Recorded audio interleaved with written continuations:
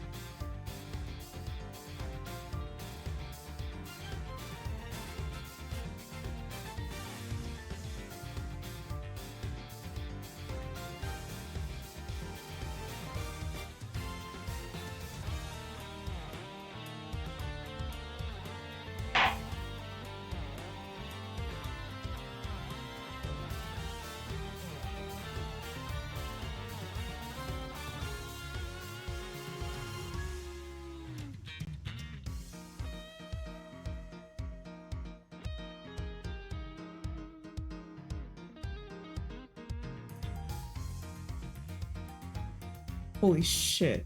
Oh, I'm gonna...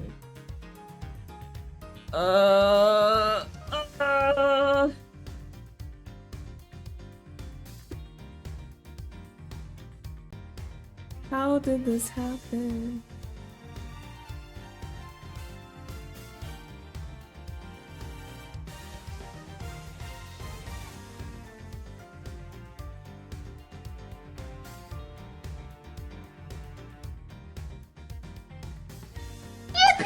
Yippee! Bro, no.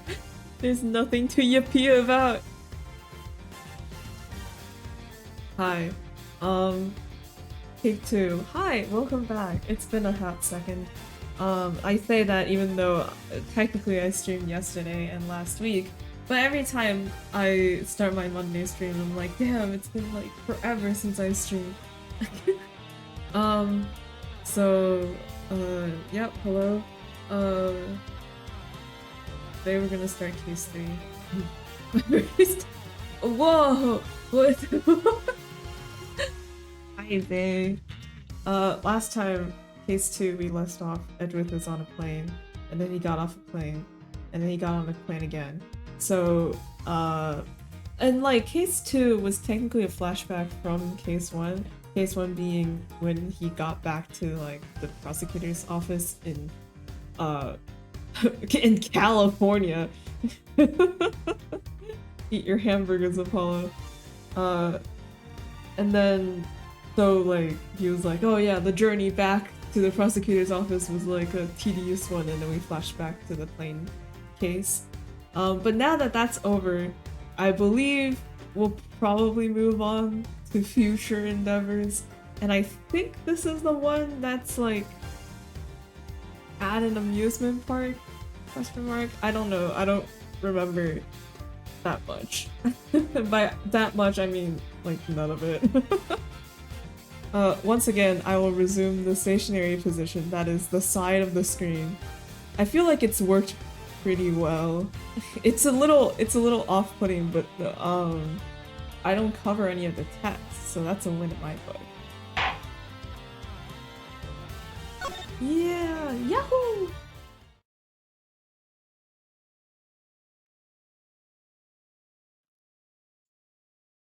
The kidnap turnabout. Oh, right! There was... we got news that... Was it someone's son who was kidnapped? It's time. Don't worry, Mr. Edgeworth. I'll be following your every movement. Oh my god, good to hear. Now make sure you don't lose sight, okay? I'm counting on you for backup. You can count on me, sir. I have to go. The kidnapper is supposed to contact me soon. Who would have thought that upon my return, I'd be thrust into a kidnapping case. And that I would be the one who would have to make the ransom drop-off.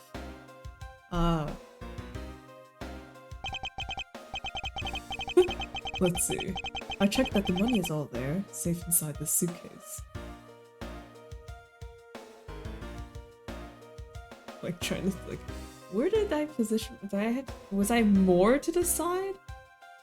Like this? Okay, that seems right. Okay. Yeah, let's see. I checked that the money is all there, safe inside this suitcase. Oh wait, the very interesting design suitcases from last time. I guess... Now all I have to do is await further instructions from the kidnapper, which I'm expecting to be transferred to my cell phone. I wonder who else is around. But this is the meeting place, after all. Oh god. Welcome to Gatewaterland. Hmm? Oh, thank you. Sweet Gatewater. And a big hello to you. I'm Proto Badger. Nice to meet you. Oh no, it's the whole Badger's theme song. Sonic the Hedgehog! No, wrong!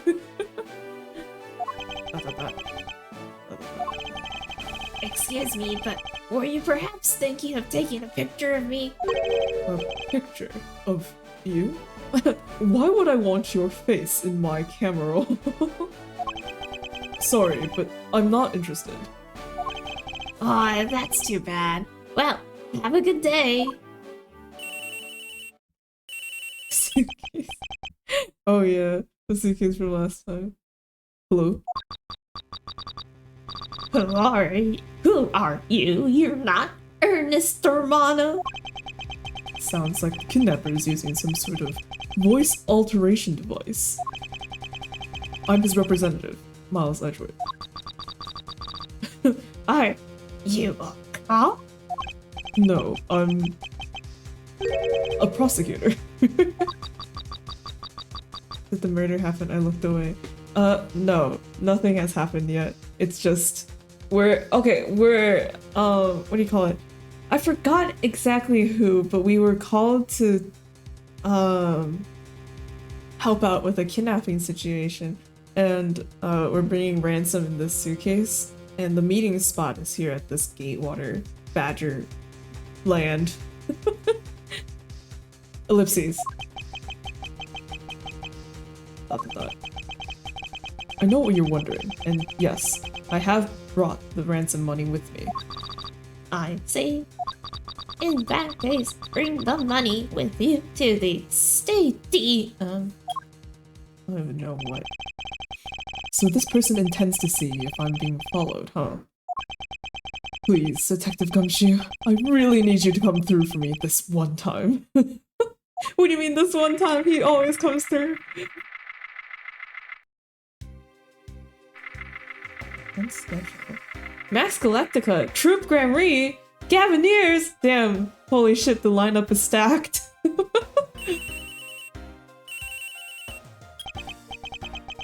Edgeworth speaking. Next, come to the haunted house. Just how long do you tend to have me wander around for? With this dumb-ass suitcase, I have a reputation to hold up, you know. That's for me to decide. You don't have much of a choice here, my friend. Right in front of the mascot, dude? Yeah, right. I suppose not.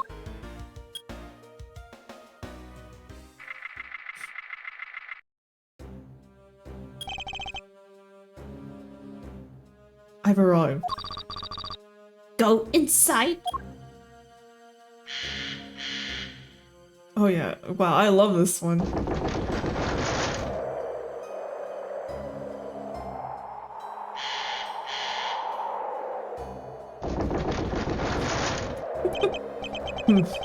What a dismal place. That's it. Go through those doors. Am I being watched from somewhere?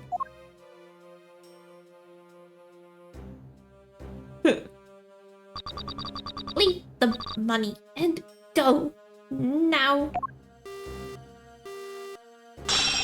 Ugh. You okay, Edgeworth? I was hoping for an exchange. But maybe I should do as they say for now and not push it.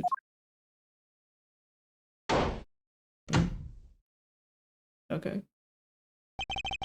I couldn't catch even a glimpse of the kidnapper. Perhaps I should keep an eye on this haunted house until police backup arrives.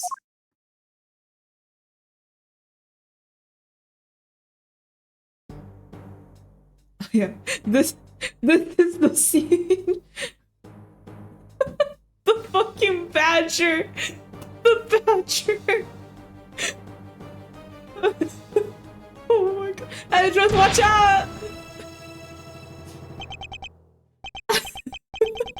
Oh, it was a trap! What the fuck?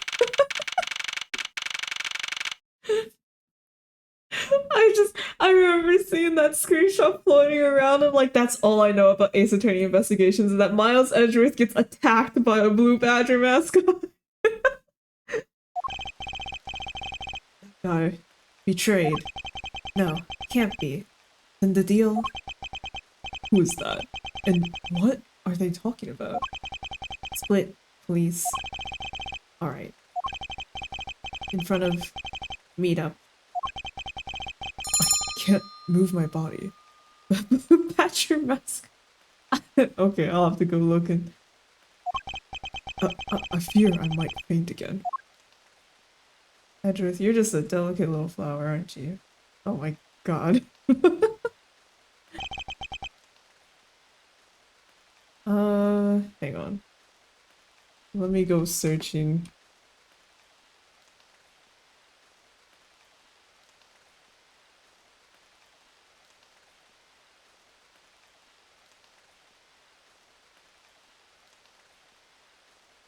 Blue Badger, like, it's supposed to be, so it's supposed to be the mascot for the police department in the Ace Attorney games. And honestly, I'm surprised that it has so much traction now. Because it was originally designed by Gumshoe, and I feel like they gave Gumshoe zero of the royalties for designing this character. They really said ours now. What do you make? It's ours. Miles Edgeworth investigates Miles Edgeworth's murder case. They stole it from him. They really did.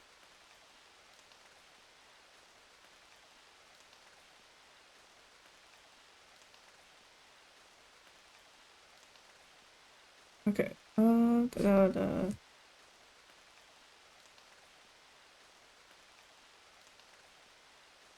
Oh wait, hold on. I had a great idea. What if I put the blue badger behind me, similar or like not unlike the scene that just happened with Miles Edgeworth.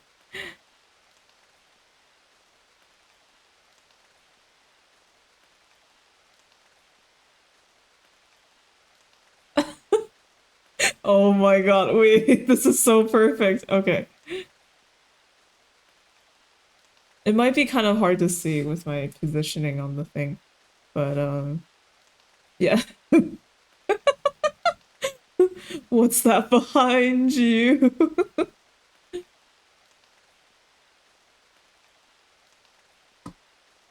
He probably doesn't know that he could have gotten royalties. Yeah, right? They're just like, good job, Gumshoe. This was just part of your regular police work, and you will be paid your typical very low hourly wage.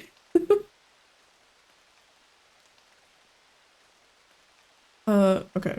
So, once again, Edgeworth is tied with his hands behind his back. This is the second time this has happened in Ace Attorney Investigations. Is there something going on behind the scenes? Okay. Where am I? Maybe he has a key. Maybe, well, he might not have one, but someone else might. How long was I out? It wasn't raining like it is now when I made the drop-off. This was supposed to be a simple affair. So, why have I been taken hostage as well? I can only assume Detective Gumshoe lost sight of me at some point. The only reason I agreed to be the drop-off man was because of that phone call. It was from Mr. Ernest Amano, the director of the powerful Zaibatsu, the Amano group. Look at that guy's lobes. But aside from that, I also owe him a great debt of gratitude. His only son, Lance, had been kidnapped. I know that Lance is already in his 20s. Oh, but I guess some things you never grow out of. Like being kidnapped. True, if an adult gets kidnapped, they still call it kidnapped, and not adult-napped. I can't sit around waiting for someone to come help me. I must escape somehow.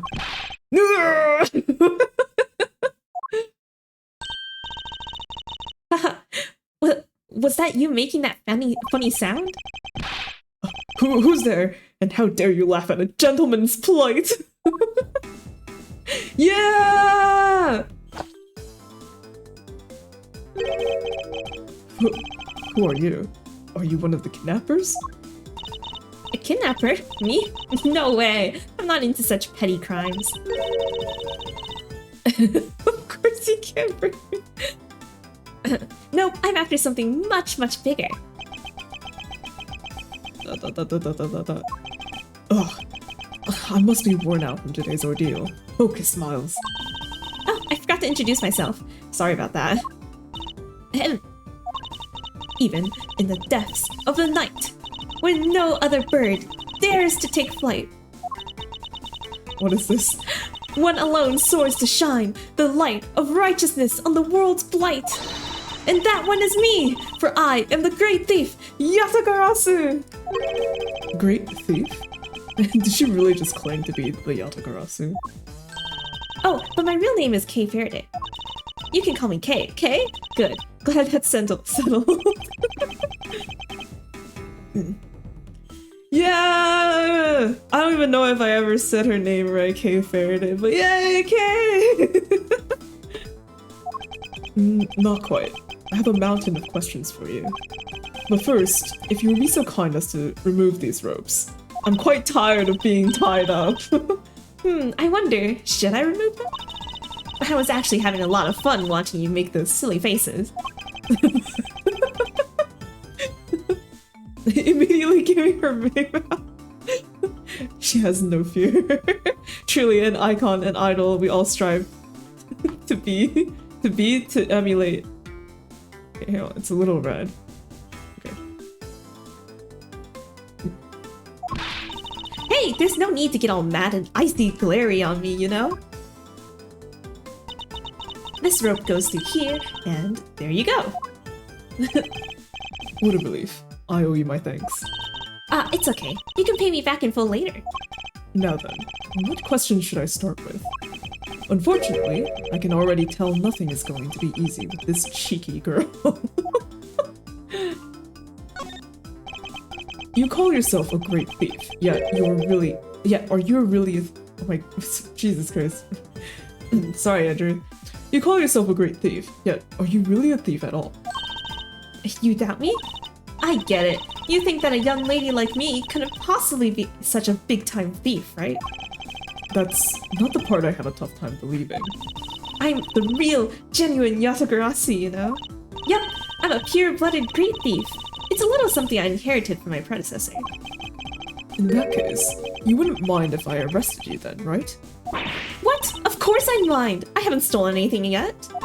Seriously, I don't know how you can say such a horrible thing to your savior. That's true. Technically, she hasn't stolen anything in front of me. Yet.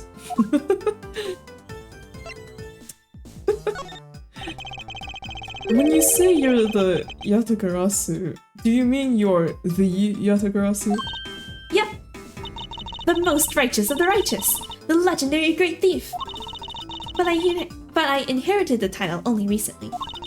So I haven't had a chance to steal anything yet, as the second Yatagarasu.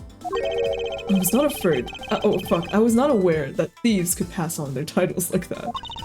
But don't worry, I've got some big plans in the works. Big plans, huh?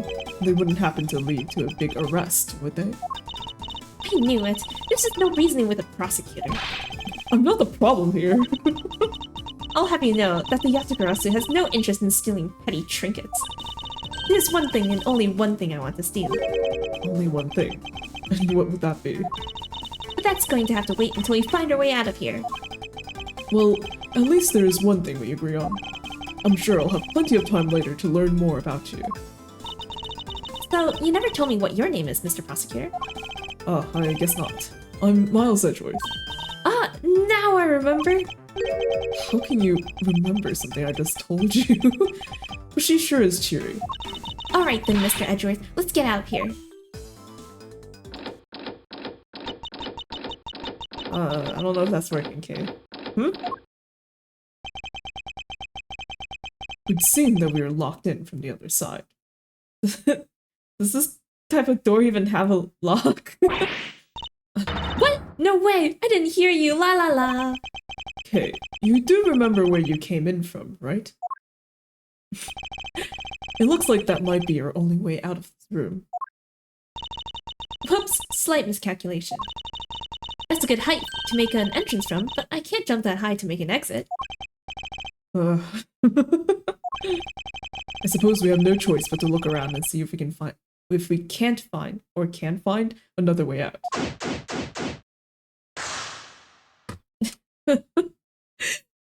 She's a little dumb, but she's got the spirit.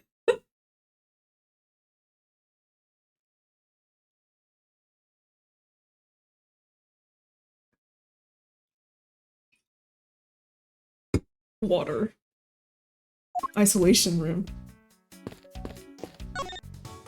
Oh. Oh, wrong buttons. Okay. Blue Badger photo rally. They're holding a Blue Badger photo rally. You didn't know? Plus, it's not just the Blue Badger, it's his whole family too. Badger photo rally. Take a picture with every member of the Badger family and receive a prize. There's only one of each of the 4 family members wandering throughout the park. Best of luck. Oh, okay. If you manage to snap a shot of every member of the family, you get a really posh prize. Well, there's a costume head sitting over there. Why not start with a picture of that? You can't do that, that's cheating! There's only one of each badger in the park, so you have to work for it. Speaking of badgers, there was one sitting against a wall in the haunted house, and it happened to sneak up behind me and also kill me. Seriously? But somehow I don't think that one counts, Mr. Edgeworth. You have to take pictures of the costume ones walking around the park. So those are the rules of this game. How quaint. Okay. Try to get the whole Badger family. Yippee! Phone on the ground. Oh my god, oh! Ernest Armano, Lance Armano, son of Ernest, no, I'm kidding, I knew him when he was a child. Self-reported great thief, she suddenly appeared, but why is she stalking me? But why was she stalking me?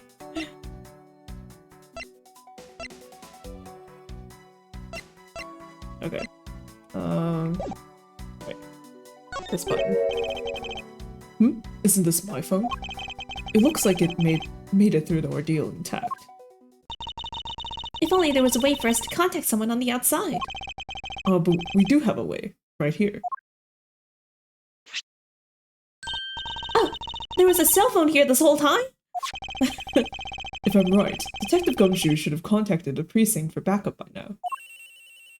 Unless... Mr. Edgeworth, sir, are you okay? I was so worried, sir. I'm fine. I was knocked out unconscious for a spell for a spell by the kidnapper, that's all. And now I too am also kidnapped. Yeah. Ace Attorney, you know, places in the future where everyone has Nokia cell phones and digital cameras. We're truly living in the brand new age. Oh, I'm sorry, sir. I'm such a failure. If only I hadn't lost sight of you. Detective, we don't have time for this. Have the police set up a perimeter right now. You don't have to worry about that, sir. I already got the boys working on that. But in doing that, I sorta... Ah! What's wrong, detective?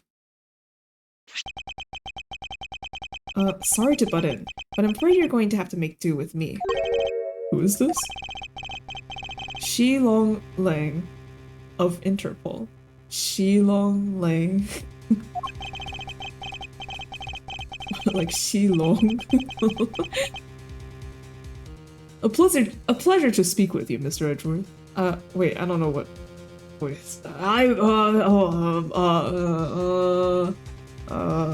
I've heard a great deal about you. So, why exactly is an Interpol agent like yourself involved in a domestic kidnapping case? Don't sweat the details. A crime's a crime, whether it's on the local or global scale. Besides, you are the one who's in the world of trouble. And why would you say that? Long Z says, the pack that runs together stays together. You catch my drift? You caused quite a ruckus by running blindly into a situation and then getting caught. Ugh. Yeah, I don't know. It might be the shadowy picture at the top right. or the way that he's insulting us. You should have contacted the police from the very beginning. I'm sorry that this happened because of a lapse in judgment. However, I humbly request that you please help me out of here post-haste. Sorry, no can do. What? We're hunting the kidnapper now, and I haven't got any hands to spare. As I said, my pack moves as one. You're the one who wanted it. You're the one who wanted to go it alone. So good luck to you, Mr. Prosecutor. Oh, and once we do catch the kidnapper, rest assured we'll come find you eventually. You see, Mr. Edgeworth, unlike the son of Ernest Armano, no one's really looking to save you from your kidnapping. Not unless you want to count a certain black-haired, blue-tied, or blue-suited lawyer.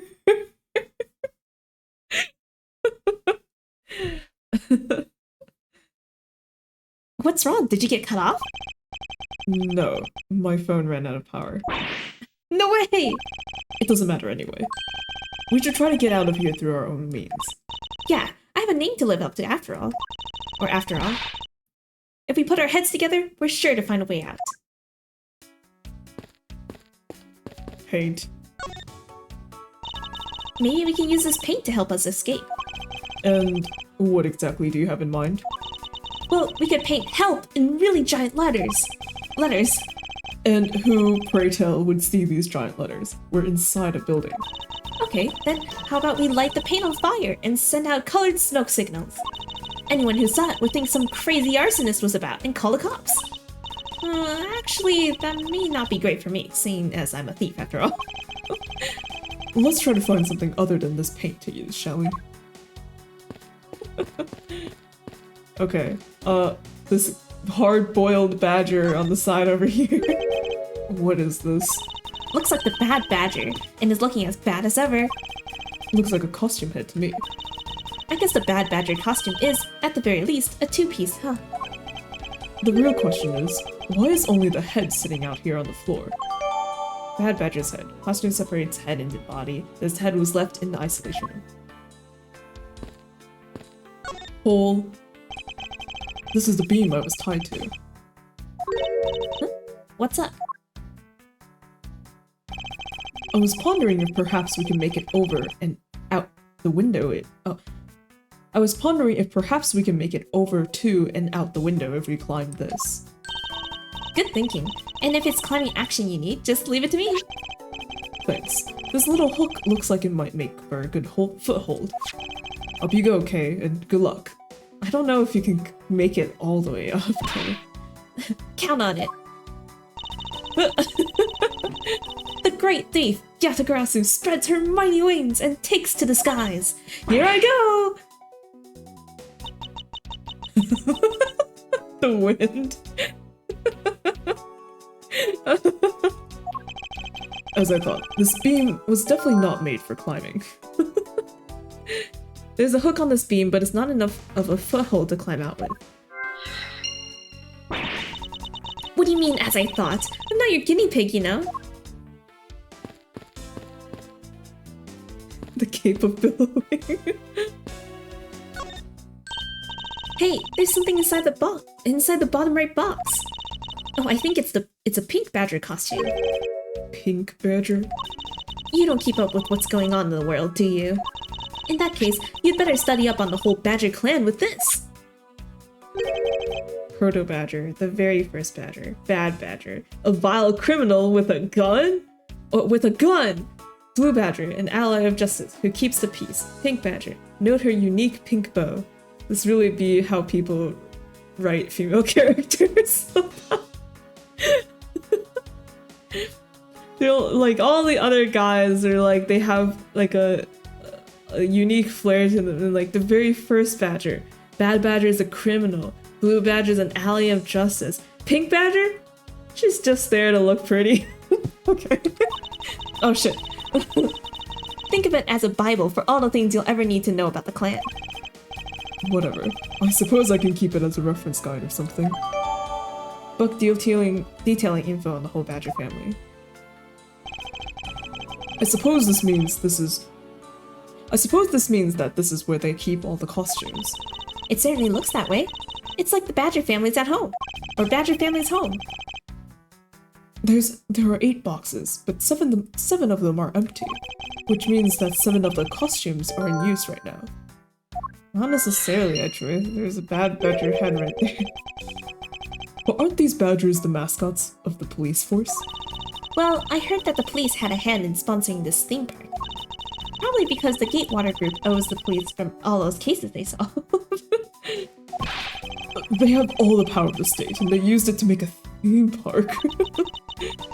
It's not just any theme park. They have a handcuff-shaped, double-looping roller coaster. That's quite enough. I'm feeling woozy from just the thought of such a thing.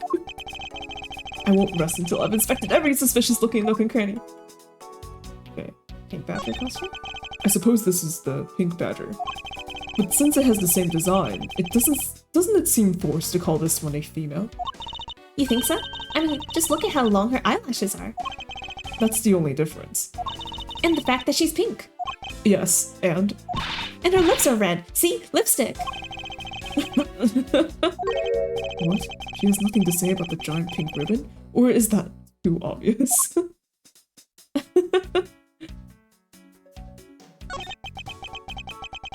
This is that blue badger I met at the main gate. Excuse me, but his name is Proto Badger, not Blue Badger. He's based off the very first design created by the local police chief. You know, when you compare the two, the Blue Badger looks a bit cuter. Oh wait, was it the police chief that made the blue badger and not Gumshoe then? And maybe Gumshoe was only made the little sign thingy that moves outside. I thought he designed the whole badger. Huh. Thank you, Edgeworth, for encouraging gender expression. Edgeworth out here like, the pink badger can be a guy too. I suppose as he continued to redesign him, the chief managed to make him cuter and cuter. Even humanity has come a long way when you think about how much we've evolved. Are we comparing the Blue Badger to humans now? They're humanoid. So this is the blue badger's rival, the bad badger, huh? Do you feel some sort of reference toward this badger, Kay? Ha! I can't believe you'd be so stereotypical when it comes to thieves. Surely you must also think there are much cooler and cuter ones out there, right? That's it. I've decided the thieves and the thievery need an image makeover. Good luck with that one. Look, it's a blue badger. I suppose even this thing can be popular with women. Hello? My nemesis! What in the— why is she beating up? He's got the word badge right in his name. That's nothing but bad news for someone like me. And to think he's out here wandering around in this park. I'd better be careful, or he's going to arrest me by the power of his name alone. I somehow doubt that the blue badger has the power to arrest anyone.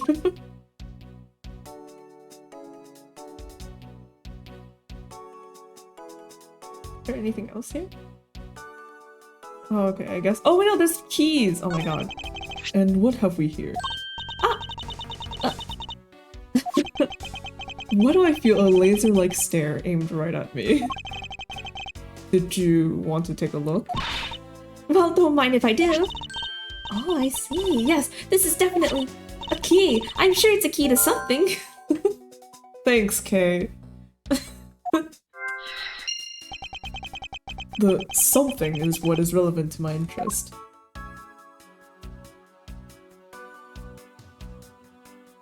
Okay, that might be it. Right.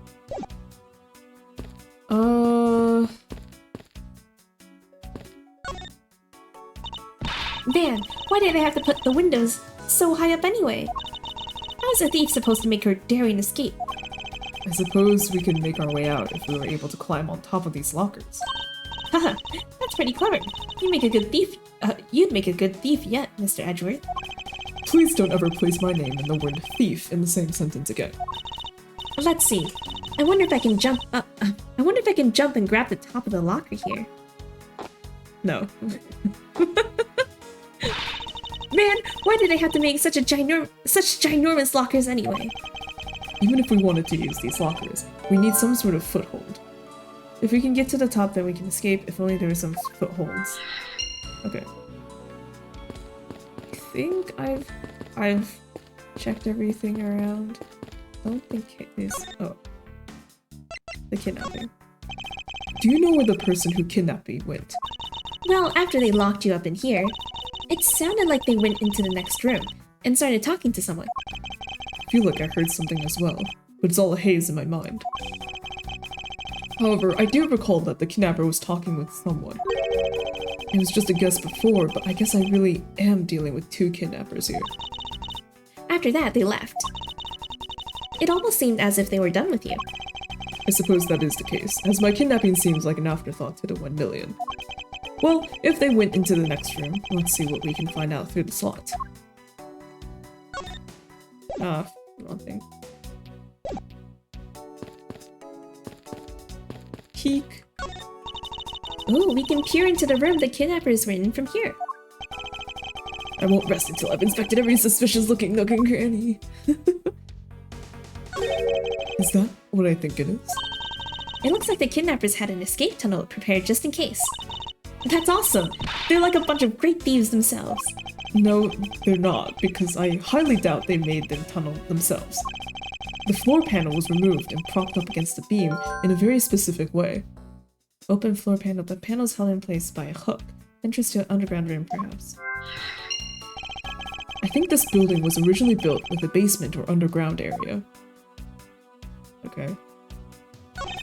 There's a beam in the next room identical to the one in this room. Oh, because there's a foothold, there's probably also a way down in this room. There's even a hook on it to hold a propped up floor panel in place. Which reminds me... Did you find something useful, Mr. Edgeworth? Perhaps. I may have found a very handy hint to how we'll get out of here. There's a door on the opposite side that appears to be the same as this one. Which would mean that I can probably assume that these two rooms are very similar in structure. I believe I may have found our ticket out. Wow, Mr. Edgeworth, you're so smart. You're so cool, Mr. Edgeworth. Okay, let's do some of this.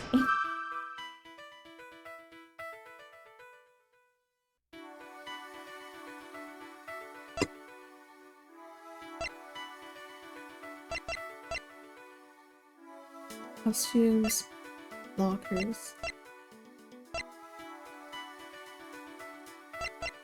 Okay, well I know these, right?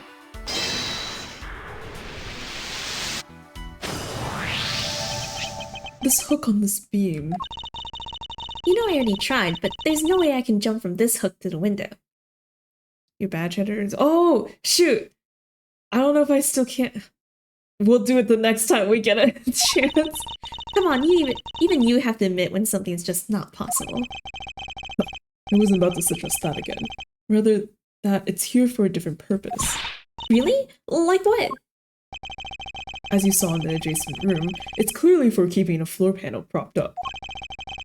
Which means that there should be a panel in this room that we can open as well. Oh, I get it.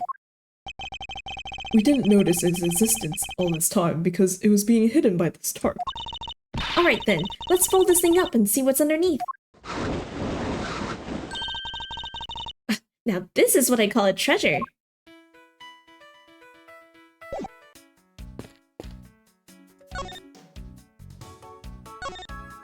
Before we leave, Kay, I must show you something. Hey, don't you think getting out of here is more important right now? You can ask me about that later. I suppose she's right. Never mind! Okay. Alright, well. Damn.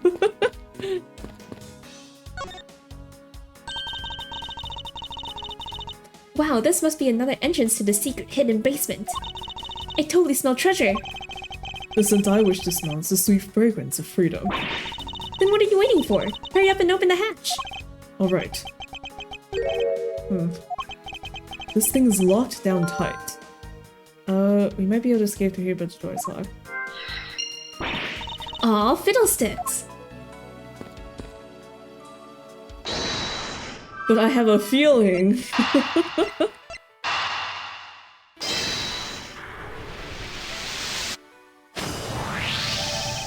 I believe you're up, Kay. Huh? Why me? Because we need to use the tiny key that you've taken quite a liking to. Oh, gotcha. Just leave it to me. I love the tense feeling of these moments when you're about to uncover something big. I believe the feeling of freedom would be much more satisfying right about now. Alright, I got the secret door open. And now... She just jumps down. Oh, wait! What? Oh! Oh, you're right. Okay. I'm fine. The ladder just slipped is all. Thank God, she's all right. I about had a coronary. The fuck is this old people stuff, Edgeworth? What the hell?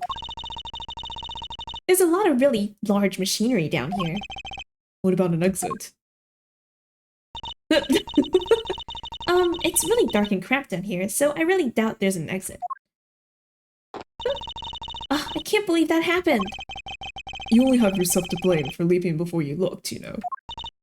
No way. I mean, how was I supposed to know that the ladder is removable?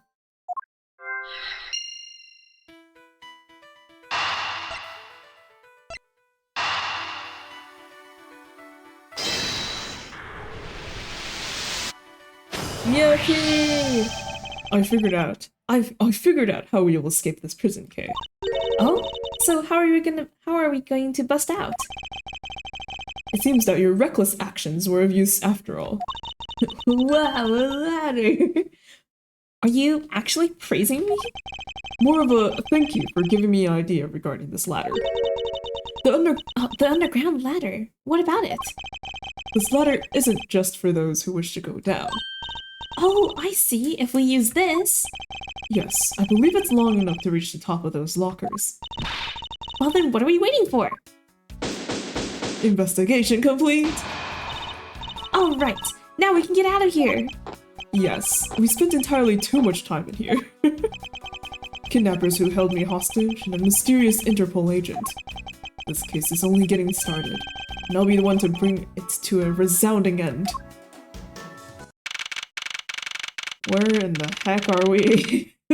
March 13th, 12:11 p.m. Wild Wild West area. I ran out of water! How does this keep happening?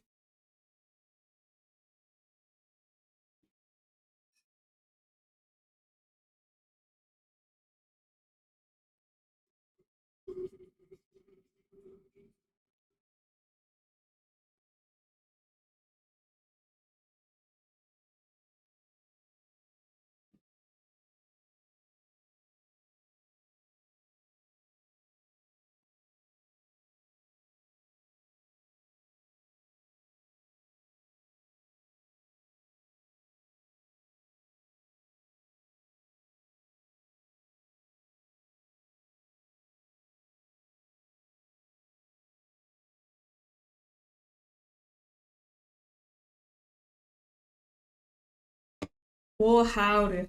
What if everybody in the Wild West area had a Wild West accent?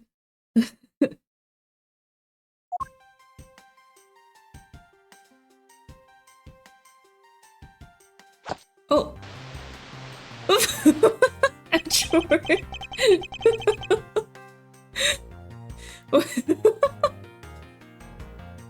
Okay. Looks like it stopped raining for now. Yeah, and thank goodness. You have no idea how hard it was raining earlier. Mr. Edgeworth, I think. Yeah. I'm so glad to see you managed to escape, sir. I was so stressed that I thought my heart was going to give out. Detective Gumshoe, may I ask what in the world that is? Well, that's, Holy dicks. Count off! 1, 2, 3, 4, 5, 6, 7, 8. 98, 99. Shifu, all 99 members are here and accounted for, sir. Oh.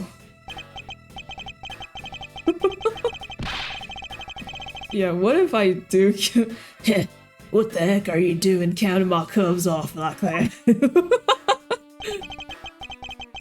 Every person is a valuable human being, you get me? And everyone has a name that their parents gave to them. What? I just realized, what the fuck were those glasses? They're, what the hell was that? You like spiderweb your glasses on? What the fuck? No one is a 2 or 3. Everyone, regardless of age or rank, is a number 1. Got it? Shifu! Shifu! You're Agent Lang, I take it. You infidel, how dare you address our Shifu so rudely? Whoa, he gurred at him. Grr. Oh wait, was this the guy on the phone? Oh, well, Lonzi says, a cub who disrespects others soon feels the disciplinary part of an elder. So don't you ever forget to show the proper respect toward another person. Sheena.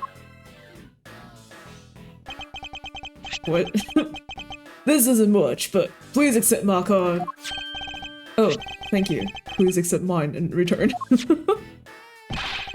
Y'all see that just now? That's the proper way for 2 people to show their respect. Keep that in mind, and you'll get far in life, got it? Okay. I don't know. Oh, that's right. Francisca did warn me. Something about an elite Interpol agent from the Republic of Geneva. Apparently, this man has the highest successful arrest rate in the organization. Agent Long, or I'll just be an American. Agent Lang, why exactly is an Interpol agent involved with this clearly domestic case? Oh my god, that was such a rough... That's none of your business, Mr. Prosecutor. How is it not? I've heard a rumor or two about you. You solved a murder that occurred during your flight home recently, right? Ha! But you sure took a while just to arrest one little flight attendant. How pathetic. How dare you say that about Mr. Edgeworth? Are you saying you could have solved it faster, pal? The comedic relief jumps to the aid of his master. How cliche. Look, what I'm getting at is that if I had been there, no one would have died. I would have solved the entire case, and Agent Hicks would still be with us here today. Agent Lane knew yesterday's victim, Agent Acme Hicks. Hicks was like a brother to me, so now I'm out to take my revenge. Agent Hicks was investigating a smuggling ring with Francisca in the 3rd person. This must be the man she was talking about. In that case, you should understand how I feel, as the kidnapped is someone I know. So I ask that you please allow me to participate in the investigation. But not so fast! This isn't your neatly trimmed courtroom of Eden, you know. You're out in the wilderness now, Mr. Prosecutor, and you're way out of your league. No hard feelings, but why don't you go back to your courtroom now, pretty boy? You dare to mock the court? And call me pretty? I do, and I don't need the help of a filthy prosecutor.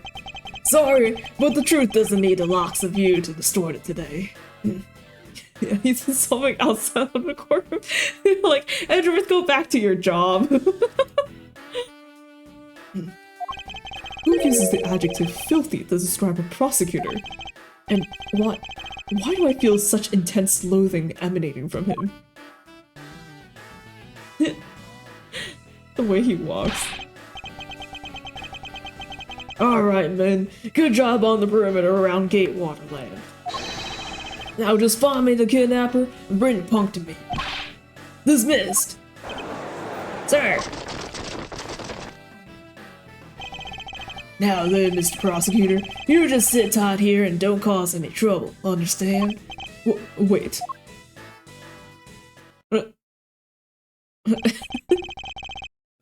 Mr. Edgeworth, it's been a while since I last met someone so disagreeable. Why of all places did he show up here? Completely out of the blue at that. I suppose I'll have to ask Detective Gumshoe to fill me in on that.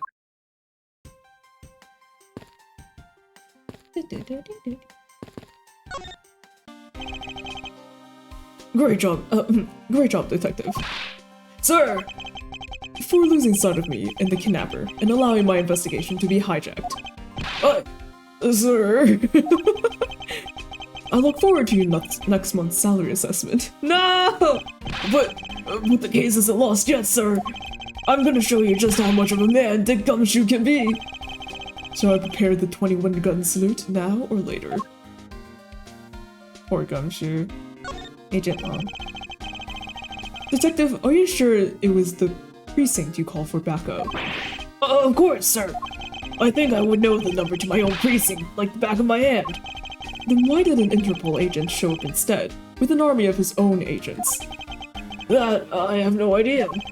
About 5 minutes after I made the call, that Wolfman showed up out of nowhere, sir. Wolfman. Agent Long definitely has an agenda. So the question is, what is he after? Mr. Edgeworth, I was wondering if I could ask about one thing, sir. Yes, what is it?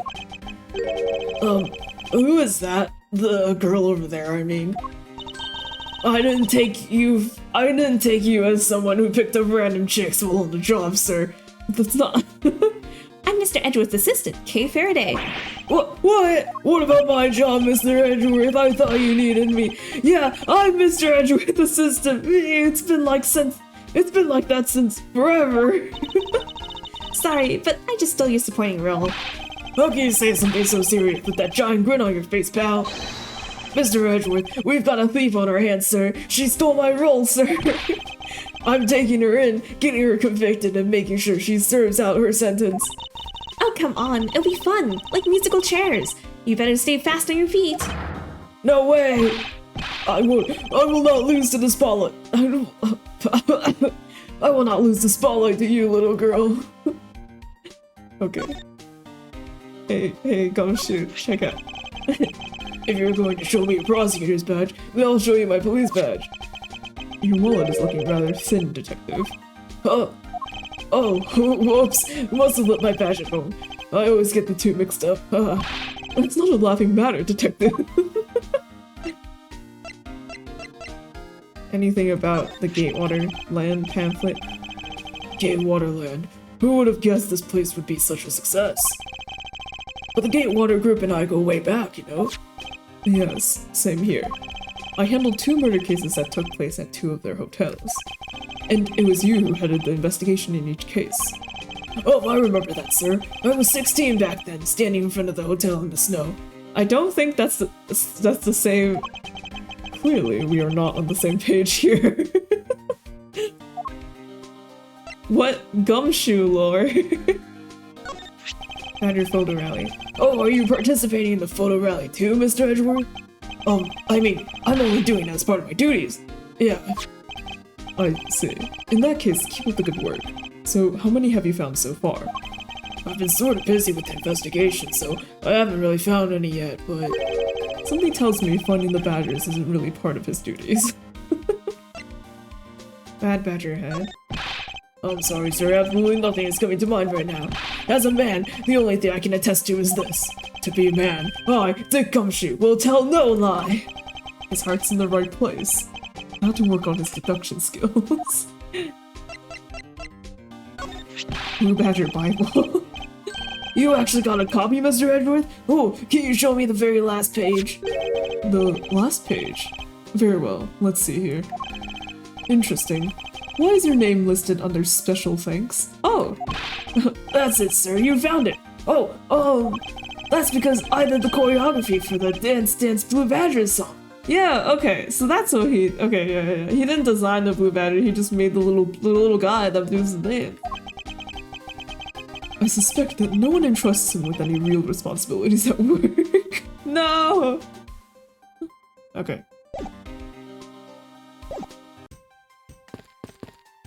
Hi, Kay. Man, I can't calmly do any stealing at all with that detective around. I suppose it's not easy when there's this many members of the law enforcement in the vicinity.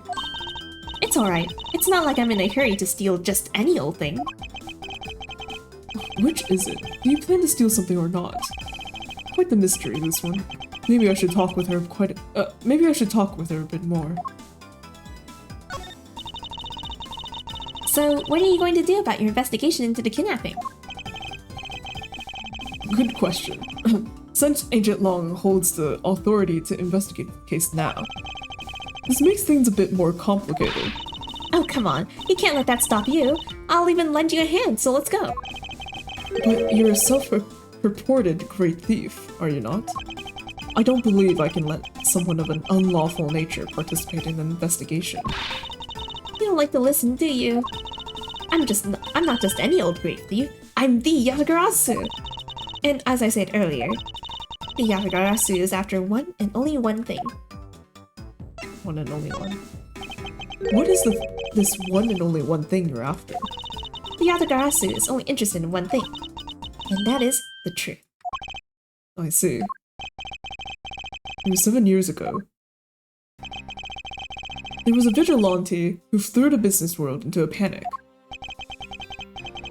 Labeled mysterious and phantom-like, the Yatagarasu appeared and vanished at will. The curious, the Yatagarasu reappears, corporate dealings exposed. Even though we still don't know much about this thief's ultimate goal, we do know the targets. The Yatagarasu like to find and publicly disclose evidence of corrupted dealings of all sorts. Once a target was chosen, no dramatic calling card or announcement would send forth. Instead, the chosen corporation was infiltrated without even the target noticing. Some days later, the evidence that was found was sent out to the mass media, along with a card with the mark of the three-legged raven. Looking back, I suppose you could call what the Yatagarasu was stealing the truth.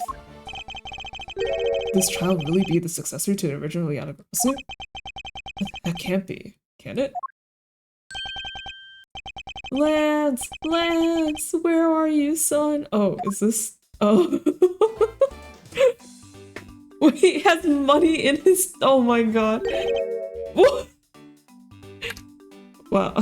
For some reason, I'm getting the feeling that this man is rich? I don't know. It's just a vibe that I have.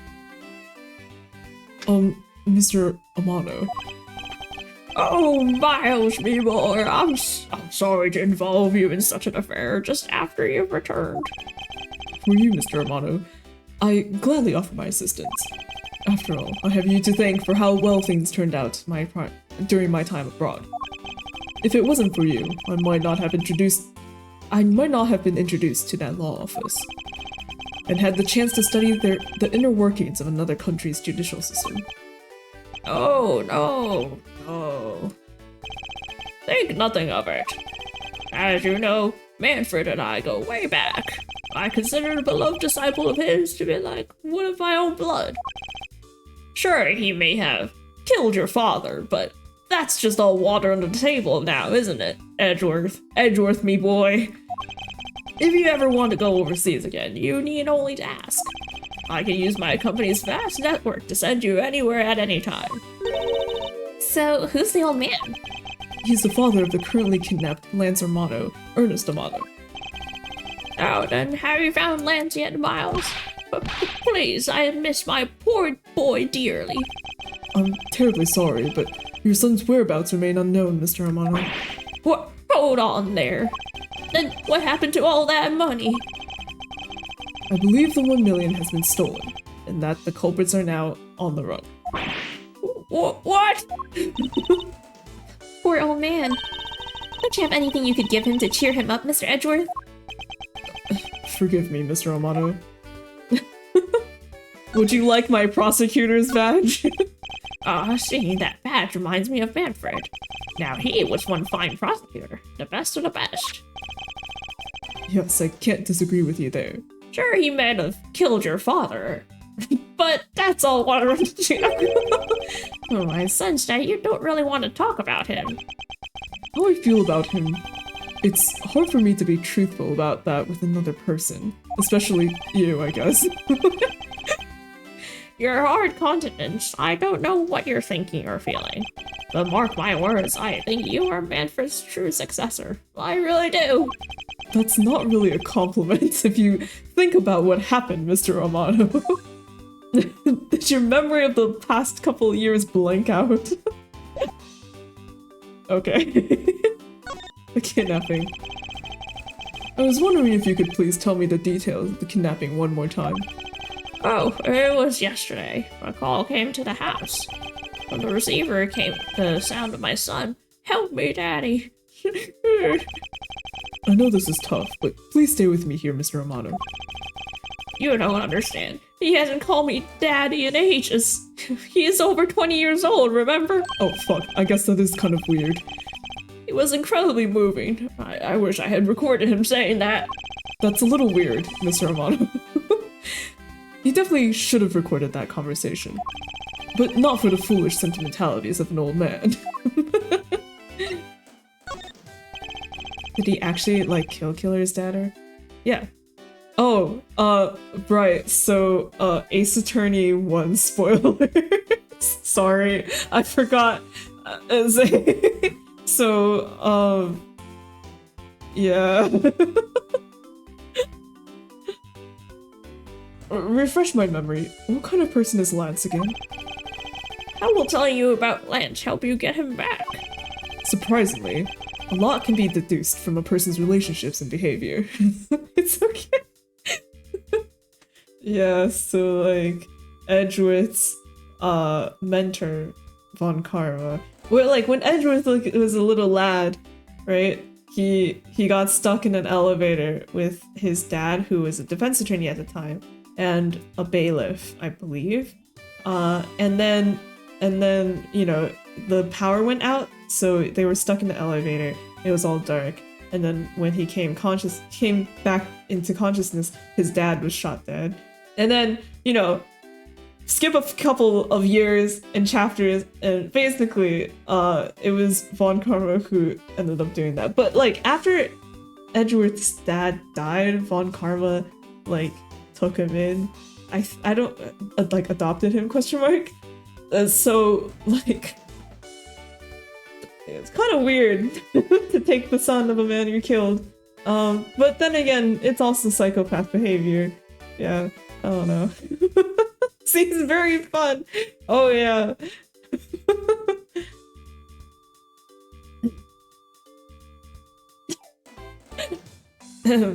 Surprisingly, a lot can be deduced from a person's relationships and behavior.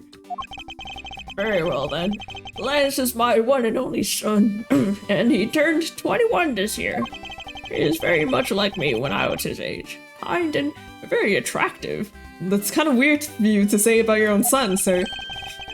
I'm sure women simply can't keep their hands off of him. Is there anything else about him you noticed of late? Now that you mention it, I haven't been able to get in contact with our butler, Oliver. Your butler? Yes, his name is Oliver Deacon. He's been with our family for years now. He gets along so well with Lance, so I thought maybe he would know where my son is. Mr. Romano, could you please tell me a little bit more about your butler, Mr. Deacon? As a butler, he is outstanding. He even serves as Lance's personal private tutor. He took a brief leave recently, but even after it was over, I haven't been able to reach him. His son is his son Batman? Is that what his name is referring to?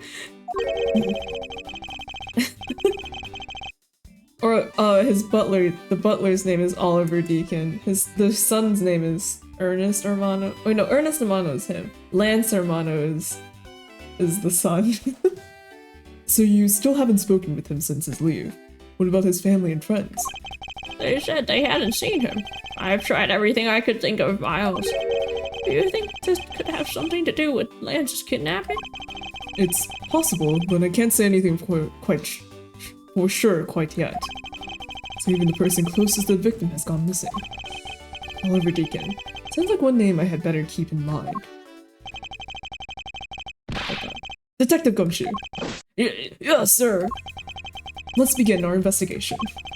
Even if that Interpol agent holds the authority to head this investigation, we can't allow ourselves to stand idly by, twiddling our thumbs. I'm with you 100%, Mr. Edgeworth, sir. I, Dick Gumshoe, pledge to stick by your side through thick and thin. Mr. Romano, it was my fault that the culprits escaped, which is why, with your blessing, I vow to return Lance to you myself. Oh, I've never seen you so passionate before, Miles. Good luck to you, my boy. Alright, well, what are you waiting for? Let's do some investigating. If you think I'm losing to you, pal, forget it. Wee. So, what should we examine first? Thanks to Agent Long, we can't leave this area. But the culprits were here until only very recently, which means we may be able to find some clues that will tell us how they escaped. Okay, let's get looking. Oh. Hey, you there. Who, me? What are you doing goofing off in a place like this? I wasn't goofing off. I was about to help Mr. Edgeworth kick off his investigation. You imbecile! All precinct detectives are now under Agent Long's direct command. No way! I'm not working for Wolf Boy. Mr. Edgeworth, can't you do something? No. I'm not exactly in a position to argue, seeing as how you are a member of the police. Good, now let's go. No, Gumshoe! No! Boy, have I got just a job for someone of your something. What was that? Someone of your talents. Well, that was exciting. Is Miles short? No, Gumshoe is just tall. I think Edgeworth is pretty tall, I believe. He's like standard hot anime boy height, which is like 180 centimeters probably. We can look it up.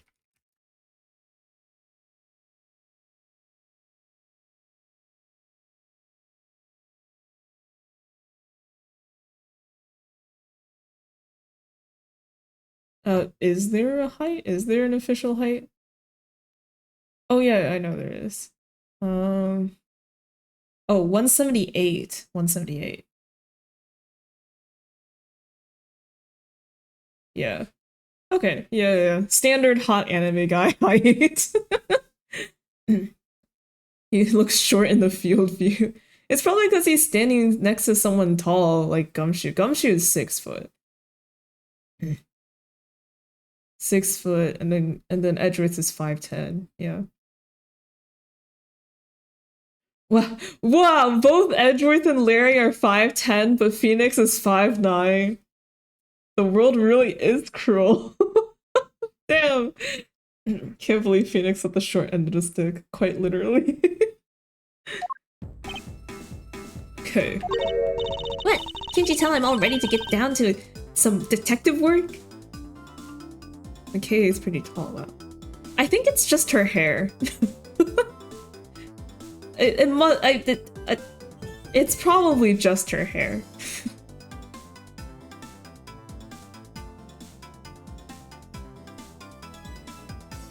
Her theme is so good.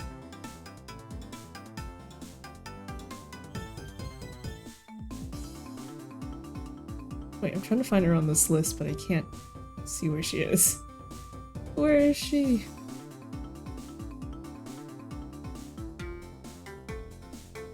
Compensating that one. Oh, okay. K Faraday's 5'3", I believe. Oh no, 5'4", 163 centimeters. Yeah. It's her hair. It's her hair that makes her look tall. Also, like, a lot of those sprites when they're walking around, right? And also when they're presented like this, like their height gets manipulated a bit because the sprites are all like somewhat chibi-fied, so they're not super accurate to how like their heights would be. And then in this like ADV style too, it's like if it was Kay's actual height, her head would be like here. Like her head should be here. But that would be really awkward to see because it's like there's so much extra space. I don't know. Okay.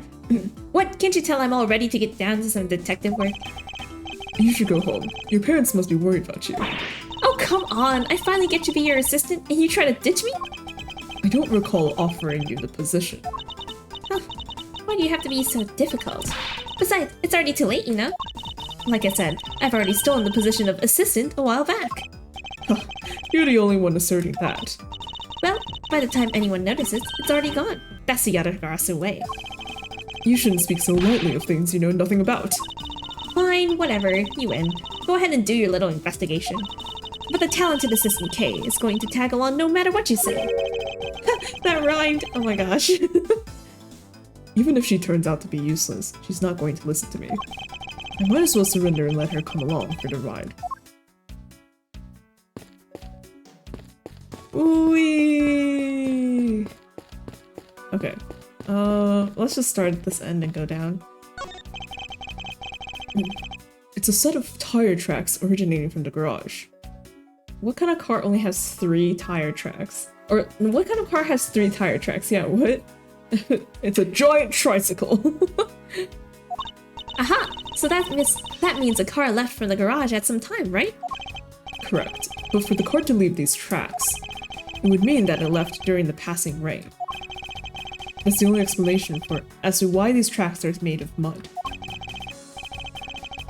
3 treads. I think we can also safely assume it's a special type of car. Maybe the car was doing a wheelie. Excuse me, but if you could just let me through here. Sorry, I can't let anyone through. Agent Lon's orders. Ugh. I suppose I'll have to deal with this impasse for now. Impasse. Yes.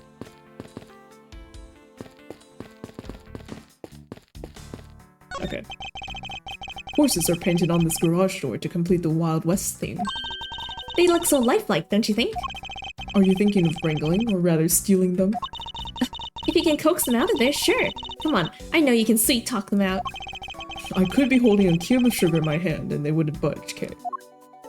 Kay, you know that these are pictures, right? They're not real horses. Oh my god. Hey, it's the blue badger! Oh yeah, oh, we gotta take a photo! Badger, get! I really don't understand why she's so excited over this badger hunt. She's 17, Edgeworth, let her live her life! Speaking of badgers, there's a person inside of there. Mr. Badger, I wonder if you might share with me what you saw.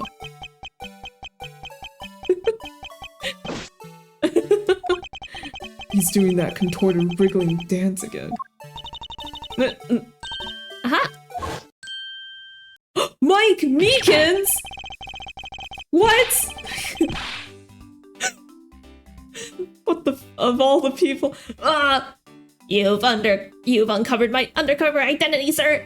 As I was to remain under that head, sir! Aren't you Officer Meekins? Sir! Mike Meekins, reporting for duty, sir! This man was a witness in one of the cases I had 2 years ago. About the only thing I remember about this officer is that he often spoke and acted before he thought, which gave me a great deal of headaches. Is he a friend of yours, Mr. Edgeworth? Friend might be a bit much. I've I've met him in the courtroom once before. Why was he so upset when we unmasked him? Does he have something to hide? I mean, I would be upset if someone unmasked me while I was wearing a Blue Badger costume. Anyway, Mike Meekins, here's my prosecutor's badge. Sir, it's so incredibly shiny, but has a really ugly shade. I knew it. I was right to go for the much more manly police badge, sir. But I lose it a lot, and I just know I'm going to lose it for a real one of these days, sir. You're doxing him. Mr. Edgeworth, I think this cop is one donut short of a baker's dozen. I know. Believe me, I know. What about, these ones? Sir, I'm undercover as the Blue Badger now, sir. I must pretend not to know anything about anything, sir. I mustn't respond to that. It would be like shooting fish in a barrel. Wait. Oh, right. I didn't actually look at this. Stadium, haunted house, bottom of this main gate. Yeah. Drip drop. Little by little, our privacy is being sold off to the public through this, sir. But that means I need to work extra hard on my cute poses. Oh, like what? Like, this. Great, now I know what your new pose will be. Look, sir, I've successfully stolen his pose in speaking style, sir. That's nice, Kay. Sir, I'm undercover as the Blue Badger now, sir. I must pretend not to know anything about— oh, right, okay. Sir, you have a copy of the blue— oh no, not you, Siri! Oh my god, go away! What the fuck? Sir, you have a copy of the Blue Badger Bible too, sir. That was written by experts on the Badger family, sir. And it's very, very thorough. It doesn't matter that I was made the Blue Badger only a little while ago, sir. That book helped me memorize every name of every badger, sir. Too much, sir. That's just how he speaks, sir. Okay, it's just like comes you with pal. Every police officer has a vocal tick. It's not that hard to remember 4 incredibly obvious names. Okay, Mike Meekins. Officer Meekins, why are you standing here wasting time? Sir! Because I'm not a police officer right now, sir. I'm the Blue Badger. And I'm creating memories and dreams for the kids. It's never a waste of time, sir. I have a dream to become as big as Detective Gumshoe, sir. Edgeworth was like, oh, right, that's not that big of a dream, Mr. Meekins. I was patrolling this scorchly boring beat until a little while ago, when this dispatch radio on my shoulder cracked when the kidnappers had escaped, sir. I thought maybe this was my shot at making detectives, sir. I rushed on over to join in, but when I got here, there was a sea of people already. And I couldn't spread my trademark friendliness and joy to anyone. Why is he wearing his hat under the mascot hat? How else will we know that he's an officer without his hat? It's like a part of him. He doesn't even take it off the shower or go to sleep. It would seem that some people never change. So why exactly are you in that ridiculous outfit? Sir! That's because, sir, I'm here to keep the visitors in good spirits, sir. But it's also to hide the fact that I'm an officer on the trail of a kidnapper, sir. I see. Agent Long is very wise to employ this sort of divisionary tactics. To be handed the role of the Blue Badger out of all the different disguises, sir. It's such an honor. He puts a shower cap on it. Yeah. How long have you been standing here, officer? Sir, for about 1 little hour, sir.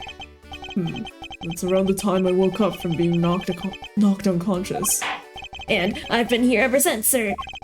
If that's true, then it's possible Officer Meekins saw the kidnappers escaping. However, sir, I must tell you that I didn't see a thing, sir. I haven't asked you anything yet, officer. No. But I know you will, sir. He's hiding something from me. Officer Meekins, I insist that you tell me more about your recent movements. Sir, I've been playing the Blue Badger this whole time, sir, and getting into it too. I patrolled the park, all while wearing this costume. And about 1 hour ago, I came over here, sir. I haven't seen any suspicious-looking people this whole time, sir. But I did see a badger, sir! A lone blue badger! What you said just now is contradictory to the facts. How so, Mr. Edgeworth? A blue badger is a person. This is what Officer Meekin's testimony contradicts.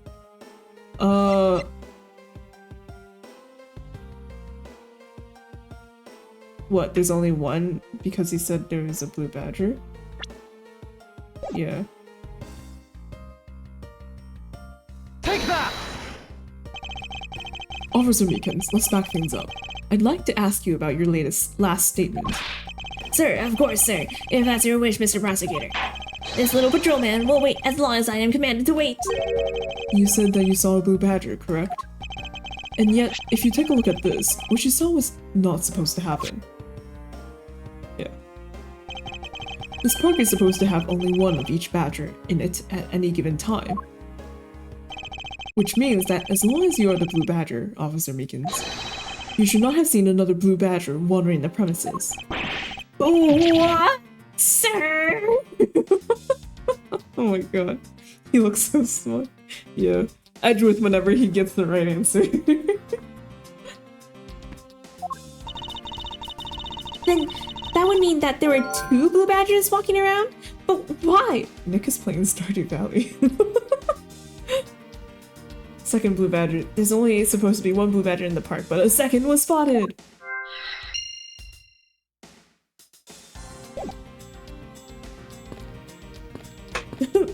Meekins. Okay.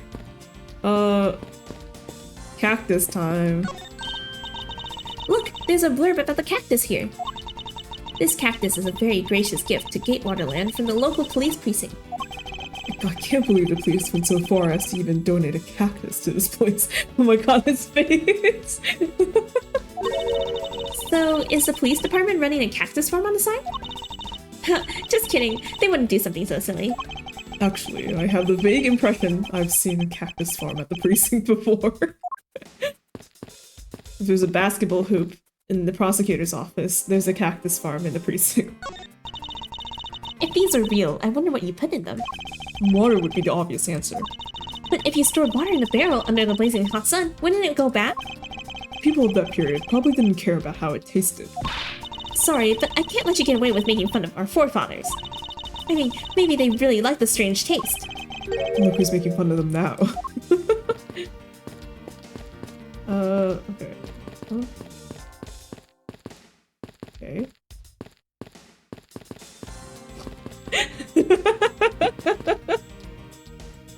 I must inspect every nook and cranny! Okay. I'll keep going here. Hey, Mr. Edgeworth, isn't this one of those things you tie horses to? Yes, although the horses are in another location at the moment. Aw, and here I was hoping I would get to ride one. You know how to ride a horse. No, never rode one in my life. But I have an Asian friend who was born in the year of the horse. Non sequitur is the only way to describe your logic.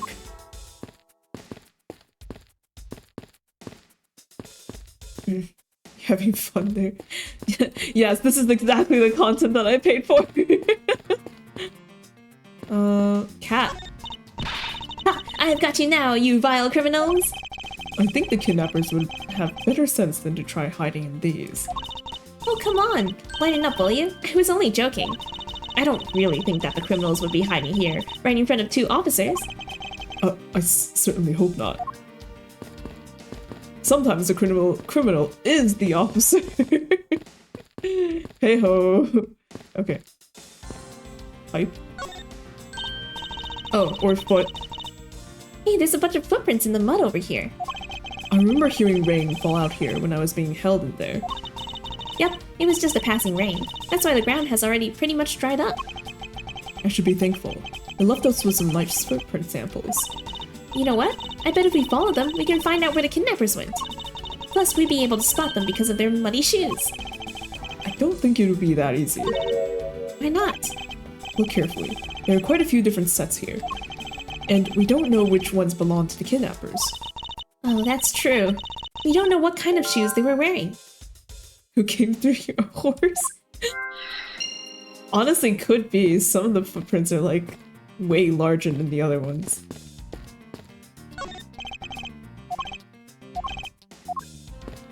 Okay, I think that might be it. I don't know.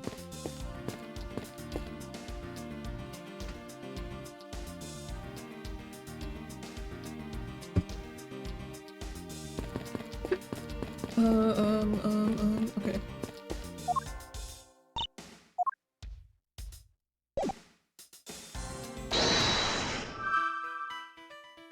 Costumes? What kind of shoes? Ooh, maybe the costumes.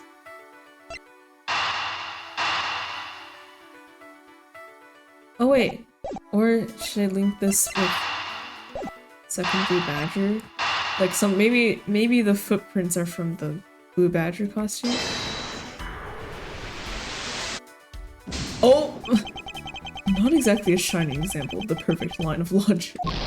It was like, no, you dumbass. I don't know! What about this one? The pieces don't quite fit together quite right. Okay. Never mind. These two then. Because they had two costumes. Okay, right. A second Blue Badger that shouldn't exist. Clearly the true identity of the person underneath is... Oh, I know. It's one of the kidnappers, right? The person wore a costume to get away. Costume escaped. The identity of the second Blue Badger was probably the kidnapper in disguise. Precisely. After all, the costumes that went missing from the storage area are... A Blue Badger, a Proto Badger, and a Bad Badger. Yes, those three. So there are 3 phony badgers running around the park somewhere, huh? Stolen costumes, kidnapped, stole 3 costumes, a blue, a proto, and a bad badger. Okay.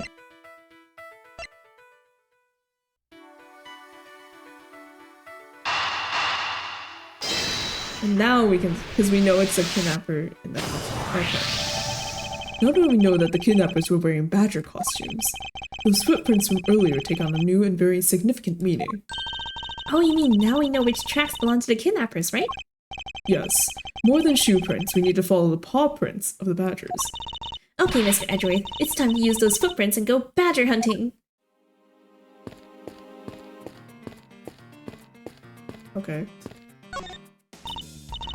So we're looking for footprints made by a costume. Hey, I think I found them. There are 2 sets here. They both do look like possible candidates. This set is walking off to the west. Ah, it just stops. I can't make heads or tails of where it's headed from here. I think we can assume it's headed toward the stadium. I wonder where the other set leads. This one seems to be headed east. Goes toward the Mike Meekins. Huh? Quick, Mr. Edgeworth, I've got him! I've got one of the culprits! Ah, no! I'm not a kidnapper, sir! Down, Kay. Clearly those footprints belong to Officer Meekins. But our criminals were each wearing a costume. Maybe they came over to this garage for something. That's what I would suppose. Officer Meekins, if you could step aside for a moment. We need to examine the garage. Sir! Roger Wilco, sir! Wilco, sir. I don't know what that means. Horse. Let's open this shutter and see what we find. Maybe we'll find the kidnappers hiding inside. Ah! Oh, shh. Wow.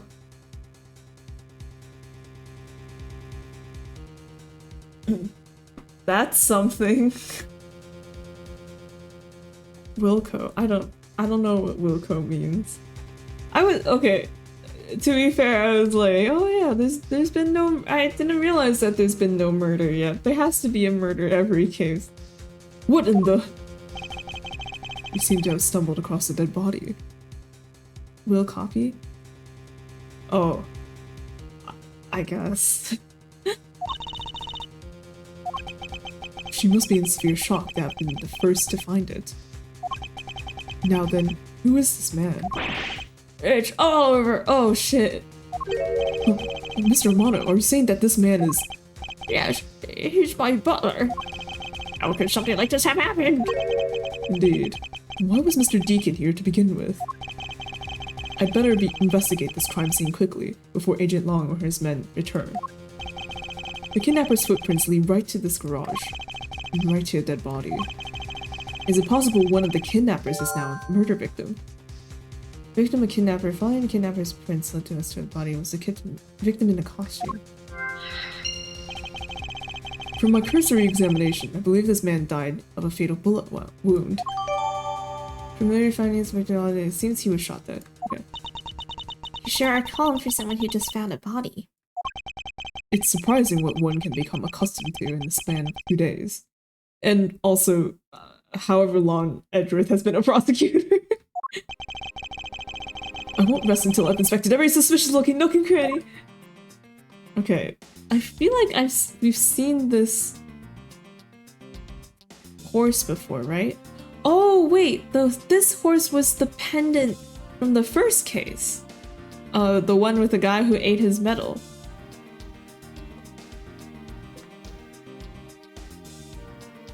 Why is it here?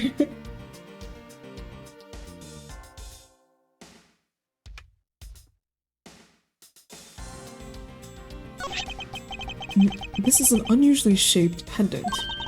What is it? Is it something valuable? She seems to have regained some of her composure. It looks like a horse pendant. It's got an antique feel about it, and it's really pretty. Hold on. This is made of platinum silver. Nice, it is worth something after all. Oh, and look! There's something written on the back. Colin Devore. Colin Devore? It's a name. Colin Devore. Devore? Devore? But this man's name is... Oliver Deacon?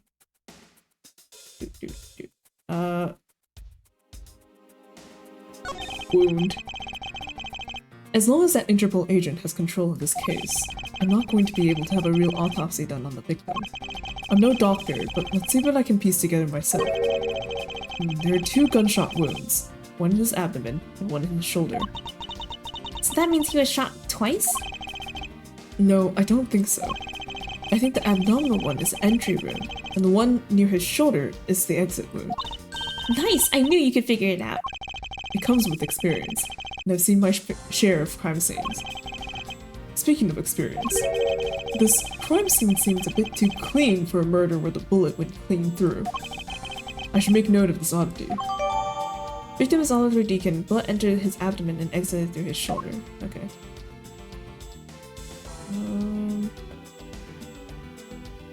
Anything else here?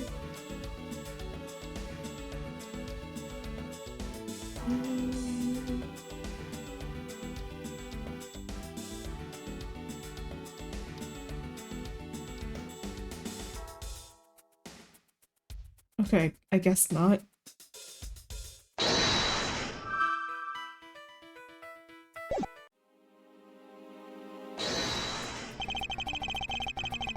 The evidence I hold. I low-key don't think so. Or I don't know.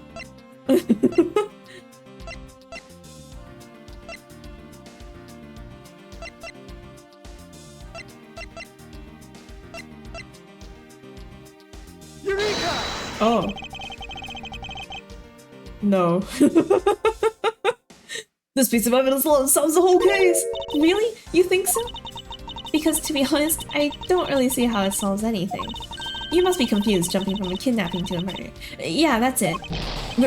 I can't believe I made such a large blunder. That even this little girl could point it out.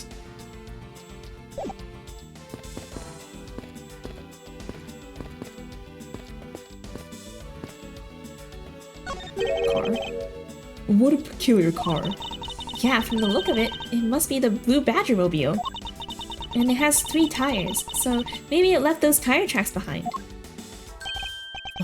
That's simply not possible. Oh, why? Take a look at the tires. There's no mud stuck to them. Therefore, it must have been here since before it started to rain. Oh, gotcha. Good eye. It's a shame I don't see any other clues around.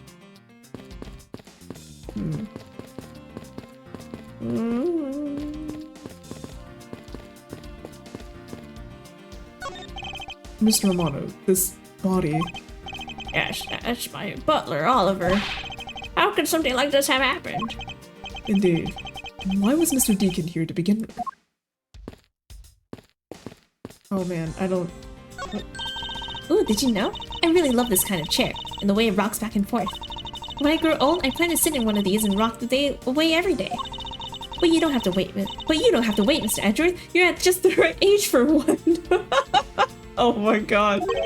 Do I really project myself as someone of that age? Your hair's going gray already. Is the butler part of the kidnapping and got double crossed? Sort of? We're not sure yet. He also disappeared along with the kidnapping victim, right?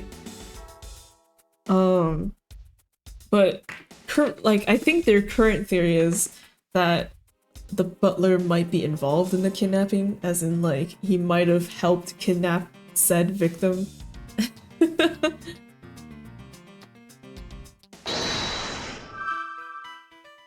Wow, we've got literally nothing.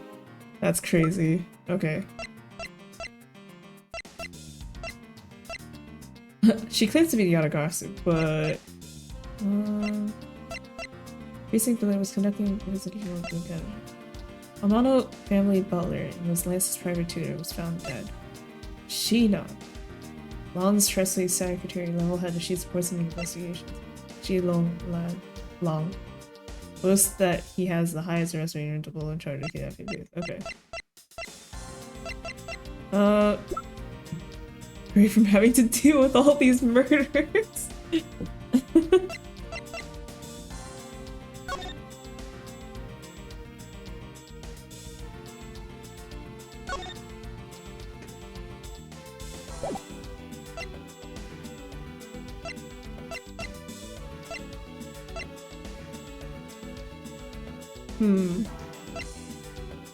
I have to deduce something from the crime scene, right? I'm not sure what.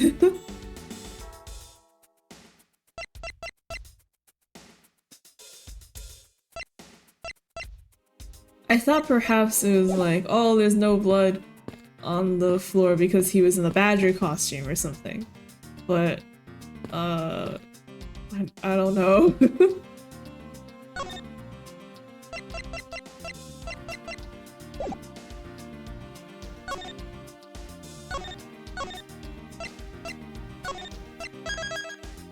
Do this quick save in case I fucking die.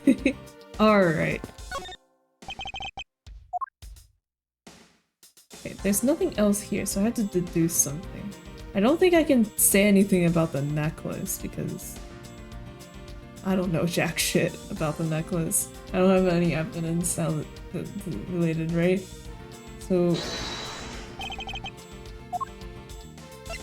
a gunshot wound.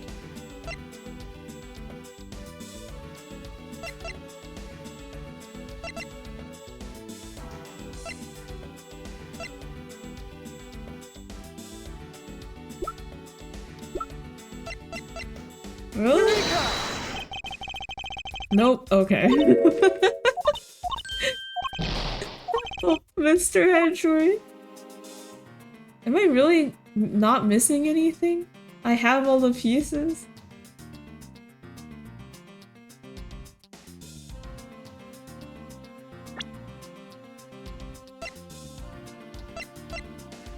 When am I supposed to do this? Oh! The bad badger has a gun? Maybe? Oh wait.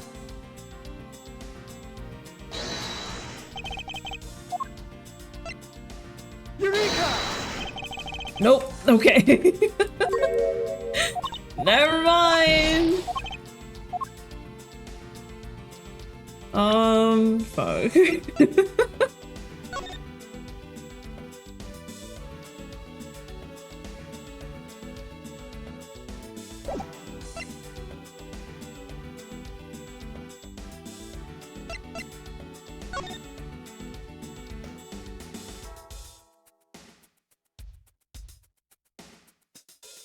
Hmm.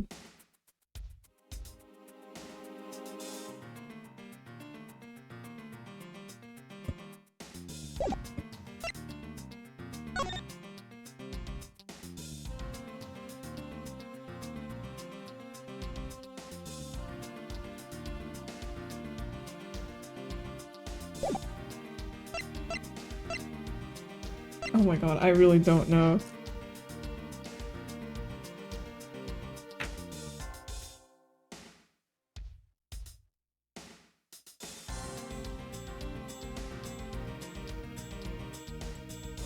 Oh, oh, oh.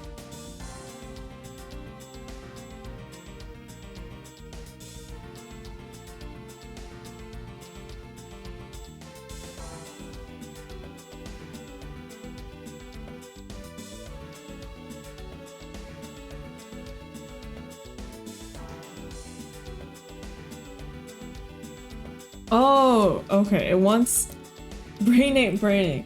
It wants me to no, it does want me to look at the pendant. But basically it wants me to point out that the pendant's name isn't the victim's name. Okay.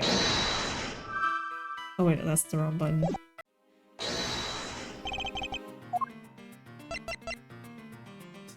I guess. There's something not right about the name on the pendant. The victim is the Amano family butler, and his name is Oliver Deacon. But the name on the pendant is Colin Devore. I wonder what's up with that. Look, I just assumed it was like, oh, secret lover type shit. I don't know. I don't know, but I think we've hit upon an important piece of information. Mr. Deacon's pendant is shaped like a horse. Colin Devore is engraved on the back. Okay. Thanks. Lance, where are you, sweetie? Oh? Excuse me, but you are... But, why does she have a ring pop? This is bad. He's really good looking. Oh my god, Edgeworth, you... Stop it, Lauren. You can't let yourself fall for a playboy like him. You're in love with... Sounds like someone doesn't know the meaning of the phrase inner monologue, huh? Sorry to interrupt your conversation, but might you be a friend of Lance? Yes, I'm Lance's girlfriend. My name is Lauren Pops. Lauren Pops, like ring pops. His girlfriend. Oh, it's not like that. We're more like friends, and we're not lovers or anything. Well, we haven't gotten that far yet. But I guess that's how people are going to see it, so I should just accept it. I even got this ring as a present from Lance, so... You know what she reminds me of? A cartoon character. May I inquire as to why you're here? Girl. I haven't been able to get in contact with Lance lately, and I began to get really worried. Oh. I looked everywhere for him, and then I heard about the kidnapping, so I came here. Wow, you're really strong for having made it through all this by yourself. Is it true? Has Lance really been kidnapped? No one is supposed to know, but yes, it's true. Oh, Lance! I can't believe you've been spirited away. I wonder how you're doing right now. It looks like she's gone back to the fair maiden in love routine. So, Mr. Edgeworth, where do we go from here? Well, we found a body, so we should look into the murder. Hold it. Oh no, he's back. Ring.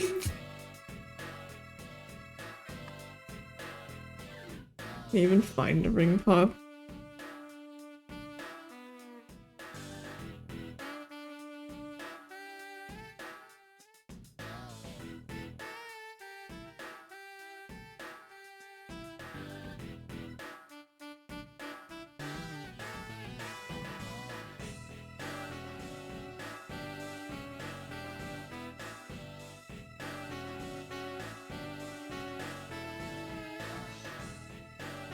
For how much of I listened to the Ace Attorney soundtrack, for some reason I haven't.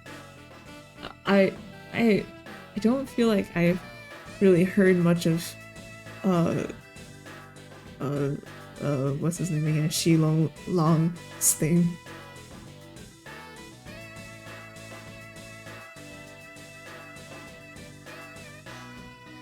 Let's do it as like a beret or something. Beret. There we go.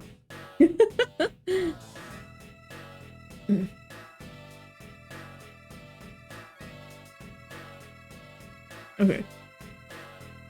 Oh, this is my man brought me here to speed over the radio. And I have to say, you really should have called. I heard you found something very intriguing.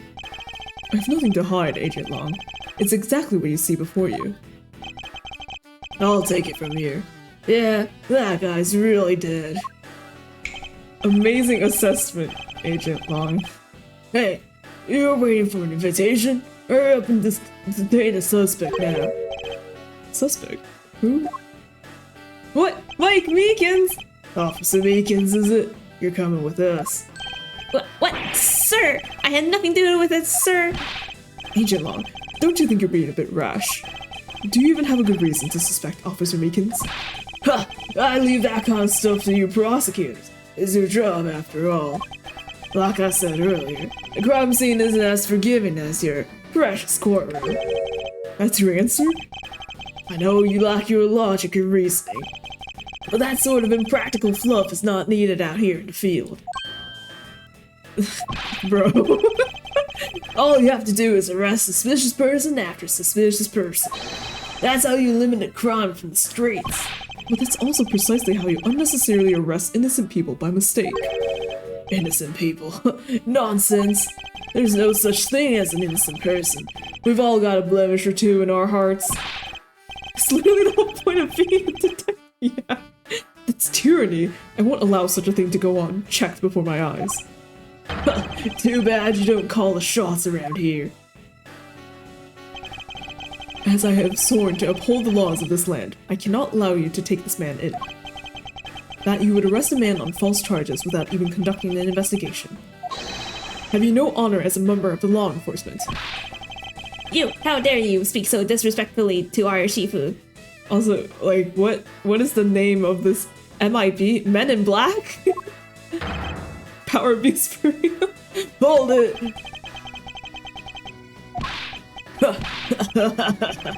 You amuse me, Mr. Prosecutor. Long Z says every pack has its own rules. If you can play by their rules and come out on top, that's a true victory. Alright, I'll give your beloved laws a fair shake. I'll show you just how much investigating I've done. Through my line of logic. What the fuck? Yeah, but wow, someone in the law enforcement saying I'll give the law a fair shake is crazy. Shilonlan's logic. I've seen a lot of bodies like the one being carted off in my time. I could say he was shot in a single glance, but even you figured that much out, right? With your current gun laws, it's not exactly easy to get your hands on a gun. Not unless you're a member of law enforcement like Officer Meekins, isn't that right? That is your reasoning? Solid as a rock is based on the philosophy of payment. I just realized the wanted poster in the back. $9 million reward. What is this philosophy of detainment? You don't know? In that case, pay attention, girly. Ew. In my country, the criminals have a saying, beware of the wolf. Why the wolf? Because in my language, long means wolf, and you don't mess with me or my pack. As for the detainment philosophy, its father is my honorable ancestor, Long Z. You think I have heard of him and his teachings if he is that famous? Help? Long Z developed it as he worked to lock criminals away thousands of years ago. Why is the way he's holding it so stupid? To this day, the Junfa police still trains its recruits using his philosophies. But thousands of years ago, that makes your story about as believable as a fairy tale. Anything wears down and breaks over time. Do you really believe something as ancient as that can be applied to today's world? You want to put it to the test? Okay. I've seen a lot of bodies like the one being carted off in my time. Hold it! Hold it! So what can you tell me about the body? A lot. Even without an autopsy, I have my ways. They teach you the basics of forensics along with the detention philosophy. Oh, then you wouldn't mind telling me a little of what you figured out, correct? I can say he was shot in a single glance, but even you figured that much out, right?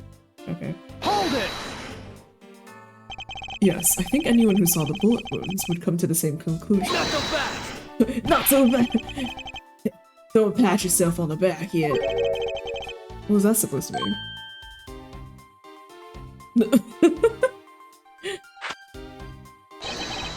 Lonzi says, search where the water is deepest. You have to keep your eyes on the big fish that lurks in the depths, which is the killer. Is that right? And what would you know about the killer? With your current gun laws, it's not exactly easy to get your hands on a gun. Hold it!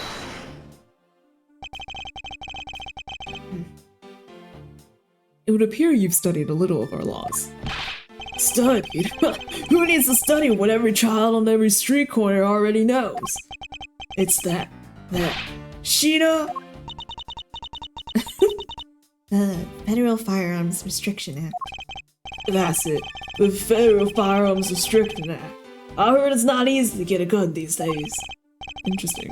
That woman's the one in charge of keeping track of the information. Not unless you're a member of law enforcement like Officer Meekins, isn't that right? Hold it! Okay. If that's the case, there are plenty of other officers who might be potential suspects. You're not seriously going to arrest each and every one of them, are you? As if I would need to. I've already looked into everyone else here. Oh? Other than Officer Meekins, I know no one else's weapon has been fired. How did you check every single person's weapon in such a short span of time? That's because each and every one of my subordinates is extremely capable. It didn't take more than a few minutes to conduct the entire investigation. The power of sheer numbers. We have yet to check Officer Meekins' weapon, correct? Thanks for reminding me. Hey you, show me your gun. Oh! What's wrong? Why does he look so sickly pale all of a sudden? A good gun! What did you say? I can't hear you. Stop mumbling and spit it out already. Sir, I lost my gun, sir! Fucking, of course. How could you be so irresponsible? In the end, it looks like you're still the only suspect we've got. You're the one who waited here outside this garage to ambush a killed victim. So you think that Officer Meekins waited here to kill the victim, do you, Long? I think this little accusation deserves a lot more scrutiny. Also, why would Meekins, after killing the guy, stand right in front of the garage and wait for someone to discover the body while he was still there? Kinda weird of you to imply. Officer Meekins ambushed the victim in his garage and killed him here with this gun.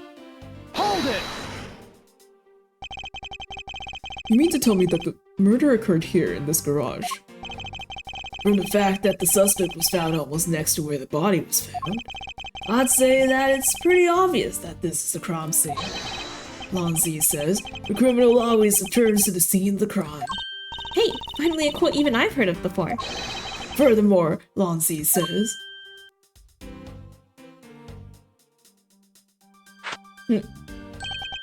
successful investigations are a result of multiple returns to a crime scene. Looks like neither detectives nor criminals have changed their ways over the millenniums. So this is the kind of conclusion the philosophy of detainment can lead you to. I don't get it, Mr. Edgeworth. Why are you putting yourself on the line for Mr. Meekins? It's not that I particularly care about what happens to Officer Meekins. What? However, I can't simply stand by while Agent Long ignores our country's laws. Shilong Long. Just what sort of investigator are you? Okay. Ambush the victim in this garage and kill him here with his gun. I don't know if there's anything I can, like, refute that with. Without, it's not exactly easy to get your hands on a gun. Not unless you're a member of law enforcement like Officer Meekins, is that right? I wanted to think about the gun line, because I was like, oh, well, like, Proto Badger has a gun. A vile criminal with a gun! But I don't know if that's the direction we're headed down right now.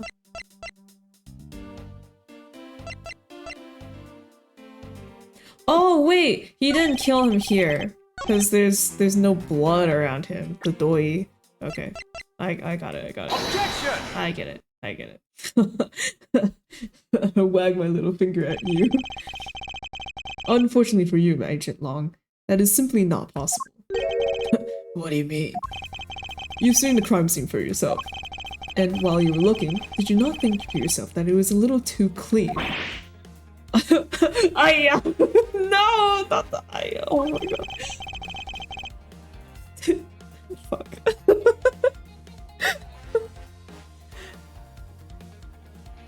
Okay. So you did notice that there was too little blood. Did you still wish to claim that Officer Meekins committed the murder here? Because this isn't the crime scene, and if it was your men who led you to think it was, then I suggest you leave this case to the local police to set the record straight. Grr, grr, ha, ha, ha, ha. Not bad. I can see your logic can be just as sound as mine. In that case, let me ask you this. Don't you think it's weird that that officer was hanging out around here in the first place? Weird? How so? Hey you! Your squad's not even supposed to be in this area, right? What were you doing neglecting your duties and loafing around here? I... Don't you dare give me some lame excuse like, I found myself taking a walk. But sir, I really did take a walk, sir. You're a disgrace. How dare you take your pack obligations so lightly? Officer Meekins is looking extra meek. Is he hiding something? Mr. Edroy, please, sir. Save me the way you did earlier, please, sir.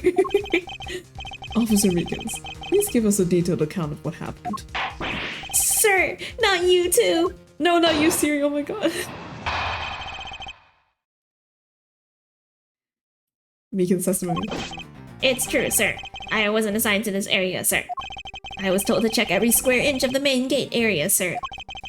I also went looking for the kidnappers while selling dreams in the Blue Badger Mobile, sir. But I got completely caught up in my role selling dreams to the children, sir. Before I knew it, I found myself here in this area, sir. What? What is this Blue Badger Mobile? It's a moving store on wheels that sells sweet dreams and merchandise, sir. Sweet dreams? So the Blue Badger Mobile is just a roaming souvenir shop? Mobile shop on 3 wheels was parked inside a Wild West area garage. Okay. Sir, I swear I was chasing the kidnappers down while I was being a good dream merchant. He seems rather worked up, even more than his usual hyperactive self. He sure seems sure of what he's saying. Can you try to calm down and lower your voice to a more reasonable level, officer? Sir! Roger, sir!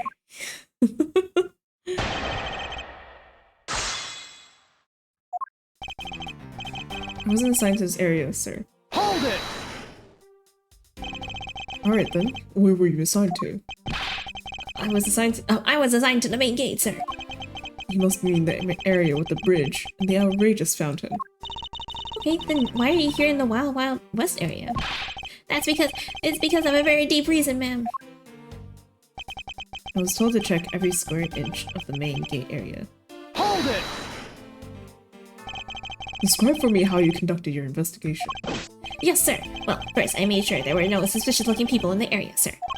But the only people that seemed to gather around me were little girls, sir. Well, what did you expect when you're dressed like the Blue Badger? I thought I had no choice at that point, sir. So... I was looking for the kidnappers while selling dreams in the Blue Badger mobile. Hold it! What exactly do you mean by selling dreams? Sir, the Blue Badger mobile is where dreams are collected. What? Sweetness like you've never known except in dreams, ma'am. Like innocent drops. And bitterness found only in nightmares, ma'am. Like guilty jawbreakers. Selling those as I push the Blue Badger mobile along is my sworn duty, ma'am. Okay. But I got completely caught up in my role, selling dreams to the children, sir. Okay. Hold it! You completely forgot to look for the kidnappers? No, sir, of course not, sir. I would never do something like that, sir.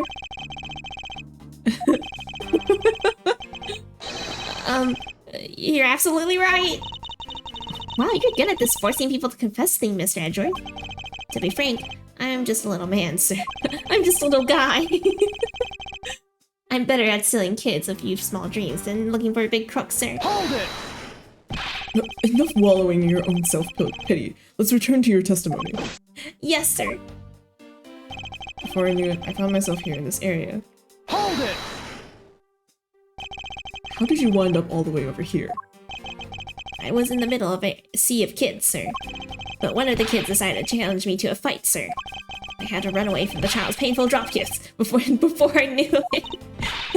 The good old dropkick. I dished out my fair share of those when I was a kid. It was always the best when you felt one really Oh my god. It was always the best when you felt one really connect with your opponent. In any case, you wound up here for a reason completely unrelated to the investigation. Sir! That's right, sir. It's not something you should be admitting to with your head held high, officer. It sounds like he simply forgot about his real job and became the Blue Badger. However, there is one flaw in Officer Meekin's story. I have the feeling that he'll need some prodding before he'll spill the beans.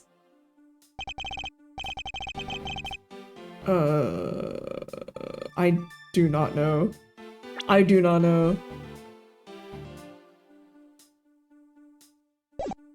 It's true, I wasn't assigned to this area.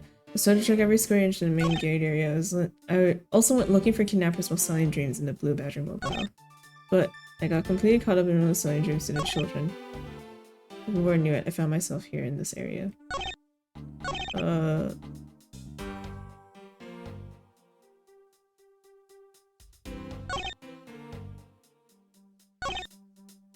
it!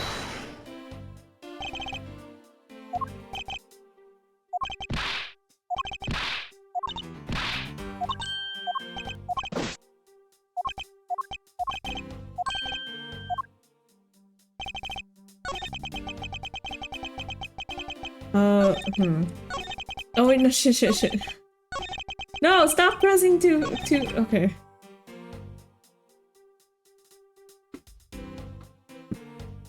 Hold it! Just in this area.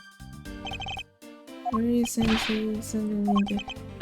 I was thinking maybe, like, because he said he was driving the Blue Badger mobile around, but it's like Hold it! in the garage and there are no tracks. It's like, oh, that's weird.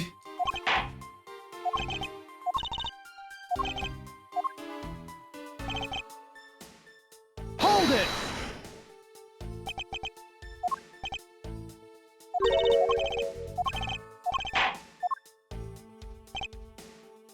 Hold it!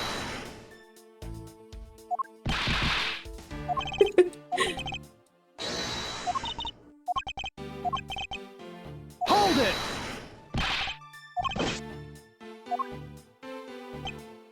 Hold it!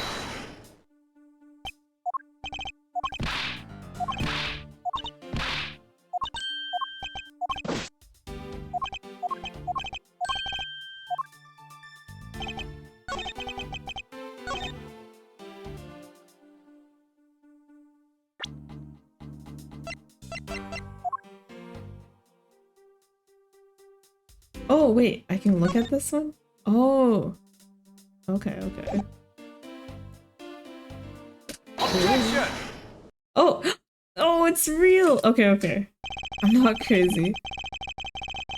Officer Meekins, I would appreciate it if you didn't tell such transparent lies. Sir, I'm lying, sir? Yes, you are. If you're really out there selling dreams with the Blue Badger Mobile until recently, then what is it doing here inside the garage? Actually, I had just lost track, sir. Lost track of what? But by the time I realized it, the Blue Badger Mobile was nowhere to be found, sir. Which would mean it was perhaps stolen. And that's when I came back to this area, thinking maybe it was in the garage, sir.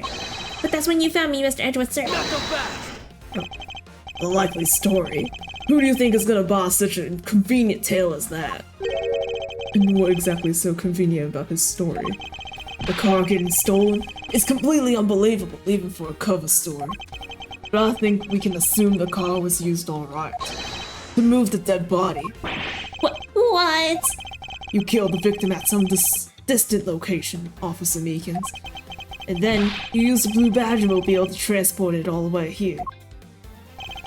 Now then, you're coming with me.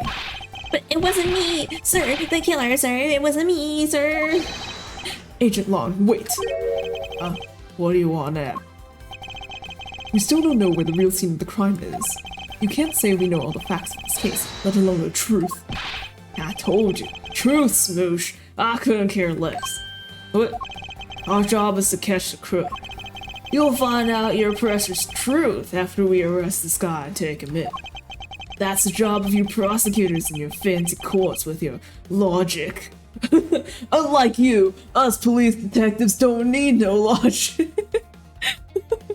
Or agents or Interpol agents or whatever the fuck we are. As for us, we don't have that kind of time to wait. You boorish buffoon. I think you need to leave. What? We need to get the body to autopsy. You guys are getting in the way. You would interfere with another one of my investigations. Hey now, let's forget who holds the actual authority to conduct investigations here. The game may be named after you, Miles Edgeworth, but just know I'm afraid the one doing the interrupting is you, my ignorant little pretty boy.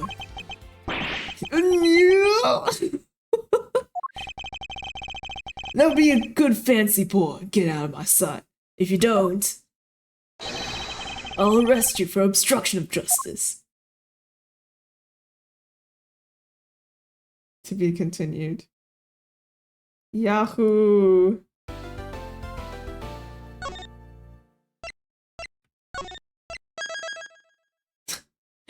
Man.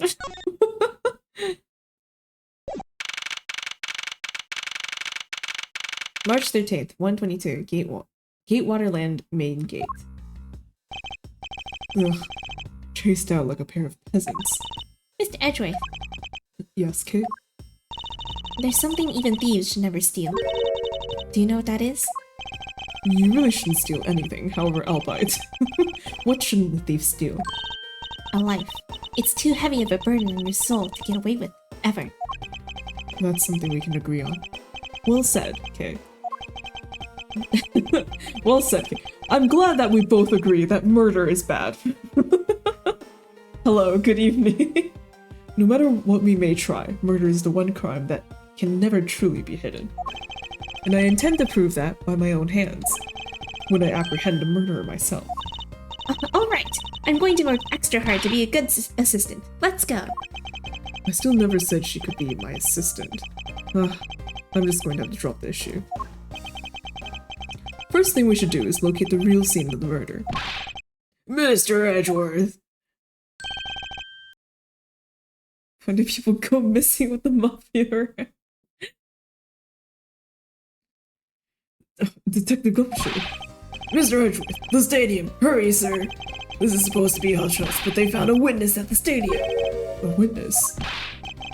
You, what did we tell you about leaving your assigned post? I know. Ah, the jig is up! Oh no. Mr. Edgeworth, remember that I'm always rooting for you, so go get him, sir! I thought they were gonna drag Gumshoe away again. Those detectives look like they're enjoying themselves. It's not all fun and games, Kay. A man has died, Kay. Now then, let's head to the stadium and meet this witness.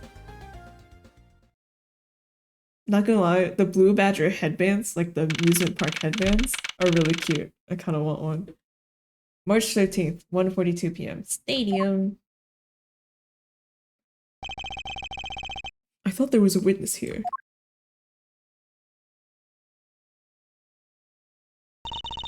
Yeah, I don't see anyone. Mr. Edgeworth. What? Emma Sky? What are you doing here? Oh my god. What? What are you doing? Oh my gosh. Okay. It's the buggy. Oh, wait, but Dude, oh man. No, Kay Faraday and Emma Sky's voices are gonna interlap so much. Holy shit. Man.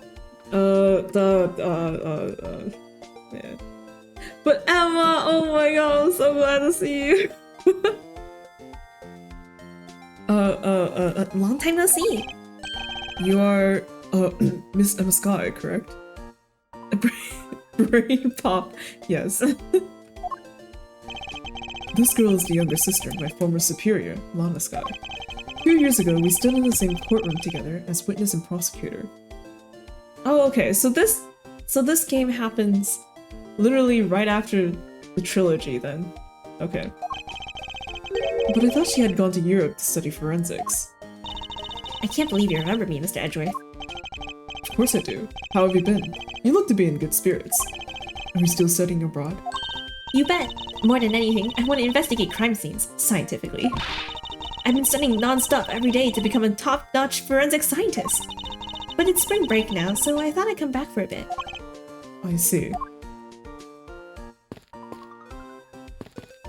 Before we talk to you, though, I must get a snack from the pink Badger Mobile. I assume this is another Badger Mobile. Yeah, but it's a different color than the blue Badger car. Yeah, believe me, weird emoji. It's because the Lana Sky and Emma Sky case is at the end of the first game. You said 2 years ago, and the trilogy jumps a year every game. So the first game, so 2 years after the first game would be like,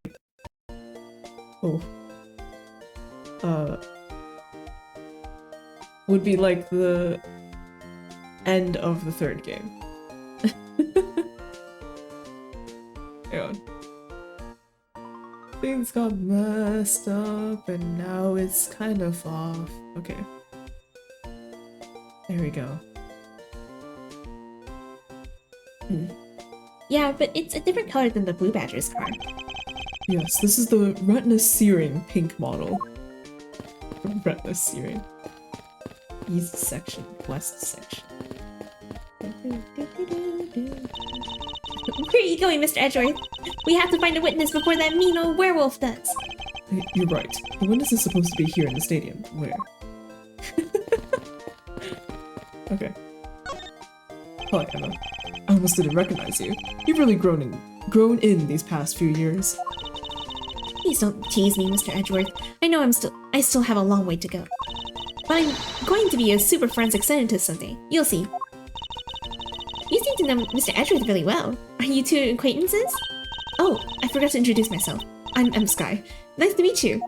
I'm studying abroad now to be a forensic scientist. How about you? Wow, that's a great dream. My name's Kay Faraday, and I'm training to become an unstoppable great thief. A great thief? Don't think too hard on Emma. It's not worth the trouble. In any case, we have much to catch up on. You bet we do. Before we catch up on anything, Emma, here is my prosecutor's badge. This is the symbol of a prosecutor, right? But I don't think I've ever seen you wear it, though. Well, I'm not as enthusiastic about wearing it as you are with your pin badges. I know, right? I mean, I really wanted to put even more on today, actually. Oh hey, I like yours, Kay. Do you have any extras? Sorry, but there's only one of these in the world, and it's proof that I am a great thief. Okay. Alright. So, why are you here, Emma? Well, I just happened to decide to come back home for a spring break. And then I heard that you'd come back too, so I raced on over here. I really wanted to welcome you back at the airport, but I had just missed you. It's probably better that you didn't. And how exactly did you know I was here? Through the power of science, naturally. And Oh my god, her glasses. That's so cool. never underestimate what science can do for you. I use these to track your footprints, and I follow them straight to you. Emma. This set is the greatest. It's so wonderfully scientific. You spray this chemical on the ground, and when you shine the special light on it, zing! The footprints light up like an electrified noble gas in a glass tube. It's almost like magic, scientifically speaking. Forensic science has never seemed more ominous to me than at this very moment. The witness. Emma, I'd like to ask you about what you witnessed. Huh?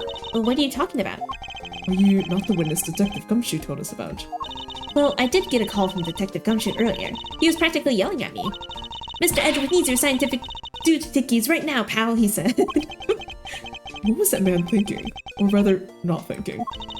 So, let me guess. There's been a murder, right? Yes, unfortunately. There's a sudden glint in her eyes. But I need to keep my mind focused on the witness. Now, where did that person go? What's that off in the distance?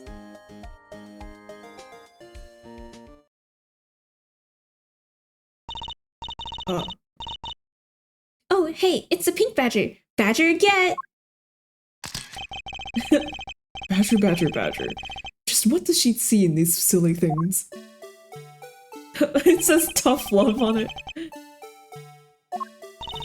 I think this badger has something to say to you, Mr. Edgeworth. Are you, by chance, the witness I've been searching for? Sorry, but I don't speak badger dance.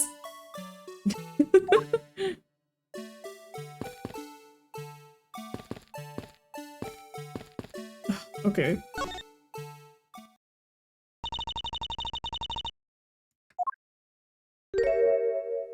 Fear. Yeah, I knew about this one, unfortunately. No, I don't want her to come back. I can't stand being inside that stubby head anymore. You're... No! Why her? Why here? Why now?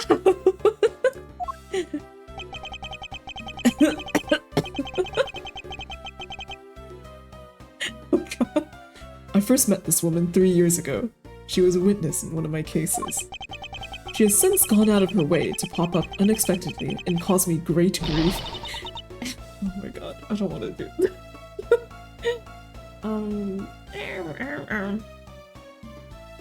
Oh my gosh, Edgy Poo.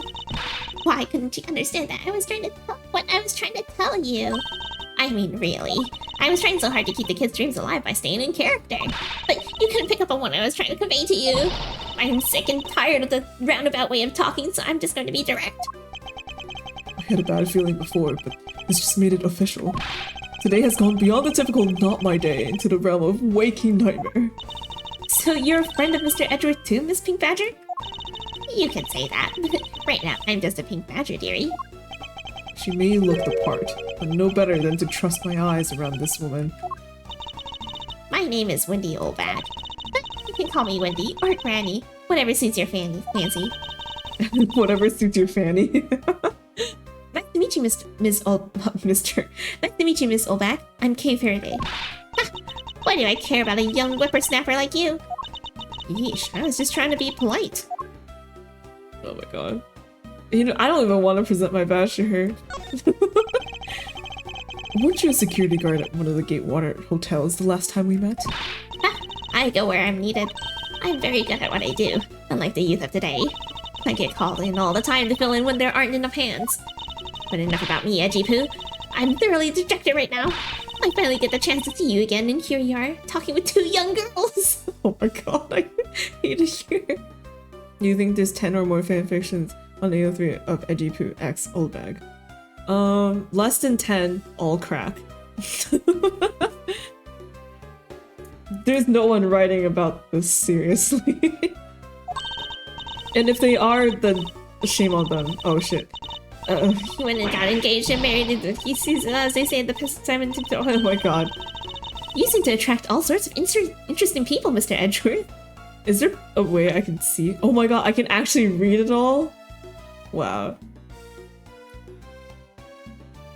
Men are all the same. It doesn't matter how old they get. They continue to shamelessly flirt with young girls. Why, just the other day, it happened with my Yoon, who I had finally gotten to notice me. He went and got into an arranged marriage with an 18-year-old. I didn't see what he sees in her at all. As they say, the persimmon takes 3 years to ripen. That girl. Oh my god. Hey, please, I'm begging you. By all means, do not provoke her any further. Aren't you forgetting about something, Mr. Edgeworth? This person could be the witness. Honestly, I hope she isn't, but I don't think fate is going to be so kind today. Why is she always the fucking witness? I saw what happened. I even saw the exact moment it happened. How's that? Oh, so it's true. She is the witness. I don't suppose I can afford to ignore the old bag. Yes, it's just a little while ago. It was just a little while ago. I saw it happen right in front of me.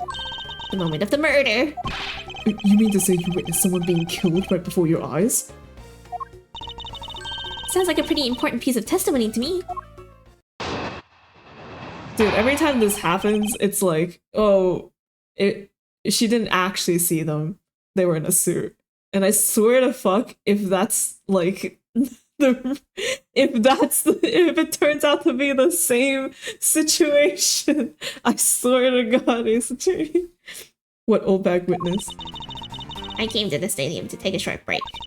As I was resting, I happened to glance over and I saw 2 men facing each other in that area. Not that there's anything wrong with 2 men facing each other. Okay, never mind. Suddenly, there was a loud gunshot, and the person who was shot fell to the ground. It was a very terrifying experience, let me tell you. You went to look it up, why? Wasn't feature a lot of characters for playing 10 or less focused on them. Yes, they get weird based on the tags I've seen. Yeah. Looks like we hit the jackpot, huh, Mr. Edgeworth? Well, curiosity killed the cat, and I guess the cat here is, innocence. Bliss. Happiness. Yes, I can't afford to ignore what she has to say. Unfortunately. What's that unfortunately you tacked on to the end supposed to mean, Najipoo? Well, anyway, let's see what we can find out from this little lady. What old bag witness? I came to the stadium to take a short break. Hold it! You mean you took a break from being the pink badger? You may not think it, but it's hard work keeping kids' dreams alive. You smell of sweat, your hip creaks with pain, you even began to dream about work. That's the kind of story that would scar a child for life, you know? Well, that's why I chose to come to take. Oh my god. Well, that's why I chose to come take my break here, Whippersnapper. I don't plan on playing the part of the dead badger in front of a bunch of kids. So, what did you see while you, the pink badger, were resting? Oh, yes, that. Well, as I was resting, I happened to glance over and I saw 2 men facing each other in that area. Hold it! You saw 2 men. Can you describe them for me? They look like your average Joes, completely uninteresting and not worth fawning over. I'm telling you, they were so boring that I don't even remember much beyond that. But did they have any special features?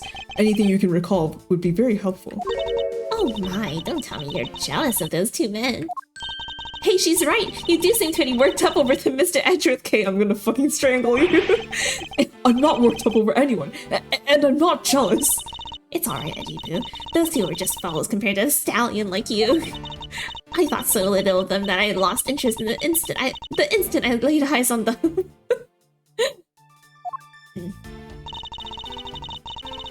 Suddenly, there was a loud gunshot, and the person who was shot fell to the ground. Hold it! You're claiming to have seen the exact moment in which the murder took place. Absolutely. That gun made a terrible racket when it was fired. You didn't try to go help the person that got shot? I'm only one person, you smart alecky brat. What could I have done? But I took off as soon as I could to find someone who could help. 2 men, 1 bullet. It's all consistent with what we found out from the body. Sadly, there wasn't exactly a lot of new information to go on in your testimony. Well, if I saw the guy again, I'm sure I could identify him for you. I mean, how do you expect me to remember anything without something to jog my memory? Self-centered, aren't we? While it was somewhat useful, her testimony also presents us with a new problem. Mr. Edgeworth, Yes? so about this new problem, What is that giant grin on your face for? do you want me to show you something really nice? No thank you. Don't be so mean. I swear it's something you're going to like. What is that gadget you're holding? It's a phone. Durr. Looks like the elderly aren't caught up with technology. What you see before is the secret weapon of a great thief. Ah, I should have known it would be worthless. Aw, don't be like that. Teehee. Oh my god. What do you think now? What is it doing? It's projecting something into the air. I'm going to input the necessary information to run the simulation now. Once I'm done, I'll increase the size of the projection to its maximum size. Dark skies of evening, when no other bird dares take wing, one alone remains all-seeing. Now witness the true power of a real modern-day Robin Hood! Is this scene recreation? Oh! What is this? Is this actually futuristic tech in the Ace Attorney game? I thought this was just Athena Sykes' thing. This is a recreation of the murder based on the info I inputted into Little Thief. Little Thief. I dare say, I think you're taking the Robin Hood thing a bit too far. Little Thief is actually meant to be a simulator for me to plan my thefts. But I suppose I used it like this. Let's see, Miss Obag said that the two men were facing each other. And then a gunshot rang out, and the victim fell to the ground. Ah, so with this we can inspect the crime scene as it was in the past. See? So, what do you think? I have to say, I'm impressed by the technology thieves. I'm impressed by the technology thieves have access to these days.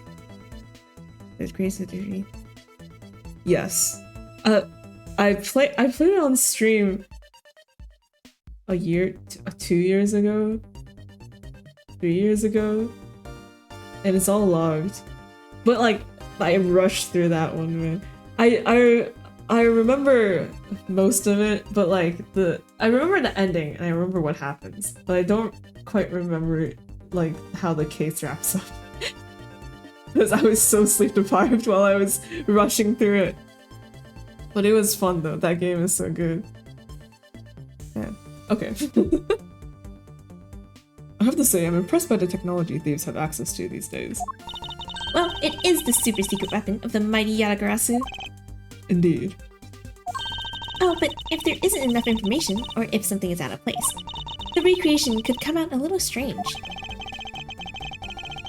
How does Sherlock have access to holograms over 100 years ago? Basically, it's a few centuries ahead of our time. Right, yeah.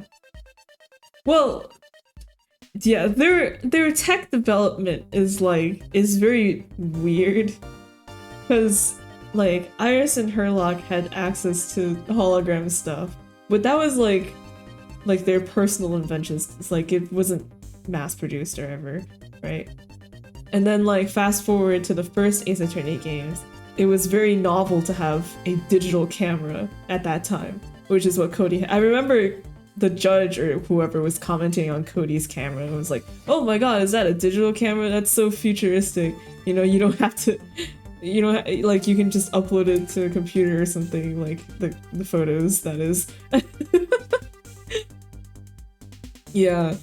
So like, and Phoenix had that Nokia phone, and it's been like that for quite a while. Even here in investigations, the phone designs and stuff are also pretty old. Though I guess the hologram technology here is much more new. But it's also not like mass produced. Like again, this is Kay's like little gadget, so it's not even like it.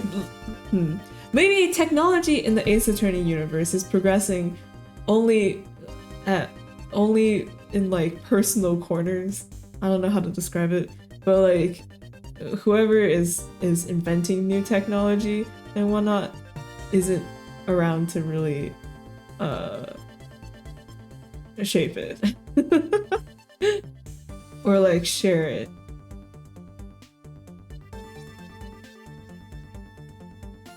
Well,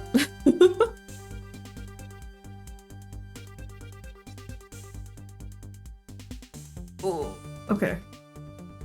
I guess maybe it's like that until Dual Destinies. People affect this in real world unless aliens. Yeah, the hologram stuff. Yeah. Hatsune Miku is the closest we'll get, and that isn't really the same as this at all.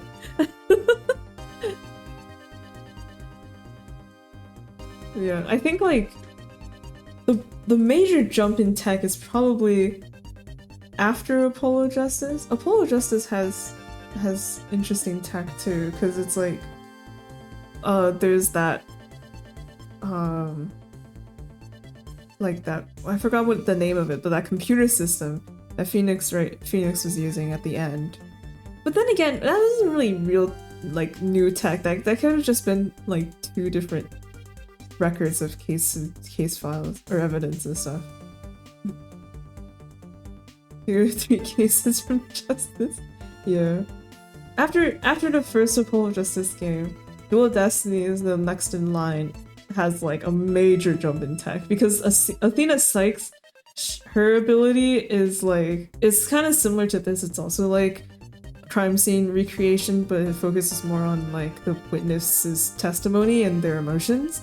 So like, but she has a little device called Widget, which is really cute, and it like projects like a visual recreation, but it's also like hologramish. So that I'm like, oh, you know, this is the future. Finally. They also have like a lot of space tech talks, and it seemed like, and they have like, you know, autonomous robots walking around, that sort of stuff. Yeah. And then Spirit of Justice. I don't know, I feel like tech is never really a focus in that game. Can't really remember. Yeah, it just kind of seemed like, oh, okay. I don't know if they ever switched to smartphones now that I think about it. But like in Dual... Wait, no, I think Phoenix uses a landline in Dual Destinies. Shit. Is the blue badger attached to you? Yes. It's just behind. Okay. Anyway, that was a tangent. In other words, I can use this to authenticate the validity of a witness's testimony. You got it! You really catch on quick, Mr. Edgeworth. Right now, the simulation is a recreation of that witness's testimony. So, for now, I should re-examine everything. And if I find anything illogical or strange, I can then ask for clarification. Feel free to examine anything in the simulation in the way you always do. You can even present evidence when you find a contradiction. And if you find something, I've got Little Thief with me, so you just let me know, okay? Begin investigation.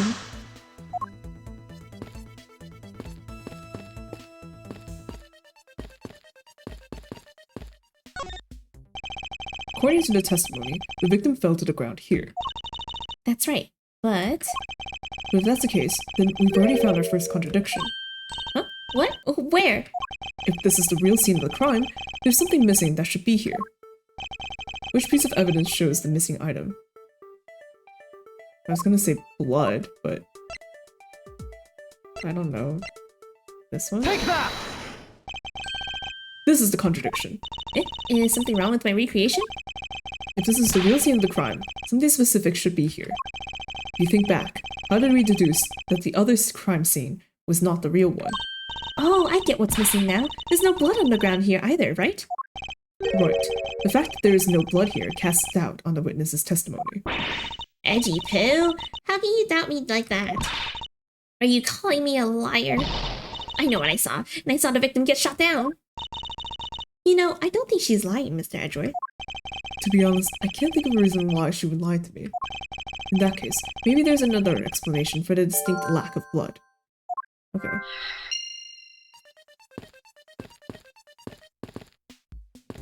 And walk all over his body. Okay. Oh. It's the silhouette of the killer with his gun at the ready. Okay. Is it not possible to recreate the face of the killer? Well, I can't exactly input what we don't know into Little Thief. She has a point. I thought we were going to talk about Okay, I guess not.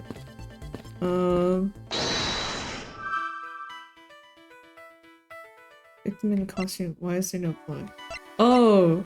Because he was in costume? Question mark?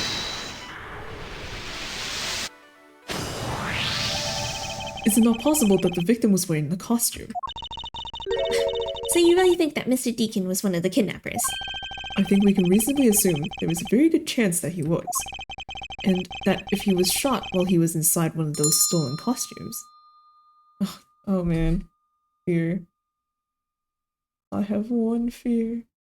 Oh no! You want to add to the collection? Dude! Oh my god.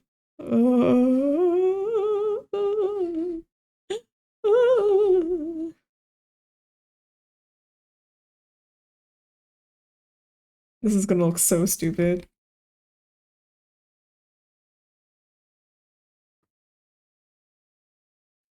Oh shit. Wait.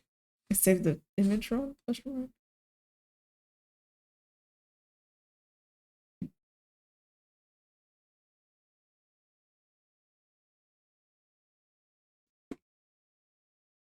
They're a pair with one plea to get lonely. Oh wait, it's not showing up. Why?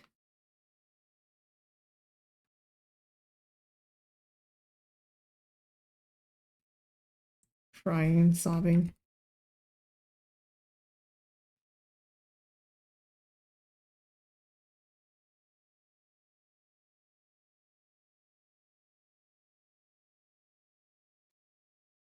The fuck?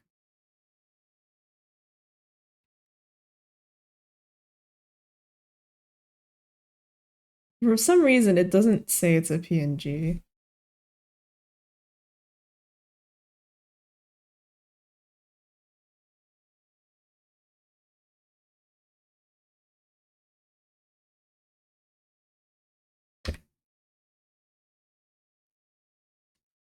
Maybe now it'll work.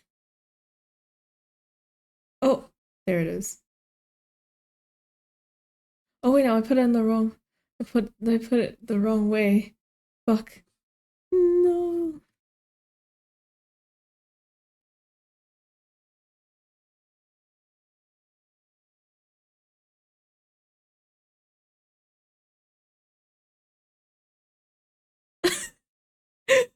Dude, there's the whole fan happening. Fan meeting.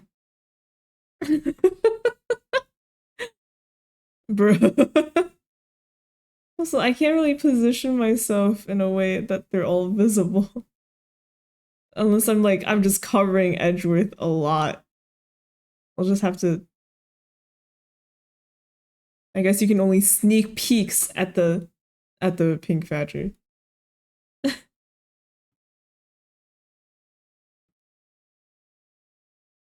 Anyway. And that if he was shot while he was inside one of those stolen costumes. Then Mr. Deacon's blood would be inside the costume instead of on the ground. Precisely.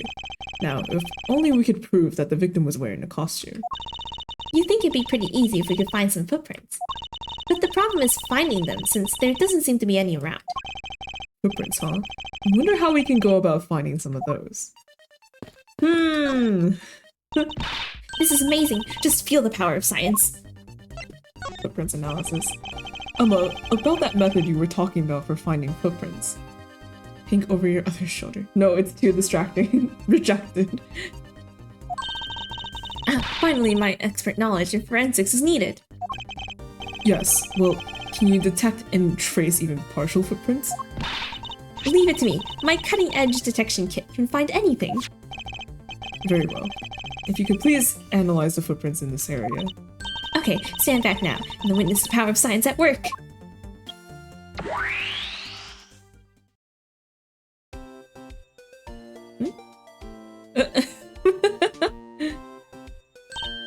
Hey, I found something. Look, right here.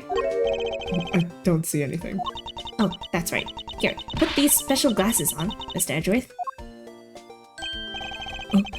These footprints here were definitely left by a badger costume. Judging by the way the prints are layered, those seem to be the newest. Then we can conclude that the victim was definitely wearing a costume at the time. Victim's costume, he was likely wearing one due to the footprint's shape and the lack of blood.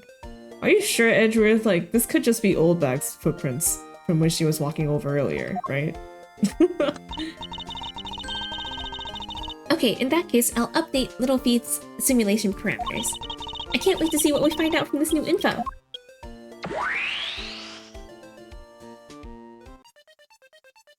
Oh. Badger down! So the victim was wearing a costume when he died. Yeah. And with that, we should be one step closer to the truth, right? I see the recreation has changed in accordance with the new information. We may be closer, but now something else has caught my attention.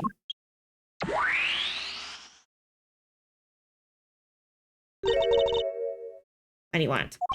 Your testimony, naturally. I'd like to hear it one more time, if you please. Oh! Because Olbag was like, oh my god, those two guys were so uninteresting. I didn't see anything important when I saw them. But if one of them was wearing a blue badger costume, you would definitely mention that. What Olbag witnessed. I came to the stadium to take a short break. As I was resting, I happened to glance over and I saw two men facing each other in that area. Suddenly, there was a loud gunshot. The person who was shot fell to the ground. It was a very terrifying experience, let me tell you. So, does this mean that Miss Olbag's testimony has a contradiction in it? Yes, and I believe our best course of action is to compare it with your recreation. See, I just knew Little Leaf would be of help. Now let's see if we can pull more info from Miss Olbag to put into the recreation. For that, we must first find the contradiction in her testimony. What Olbag witnessed. In the stadium to take a short break. Hold it! I think this is all the same from earlier.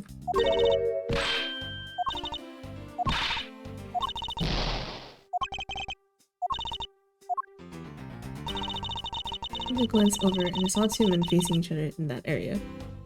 Hold it! I saw two men. Can you describe them for me? They look like your average Joes, completely uninteresting, not worth fawning over. Special features. Oh my days. Right, okay.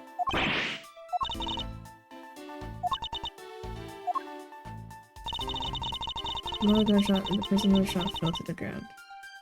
That's correct. It was a very terrifying experience.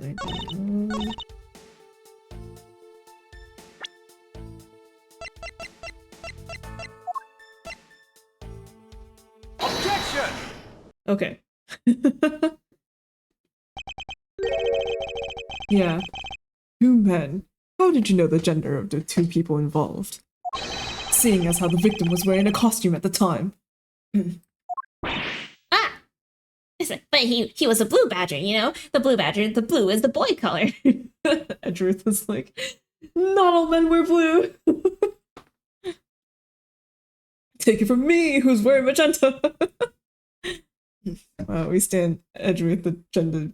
What did Zay say before gender inclusivity?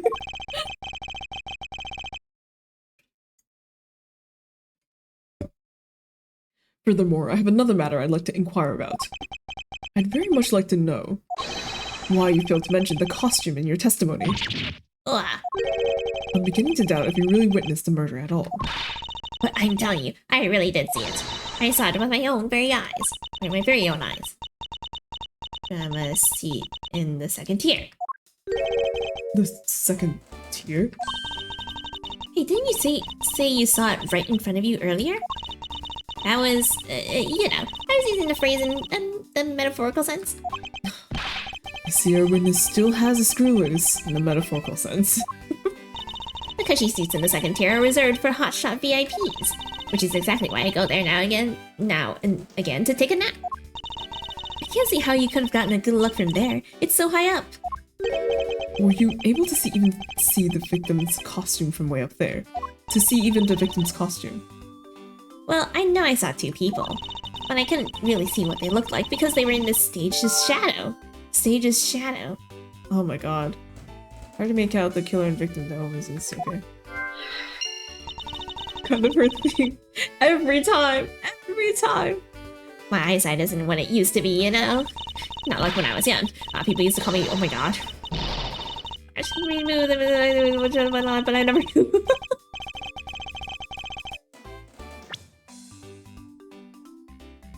People used to call me Eagle-Eyed Winnie back then. I could spot a good man from 100 paces away as I walked down the street, just like that. Of course, they also noticed me in a flash and tried to make their move, but I'm not that easy. I was a careful girl with a judgmental eye. But I never let a good man slip me by. You bet I didn't. If you could have seen.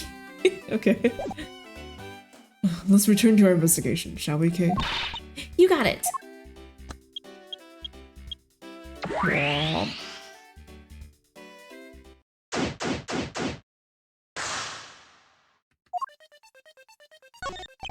This new silhouette of the victim is in a costume. The silhouettes can change depending on the information I input. But Little Thief can recreate more than just people. So investigate away. We may even find more info with which to make a more accurate sim. Alright, sounds like a plan.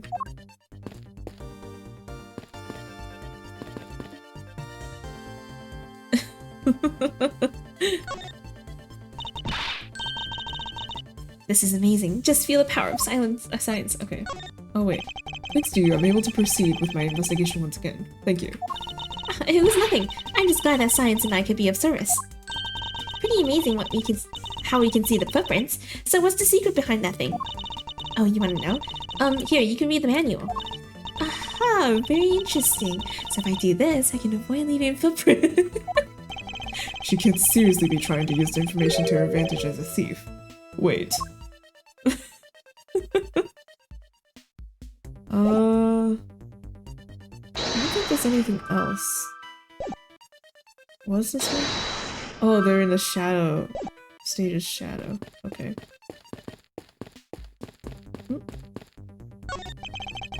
Looks like they broke the stage down. The stage was packed up. The stage I saw this morning. Oh, okay. Oh. I guess this means they're done for today. Or maybe it's because of a different show is scheduled to start its run tomorrow. Oh, I see. Okay.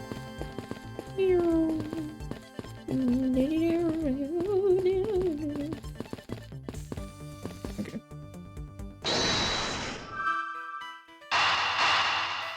Probably, right? If that woman's testimony is to be believed, the murder occurred before the stage was broken down.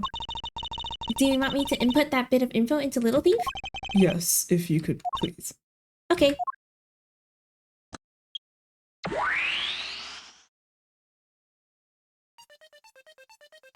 Oh! Yo.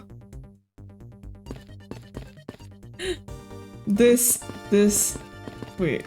Event schedule. Battle of the Magicians, Max Galactica versus Troop Grammar. And tomorrow there'll be a concert by the hip new rock band, The Cavaliers. Not that either of these stage shows interest me in the least.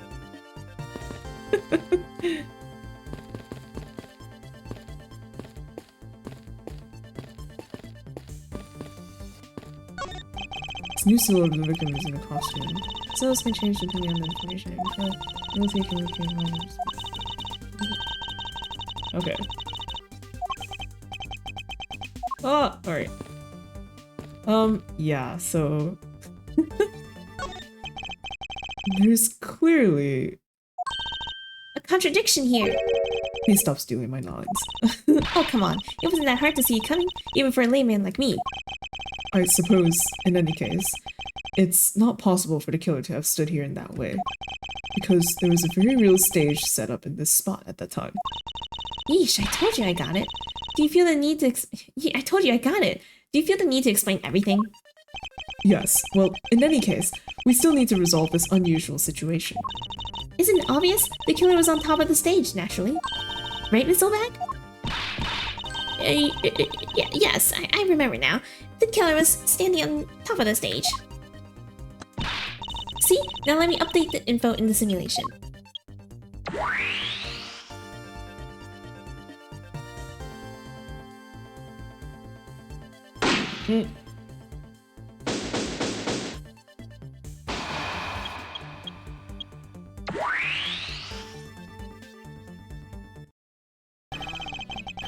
Oh, shit.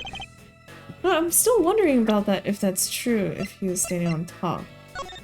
Because it said, the thing that I've been wondering about is how, because it said the bullet entered his abdomen and exited through his shoulder, right? That means when he got shot from, like, coming from below instead of how it is now, which is coming from above, right? So it's like, he must have been, like, on the, like, the killer, I mean. The killer must have been, like, on the ground or something and shot upwards at the guy.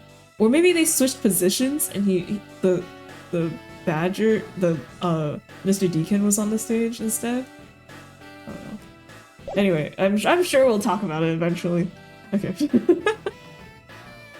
Well, what do we have here? A bunch of hooligans running amok, I see. He's back. Oh no, the scary man is back with his weird sunglasses. Agent Long, how nice of you to join us. Well, I can't have you going around messing up my crime scenes.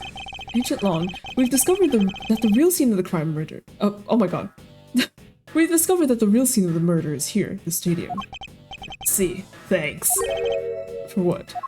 I'm just trying to show you my appreciation for all the time you've saved me. Who knew that such a strange little toy could recreate a crime scene like that? Little Thief is not a toy. You too. Sir. Oh, they put the thing back. Troop Grammary.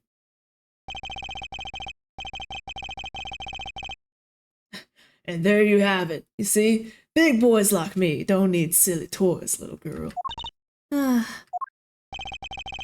Now this is a recreation. So what? Do you still intend to assert that Officer Meekins is the killer? Of course! Even knowing that the crime took place here doesn't let him off the hook. Agent Lon's logic. This is the real scene of the crime. Officer Meekins lay in wait for the victim on top of the stage. And when the victim found the show, he shot him from on high. That's truth your little recreation showed. How far will you go to accuse Officer Meekins of the crime? He's the most likely suspect we've got, especially given the situation with his gun. Well, even if he is the killer, at least my recreation was on the mark. You see? Thank you for understanding, my little crow girl.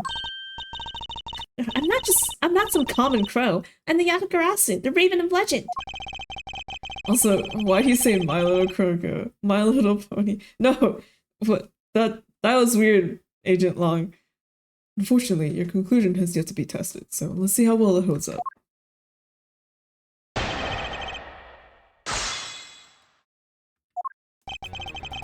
It's a real scene of the crime. My Little Crow. No.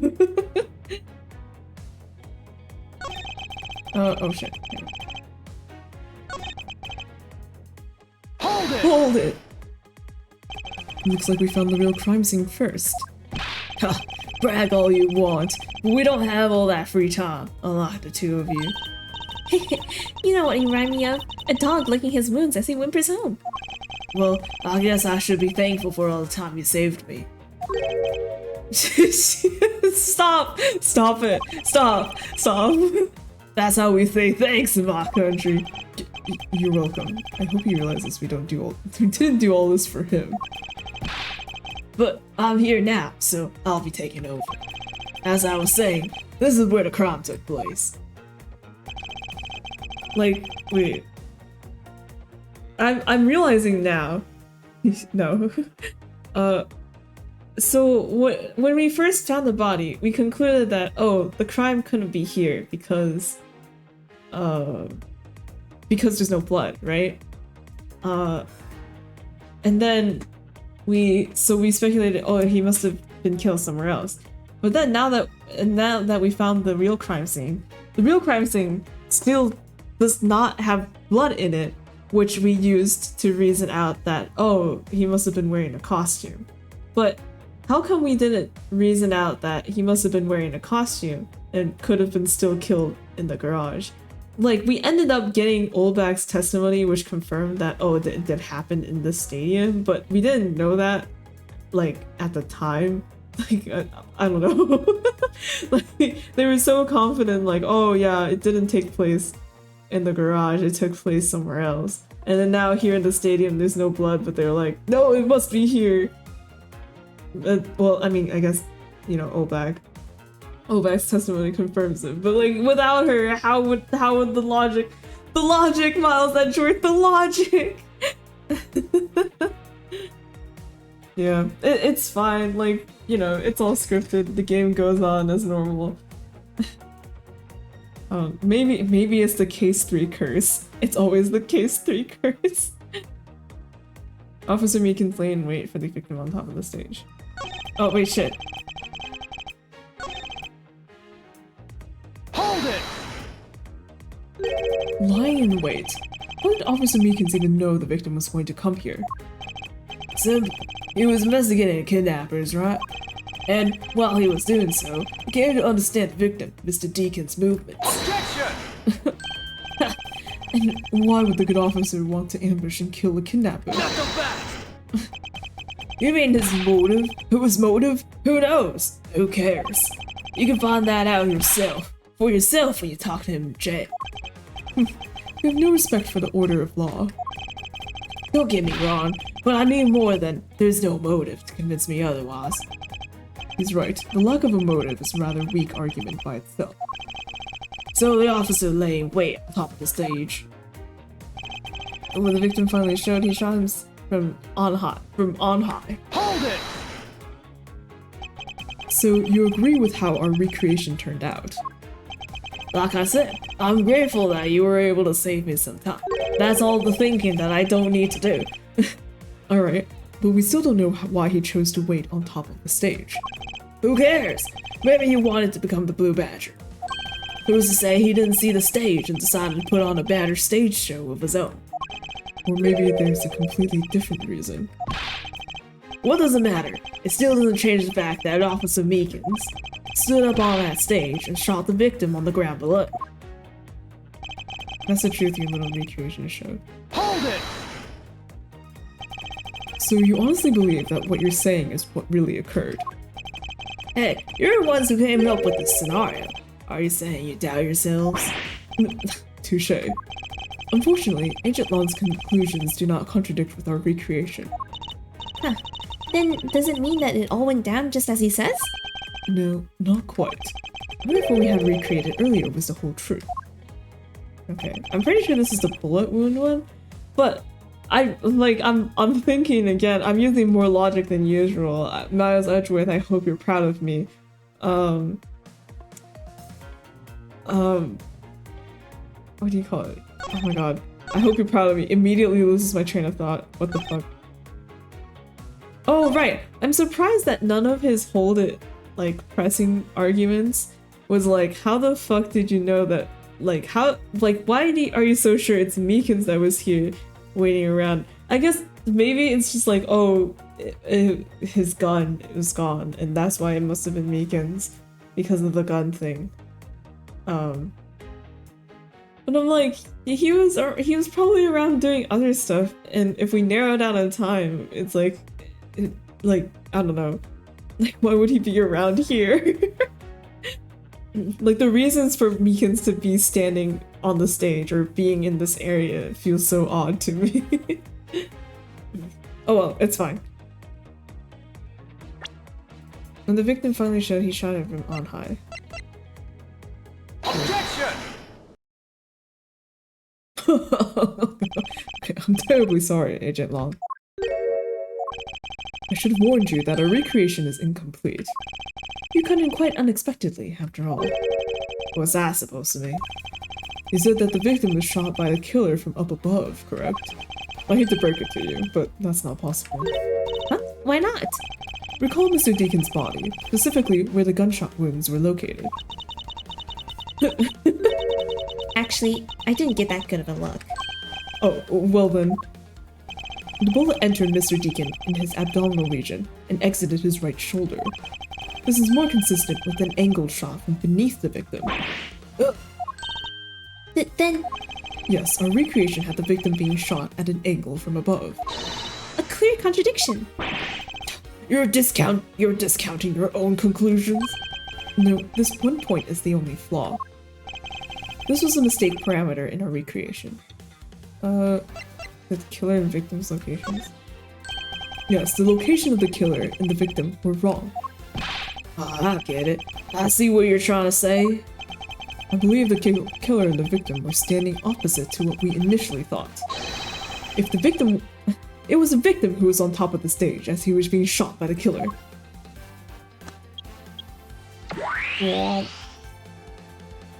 Yeah, okay.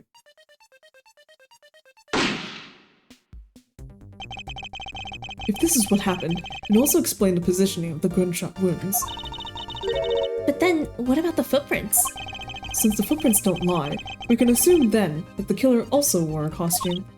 Okay, I'll try using that data instead. Badger on badger murder.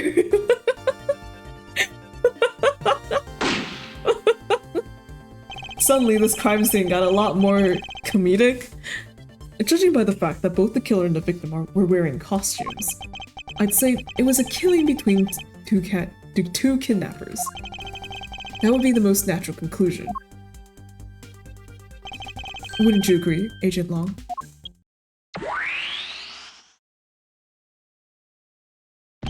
Ha! Well done, Mr. Prosecutor. But that alone doesn't clear Officer Meekins of the crime. It's the pink badger! Another bit of proof. I ask that you take another good look at the tire marks over there. The 3 marks are indicative of the Blue Badger mobile.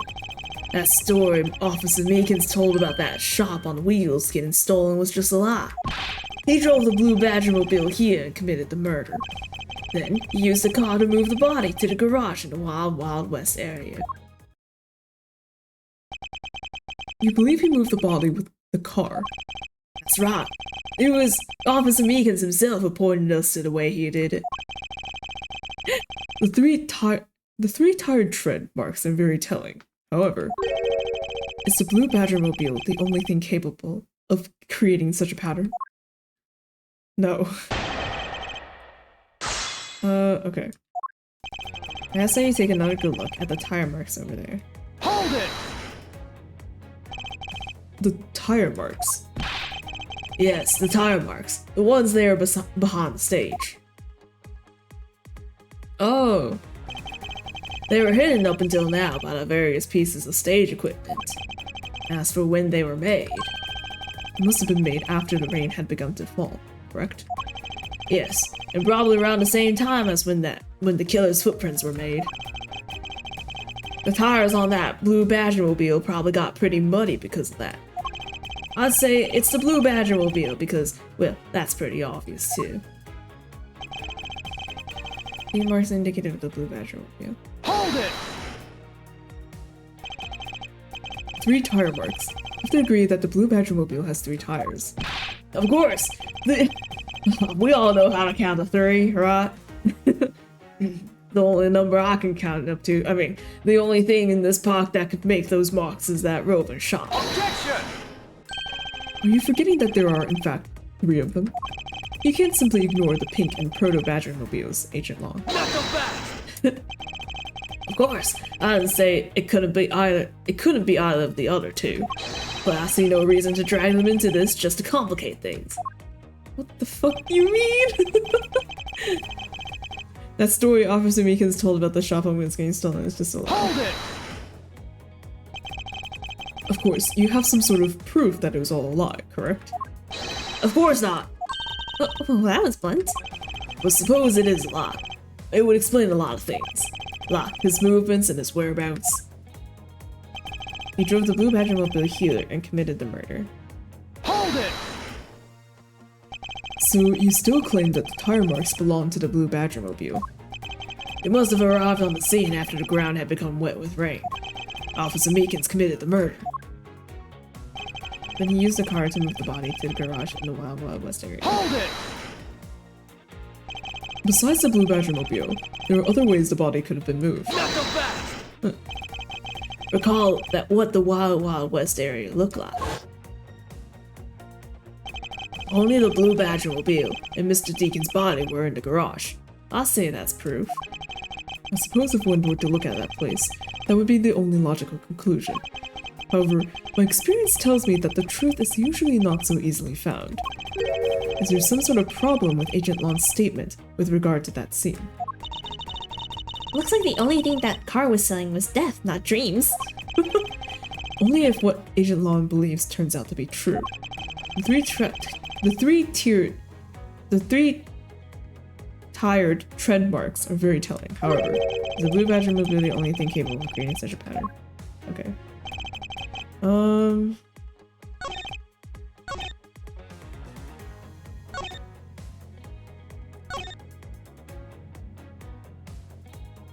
not sure what statement to object to, because like we know that the tires are not muddy, you know.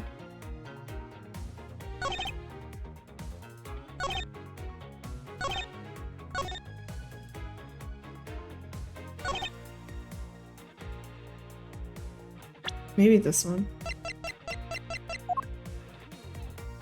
Objection! Ah, nice. Okay. Yay! Sorry, Agent Lon, but that's an impossible tale. And why is that? Those tire marks could not have been left by Officer Meekin's blue Badgermobile. One look at the car would have told you so. What proves that though? Yes, okay. Take that! Take a good look at the tires. There's not a single dollop of mud to be found on it. Ugh. If this car had come to the backstage area and left those tire tracks, then the lack of mud on these tires stands out as very peculiar indeed. Then how do you explain the tire tracks, genius? Hey, I've got it. What about Miss Olbag's pink Badgermobile? Don't be ridiculous. I was leaving the entire time in the second tier seats. Indeed. I believe we can rule her out as someone related to the crime. However, there is yet one more roving store, as I recall. Oh, you mean the proto badger? Oh my god, that's a really scary headshot. What the fuck?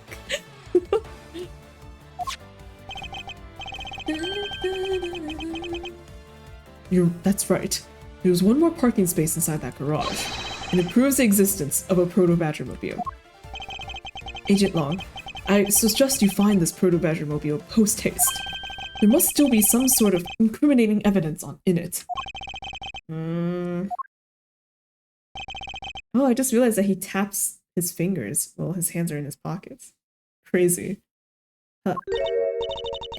Hey, did you hear something? Hell. Oh my god!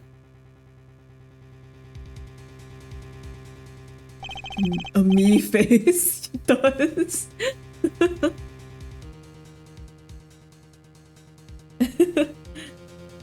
Oh, me.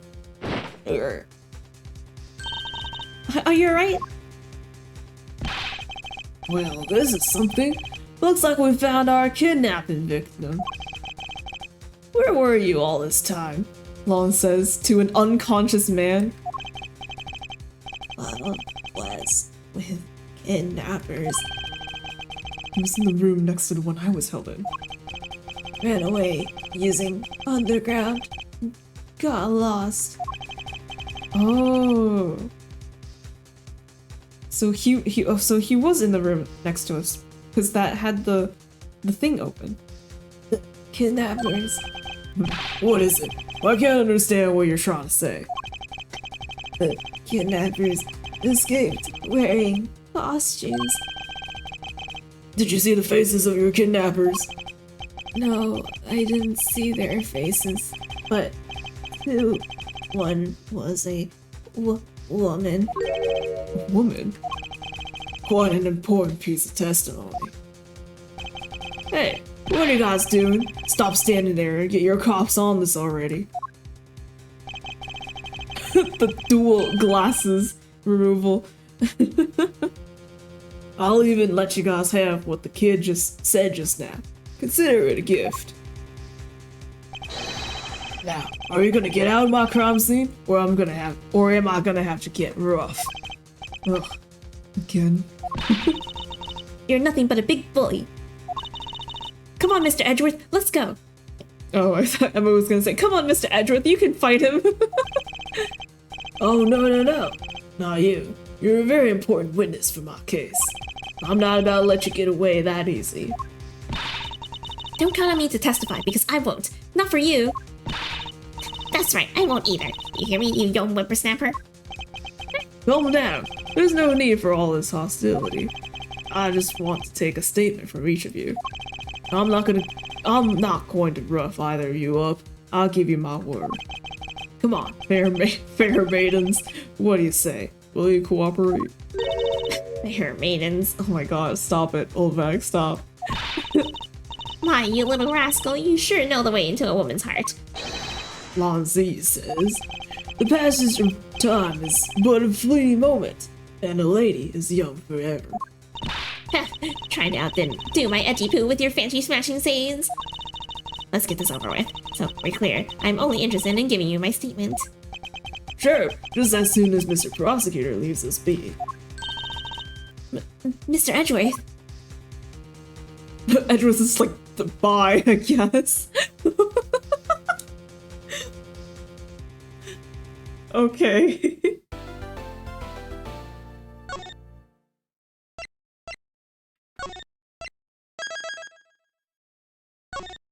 Yahoo!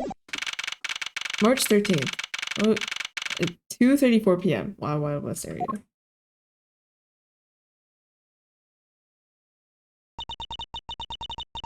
Looks like we got the food again. With Lance safe, the focus of the investigation will shift solely onto the murder.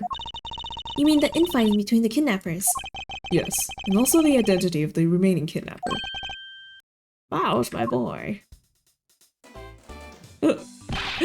Tell me it's true. Tell me you really found my boy.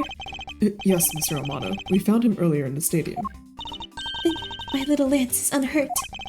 He's not exactly the picture of perfect health, but his life is not in danger. He's being questioned right now by Agent Long. Poor Lance. It must have been so horrible for him. Locked up like a... Okay. Lance Romano. Miles, my boy, I can't thank you enough. It was nothing. I was literally just doing my job. I'm still in shock over what happened to Oliver. I have to say, I'm relieved that Lance is alright. Oh, that's right. I mustn't forget to pass this on to Lance as soon as the police are finished with him.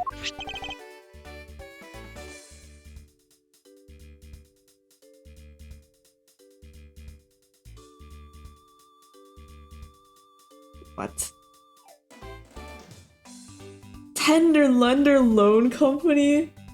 Dude, of all the reoccurring casts that I expected to see, Tender Lender was not on my list. Oh my god, Vile, oh my dear Lance Armano, okay, may I come see you and get your beloved Vile? Stop this, stop it, no. Oh my god, wait, so, fuck, was Lance in debt then? I thought he was rich, isn't his dad rich? Why is he in debt? Is the allowance not enough? Dad doesn't give allowance? What's going on? Yeah, leather. The way that Lance is being chased after by women reminds me of someone I know. I almost can't believe he received yet another love letter, you know. Here, take a look for yourself. Isn't this a breach of confidentiality? Jesus Christ. Oh, hey, let me see. That's... It's a very simple love letter. Oh, hey, let me see. That's really weird. It's from a loan company, Tender Lender. Looks more like a collection bill to me. The stamp having a smiley face on it, question mark. Love letter. Sender is Tender Lender Loan Company.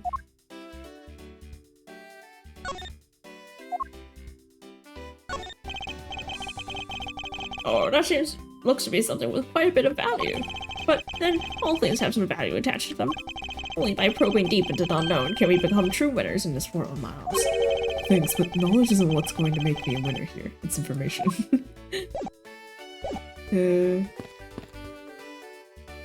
Okay. He loves me. He loves me not. He loves me. He loves me not. Oh, that's the 12th one. No, you can't give up, Lauren. Just one more try. Excuse me, but I can't help but feel a bit sorry for all the floweries you've gone through. I suppose if they were me, then I believe you said that you were Lance's girlfriend when we first met, correct? yes, I am. But it's not like we both think of each other as lovers. But he did give me this ring, so I guess we're not just friends either. I mean, because this isn't just any ordinary ring. It's a ring pop. It tastes so sweet when you lick it. It's so wonderful. You mean to tell me that he gave you a lollipop ring? So which is it? Have you guys not decided if you're going out, or is it just one-sided? Decided? Shouldn't the parties involved naturally just know? My father used to work for Mr. Romano, and so Lance and I grew up together. So I said it out loud. Oh my god, I hate her. That's why you have the ring pop, yeah. I don't see how that's anything to be embarrassed about. So your father was an employee of the Amano group. What did he do? I heard his job was to fly around the world. On Pegasus. Oh. Pegasus? Oh, Pegasus was the name of the airplane. The airplane belonged to the company. You had me there for a second. But now it's all changed. My father, he isn't around anymore. Oh, I see. About 10 years ago, he rode in Pegasus off to somewhere and never returned. Riding Pegasus to whereabouts unknown. Sounds like the stuff legends are made of. It's been so long, I don't think I'd recognize him if we are ever to meet again. I'm so sorry, Lauren. But I won't give in to the sadness. I have to live. Yes, Lauren, live. About the case. About this incident. Incident?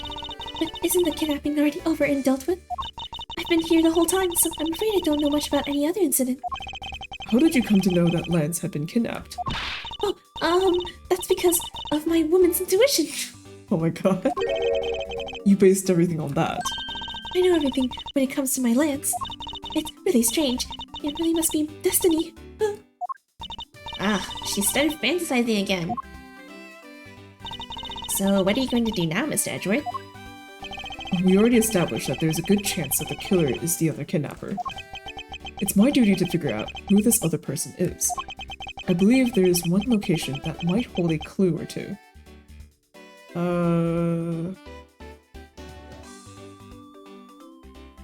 Kidnapper's hideout? Isolation room is the one that we were in, right? The obvious location is the kidnapper's hideout. But we're still not allowed in, remember? Agent Long and his men should be done with this area. In that case, there's no harm in asking that officer over there to let us in. Alright. I do have to see, if I present the letter to her, will she say anything? Lance and I met on the street corner by the crosswalk. I was so busy eating a loaf of bread that I ran right into him. It was destiny, as people like to say. I'll take that as she's not interested in this. Okay, never mind. Oh, see, now it's replaced by tape. Interesting. Very cool details. I can go this way? Oh! Wait! If I can go this way, then that means... Yeah! There it is!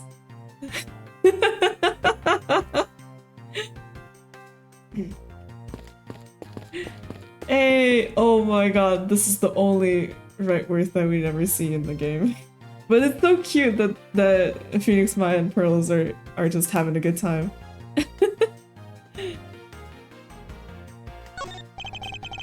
They say that couples who cross this bridge together will find happiness. Or so the Gatewater Land pamphlet says. But you think that they'd already be happy because they were able to come together. Logistics aside, I wonder who came up with this tale and when. This bridge doesn't look old enough to be the stuff of legends. Well, some things are better left uninvestigated, don't you think? Ignorance is bliss. Interesting that you would mention couples on this bridge, Edgeworth. In the only section of the game where Phoenix ever shows up in the background.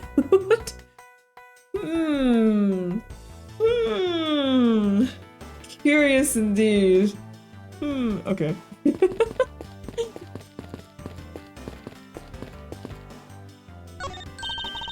That lamp looks like it's got a lot of good stories to tell about the olden days. Well, it looks incredibly new to me. Mr. Edgeworth, you need to lighten up and get a sense of humor. That was rather rude, but just this once, I'll look the other way. On second thought, maybe the first thing you need to work on is tact.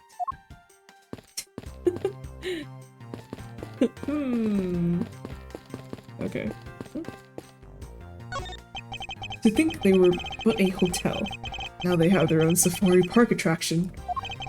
Talk about a veritable goulash of rides and attractions. With so many of them, you think they would have a ninja house.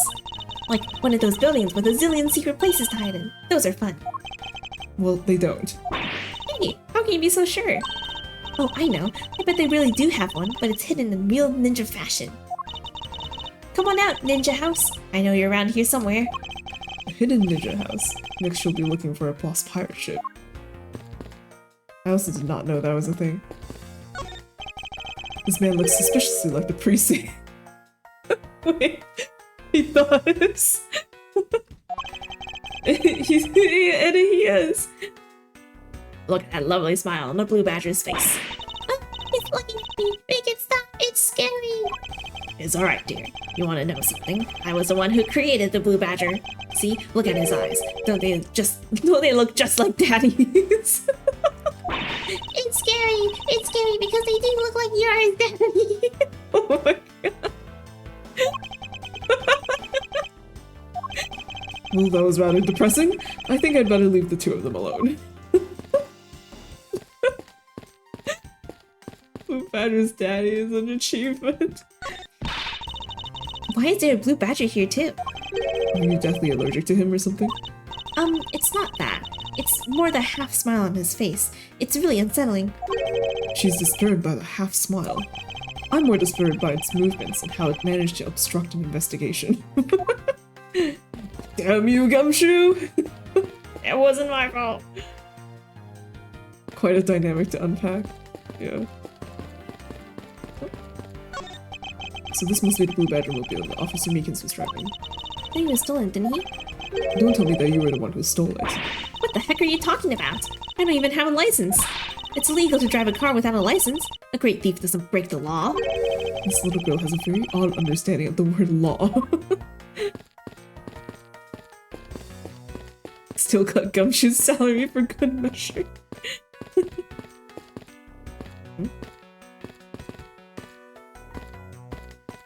Yeah, I think these are all the same stuff around. Alright. Hello, officer. What do you have to report? Sir, nothing unusual or out of the ordinary, sir. Wait, that's exactly the face that he made.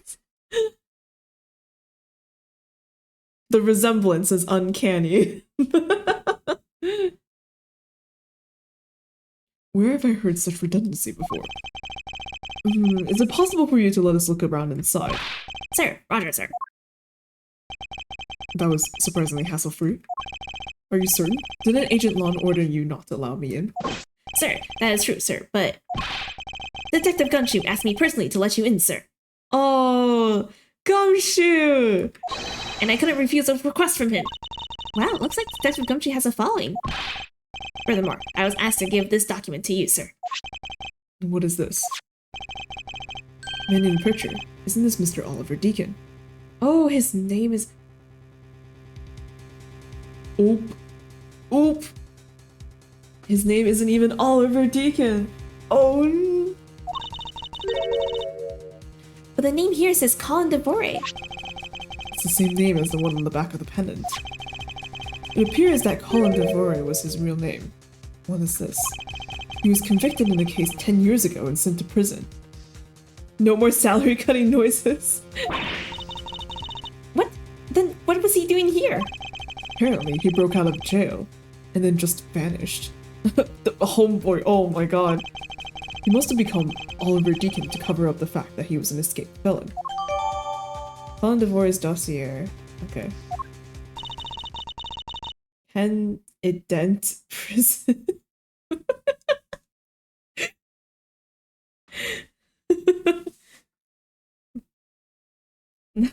Now I'm not sure what's going on anymore. Is there some sort of link between the victim's past and this current case? These police documents are rather detailed. I should take the time to give them a thorough read eventually. It's fine. Let's focus on one thing at a time, starting with the kidnapper's hideout. Unless I start with this! Colin Devore, male, dominant handbrave, 5'8", 123 pounds.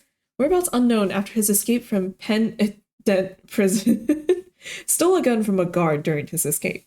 We thought he might head for where his wife and sole daughter are, but despite our surveillance, he has yet to show up. Huh.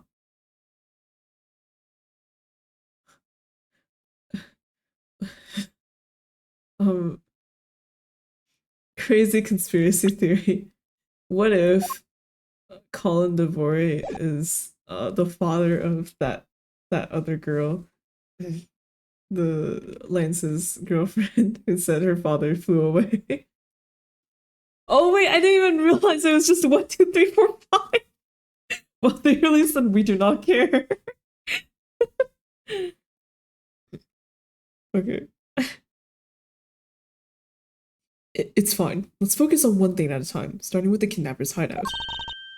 He probably is. That's the kind of twist we should expect with Ace Attorney.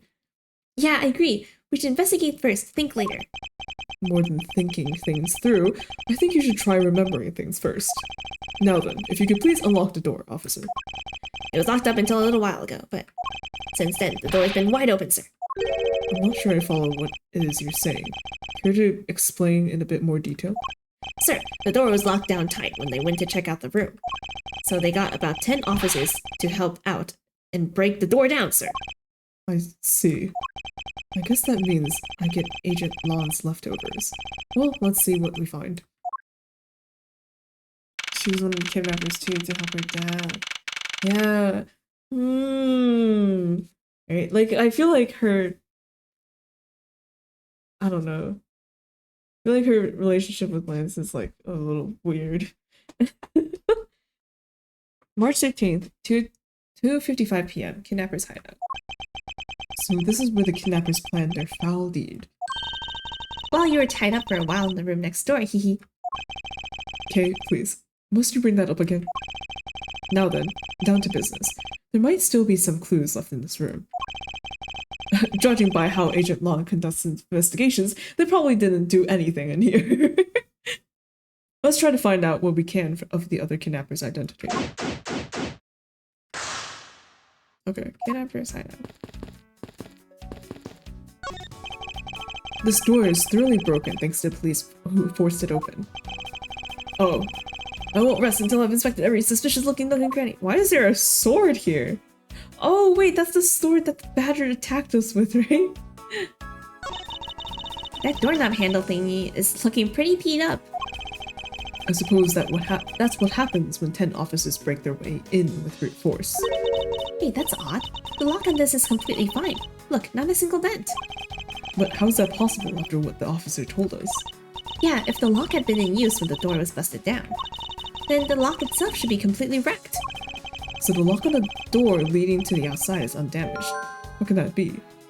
Or had to be forced open yet the lock is intact. Was it not locked?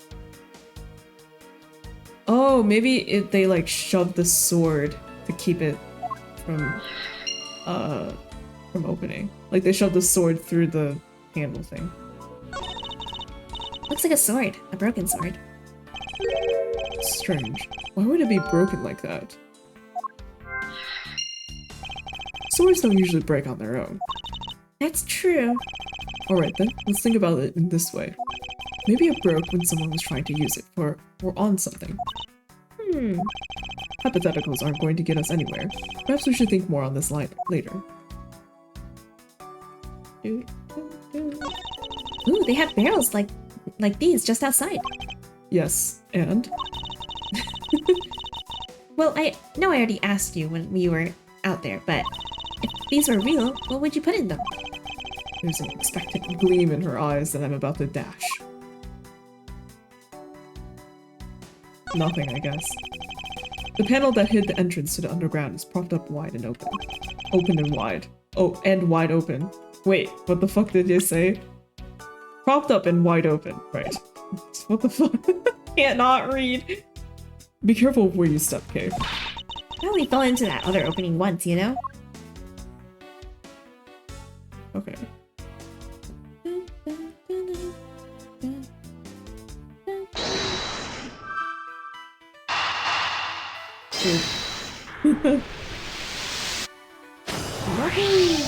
It's a bit strange that the police had to force their way into an unlocked room. One look at the pristine door lock, and anyone can see that it was not in use at the time. But the policeman outside said that it took 10 men to get it open. A door that was locked tight despite it being not locked at all. It can only be because of this. Oh, you mean... Yes, it was used to jam the door. Here, take a look at the door handle. Do you see how the handle is completely destroyed? So that's how the sword broke. Okay. Yahoo! Great. Hey,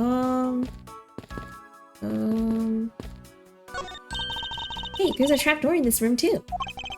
It's not a trapdoor, it's an entrance to an underground passage, Kay. I know that. The door leading to the outside world was locked. So Lance must have escaped his prison through here. Wait, but it wasn't locked. There was just a sword through here. Lance could have just taken out the sword and left. What?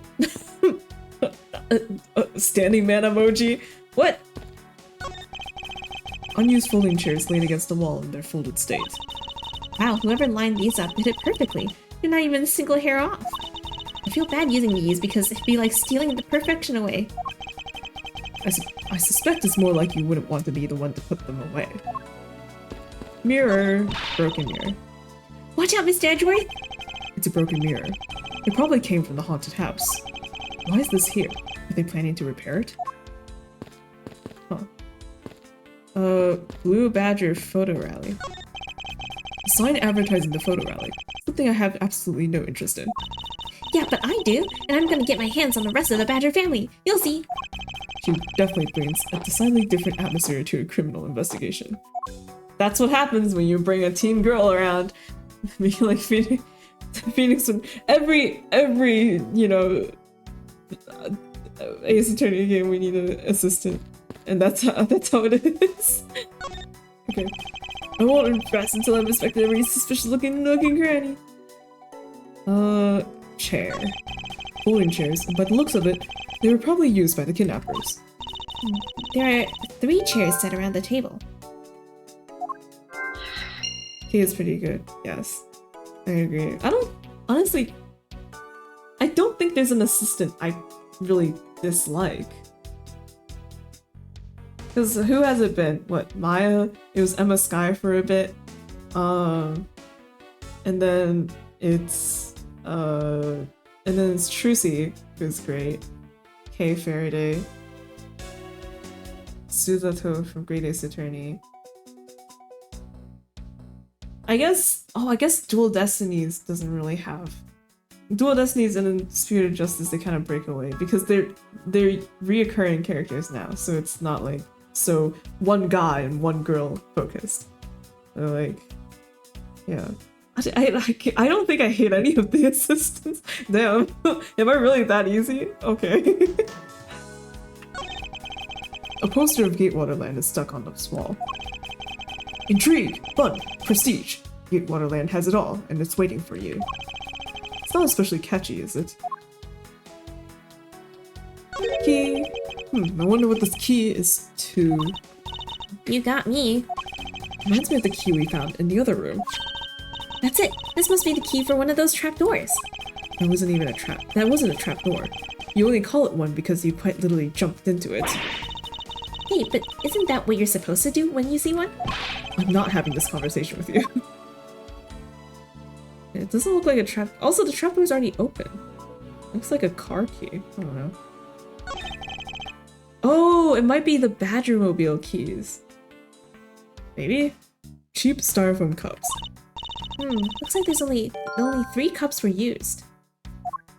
3 chairs, 3 cups. Interesting. Is that it? I think so. Can I link 3 chairs and 3 cups? There must be 3 people! The common denominator between the cups and folding chairs is the number 3. Speaking of which, the number of missing costumes is also 3. Wait, but I thought there were only 2 kidnappers. Indeed. Something isn't adding up. Literally. Is it possible there is a 3rd kidnapper that Lance didn't see? Oh, wait. You know what I think? Lance is probably actually in debt. Hence the tender letter. He staged a kidnapping to get money from his father. So he was part of the kidnapping gang. Which would also explain why he just sat in the room when he could have just pulled the sword out and walked out of the door. Because it wasn't actually locked. It's all coming together. Is it possible there's a 3rd kidnapper that Lance didn't see? Okay. I thought that we might uncover the true identity of the kidnappers, but instead, we've only uncovered more questions that need to be answered. Oh my god! Holy shit! Holy shit! Stop! Stop! Stop! Oh my god, that was so scary! It wasn't like super scary, but that was unsettling. Why would you do that? Oh my god. Ah, I was right. What is it? Well, Mr. Edgeworth, am I correct? What are you doing suddenly popping out of a secret entrance like that?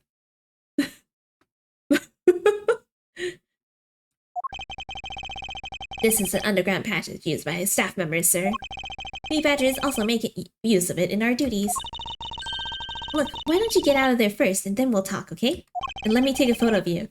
I beg your pardon, miss. Proto Badger gets! Alright, just only one more to go. What is she missing? Oh, the bad badger. Okay. What are you getting all excited about? Did you forget? The photo rally, duh! See, look! Now all I have to do is get a picture of the bad badger and I'm done! Yes, I vaguely recall a contest or something of that sort. Get him out of here. Well, he just leaves? What? It's gone! But where did it go? What happened? What's wrong? The bad badger costume is missing, sir. Oh, is that all? Well, it's missing because the kidnappers stole it. I heard about how they were stolen. But they said that only 3 of the costumes have been taken. What? Is he saying that more than 3 of them are gone? Mr. Proto Badger, please tell me a little more about these costumes you use. Wait, hold on. I haven't examined every nook and cranny yet. I missed this one. This must be where they dispose of old and worn out costumes. That's so sad. It would seem that they throw the costumes away in pieces. Costume pieces. In the hideout, there's a trash bin for old and useless costumes.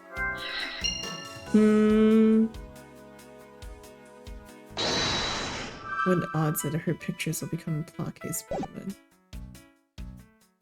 Oh, true. I wonder. Maybe it'll be used for like a comparison between like a phony badger and a real badger. We'll see. What did you mean by a bad badger costume is missing? Why, just what I said, sir. We are 1 bad badger short. Counting the spares, we have 2 of each costume on hand at all times. Okay, so because one of them is walking around in the park... The other should be in that room. Oh, actually both of them should be in that room. Huh? What do you mean? Normally we don't use the bad badger costumes. In fact, we only use them during a certain event at a set time each day. Oh.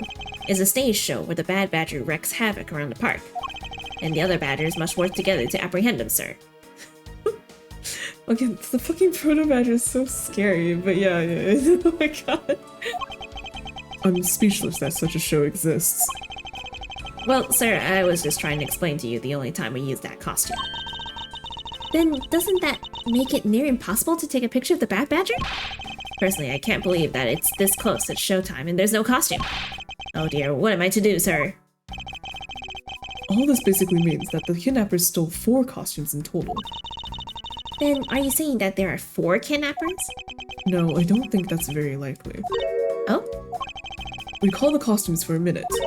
The stolen ones, you mean? What proves that a 4th kidnapper does not exist?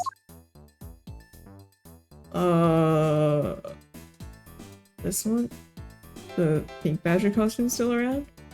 Cause they- wait. Oh my god. Brain. So walking around the park, there are 3 official badgers, which is the blue badger, the proto badger, and the pink badger. The bad badger costume should be staying around in here, which means there's 1, 2, 3, 4, right? 5 costumes that are left over in here. Isn't that right? Or did he say like,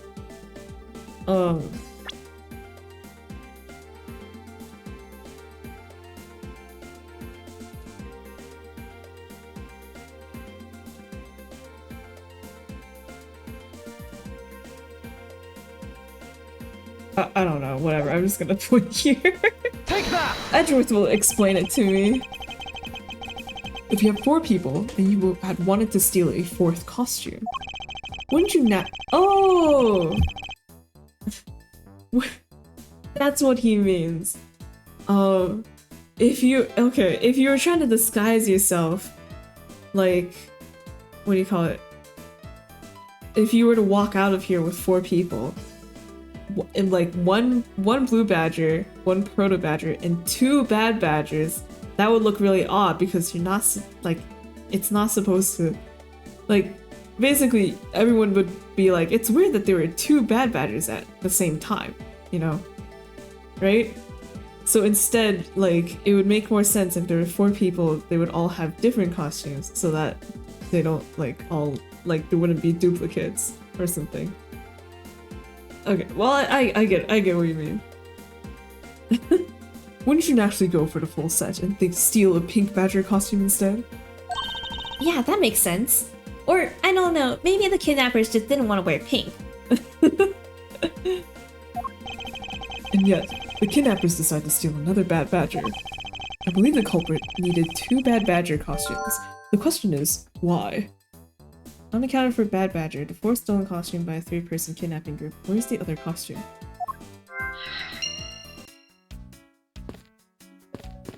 Dude. It's so scary. Proto badger. Beyond the store. It's where the kidnappers held you after getting the jump on you. Must you keep reminding me? But it's the room where I got to see your awesome new face. You didn't need to remind me of that mortifying moment either. Is there anything else? I think I examined everything. It's in the trash! It's in the barrels! Well, it says everything's looked at.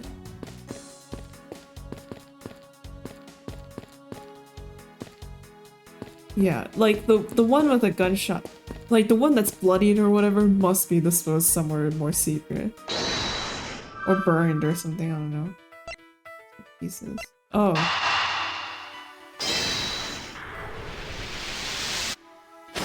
Yay! The second Bad Badger costume. I believe it may be closer at hand than we think.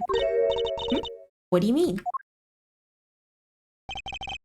That costume in the trash. Wouldn't you say it's wearing some very telltale pants? Hey, you're right. Let's get it out of there and take a look. Oh, okay. I see. Also, there was the Bad Badger head, too, when we woke up in that room, right? I suspect it is a Bad Badger costume. Well, mine is the head. I won't rest until I've inspected every suspicious-looking nook and cranny. Oh, I wonder why this Bad Badger costume's right hand is torn up like that. Maybe it's a flesh wound from a fight with the blue badger. I always knew that the blue badger was one ferocious beast. I somehow doubt that even real badgers are as bloodthirsty as that, Kay. Chair.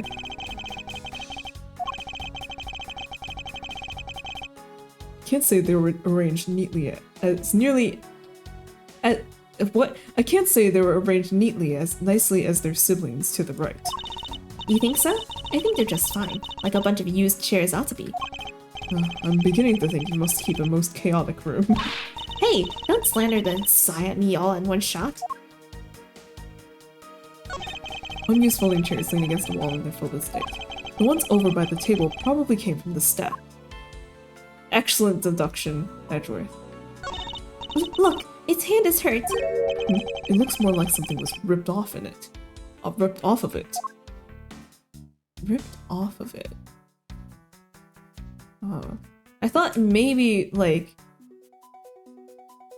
the gun was in its hand. Oh, the gun was in its hand! It's carrying a gun!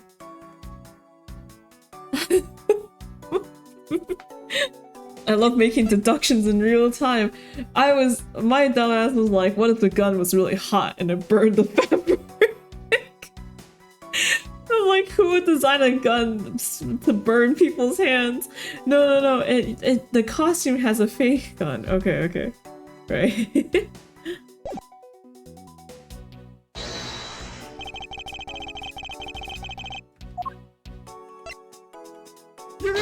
Eureka! I believe what we have here is an inconsistency. Huh? Between what? Look carefully. Our costume is not holding something in its right hand that it should be. Oh, the gun! Precisely. The Bad Badger was designed to always hold a gun in his right hand. However... You there. Did you remove the gun from this Bad Badger's right hand? No, I did not, sir. The gun is supposed to be securely attached to the costume. As I thought. The rip itself confirms my hypothesis that the gun was forcibly removed. Mr. Proto Badger, the gun is, of course, not a functioning weapon, correct? Absolutely not, sir. It's just a model gun. However, it can fire blanks. We need to use them for the stage show. It seems that our kidnappers have also had a need for the model gun, my dear costume friend. Yeah, it's usually stitched on, yeah. Missing model gun was ripped from the Bad Badger costume. It's capable of firing blanks. Okay. Hooray! Investigation complete! Crazy. I think we're about done with this room. So what's next? Well, we found a few answers, but there are still a few things left that we have to ask about a certain person about. Let's go, Kay. Okay, good. I thought they were gonna hit me with another to be continued. March 13th, 3:34 p.m. Wild West area. Mr. Edgeworth, sir. You gotta hurry, sir, come on. What is it, detective? They found a Blue Badger costume down in front of the main gate, sir. What? Is that what one of the kidnappers was wearing? Bingo. That's why you gotta come to the main gate with me right now. If we hurry, we might still be able to get there before Wolfboy does, sir. Alright, let's make haste to the main gate. That rhymed. Wow, what a poet you are. Oh my god, to be continued. Oh boy.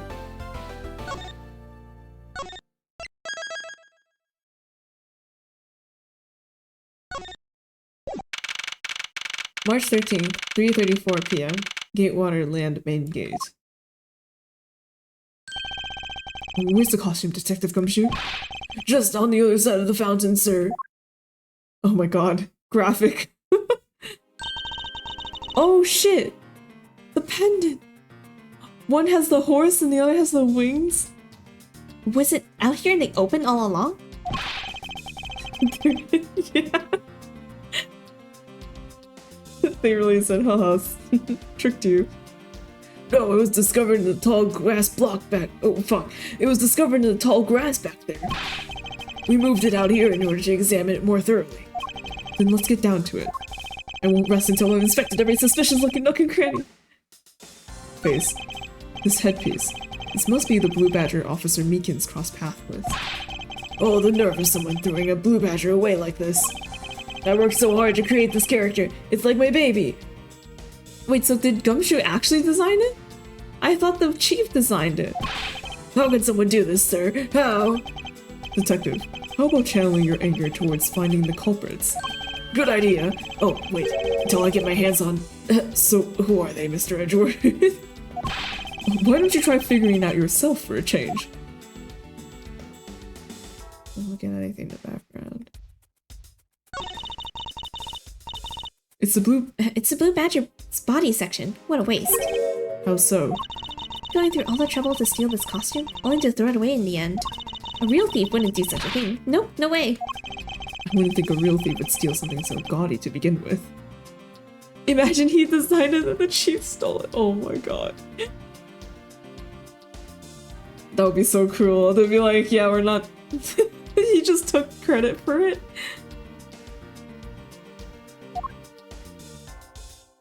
Okay. What do we have here? Oh, it's another pendant. That's 2 treasures in one day. How lucky is that? And hey, this pretty baby is made of platinum silver too. Another pendant on top of the one we found on Mr. Deacon. Is it possible that these two... Hold it right there. Uh-oh. Oh no, it's the scary guy's back. Hands off, Mr. Prosecutor. You sure know how to cross the line, don't you? A pendant, huh? This is a very decisive piece of evidence. How can you tell? Look here and read off what you say.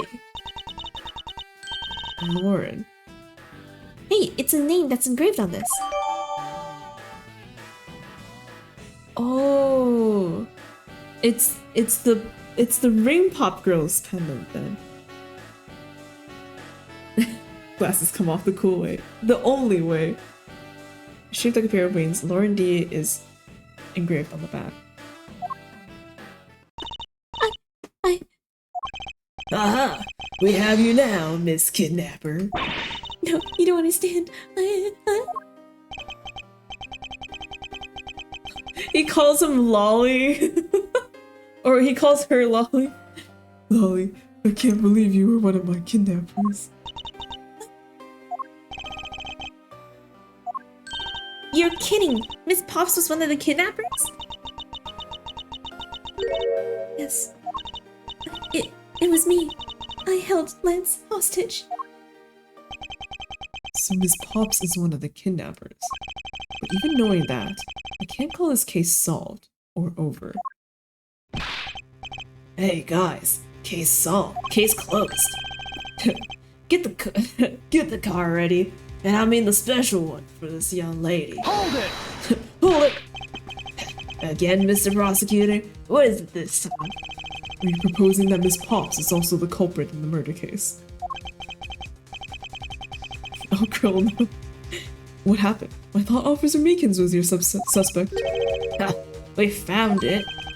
Found? What the fuck was that? Found what? That officer's gun.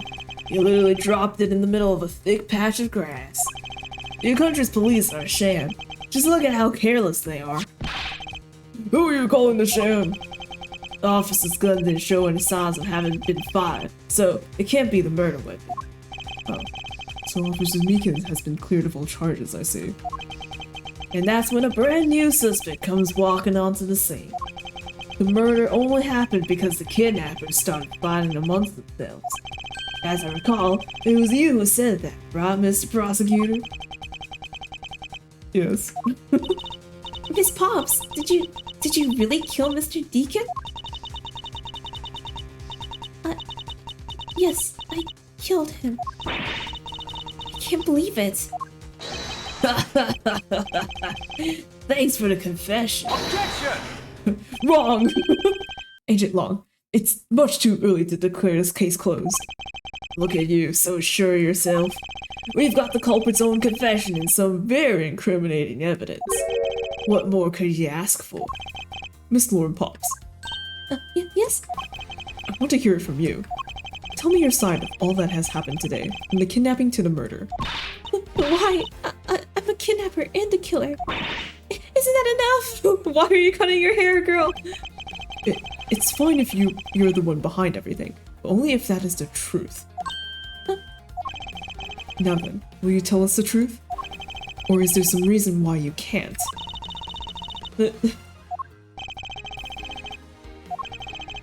I've had a change of heart. I think I enjoy seeing you sulk away as the losing mutt. Alright, you heard me. Let's hear all about the evil deeds you committed today. Evil deeds. Here's Pop's confession. The one who came up with the kidnapping plan was the butler, Mr. Deacon. We knew that we could get rich by holding Lance hostage. Mr. Amano would pay everything to get his son back, after all. Everything was going according to plan, but as soon as we got the money, Mr. Deacon turned on me and tried to kill me. There, are you satisfied? She just confessed her crimes a second time. At least you have the guts to admit what you've done. I can at least respect that much.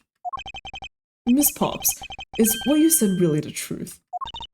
Yes, it is. If that's the truth, it certainly isn't the whole truth. Because there's something that seems a bit too improbable in her confession. Miss Pop's confession. Okay. The one who came up with the kidnapping plan was the butler, Mr. Deacon. Hold it! How well did you know the victim? I've spoken with him only a few times at Lance's house. A few times, that's it? Yes. If they only met a few times, I don't see how they could have trusted each other. But if you hardly ever talked, how could he trust you not to steal his plan? Not so fast! That's completely irrelevant. He was planning to betray her from the very beginning. Which is why he chose someone he wasn't especially close to. Isn't that right, Sheena? Yes, however, Mr. Deacon made a very poor choice. In the end, he was killed by the one he intended to betray himself. Huh, I bet he didn't see that one coming. We knew that we could get rich by holding Lance hostage. Hold it! You knew? How did you know something like that? Oh no, what should I do? Okay, what's wrong with her now? Come on, isn't it obvious? You're making your scary face again, that's why. Why don't you try asking her in a nicer, more gentle way? Oh no. No, stop it, Lauren. You're always like this. You always fall for the stern-looking one, and that's why you'll always be unhappy. Or maybe that's it. She's been bewitched by your icy glare. Mind your own business, Kay. Now then, Miss Pops, let's continue with your testimony. Yes, of course. Mr. Amano would pay everything to get his son back, after all. Hold it! Why did you believe that? Anyone who knows Mr. Amano would think the same. I bet Lance is that old man's greatest treasure. I suppose he would be a doting father like Mr. Amano. What? I always figured that was it too, and I was always envious of Lance for it. Oh, because your dad's... I got this pendant from my father, and I believe that as long as I have this, I'll find my father again someday. He'll welcome me into his arms, riding on the back of Pegasus. That pendant. She must truly believe it to be the Queens of Pegasus. Oh, we're not gonna add that. Okay, never mind. I guess we'll talk about that later. Everything was going according to plan, but as soon as we got the money... Hold it! Would you mind telling us a little about the plan itself? Well, first we captured Lance. Oh, how did you do that? Mr. Deacon did that on his own, so I don't quite know. Ah, and here I thought you knew how to steal people away. I shudder to think what she would do with such knowledge. Sorry, I really don't know, but somehow Mr. Deacon was able to contain him. All we had to do after that was wait for the ransom to be paid, but... Mr. Deacon turned on me and tried to kill me. Hold it! What do you think he did? I have no idea, but maybe he had planned on doing so from the very beginning. Miss Pops. Wait, Mr. Deacon planned to kill Miss Pops from the very beginning. Is that ever really likely to happen? What should I do? Should I raise an objection? Objection! I'm sorry, but I don't think what you just claimed is all that likely. Huh? I don't think Mr. Deacon would ever been capable of killing you. But why? We are total strangers. It's not uncommon for people to kill each other over money. Hold it! Miss Pops, you really are clueless, aren't you? What do you mean? You never knew what your role in the kidnapping was, nor do you know who you really are. But I do, and I can show you with this piece of evidence. Proves that Mr. Deacon wouldn't have been able to bring himself to kill Miss Pops. 'Cause he's your father! Take that! Why are you showing this to me? So what about the pendant? This horse pendant, along with this piece of evidence, shows who you really are. I guess the dossier. Take that! Fuck! No! Oh, the heck, of course not! I suppose not. Shit! Clearly connected to this pendant. The pendant is the key that will open the door to the truth. Oh, okay. Does he mean her pendant then? Take that! Okay. Disregard our previous conversation. These two pendants resemble each other. Wouldn't you agree? I thought we already knew about the way. I don't know. My brain is working slow. Hey, you're right. They're the same color, and they're even made of the same material. I believe that these two pendants are actually one. Shall we give it a try? Wow, it's totally Pegasus. But why? Why does my pendant match up with Mr. Deacon's? You're a smart lady. I'm sure you can imagine why that might be. No, that can't be.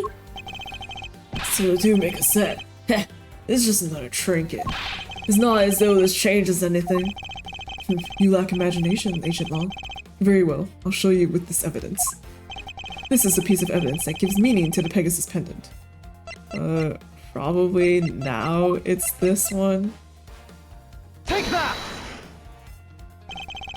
Oliver Deacon was just an alias for this man. His real name was Colin DeVore, the name that is etched onto the horse's pendant. What? An alias? I suppose he had to hide the fact that he was a felon somehow in order to live. And it makes sense, given what is written in Mr. DeVore's dossier. What I really want to point out was this. The specific section is what reveals the true meaning of— oh, okay. Daughter. Take that! Mr. DeVore had one daughter, and her name is Lauren Pops. That's a lie. That person was not my father. He couldn't come out and tell you he was your father because he was in hiding. However, I believe he was trying to secretly watch over you. Aw. Do you still believe that a man like that could kill the daughter he was separated from? Or even that such a man would allow his daughter to get involved in a kidnapping plot? Not so fast! And what's so funny, Agent Long? You're good at making things up in your head and decide it's the truth, aren't you? What are you trying to say? Your thinking is much too innocent. After all, I've thought of another possibility. Is that so? Well, let's hear it. He's gonna be like, Miss Pops planned everything to kill her father for not being there. Another possibility. I'll grant you that the two of them are father and daughter, but isn't it possible that they both knew that fact? It's no coincidence that the reunited pair became involved in the house of Amano. And the two of them made good use of their meetings to plan this little kidnapping. Wouldn't you say my scenario is perfectly probable as well? Yeah, but why would they kill each other then? Homeboy, you didn't answer your own question. So this is his version of how things might have been. You don't have any proof that they didn't know of their true relationship, right? And you're saying that the two of them committed the kidnapping together. That's right. As one really rotten family. Is that really what happened?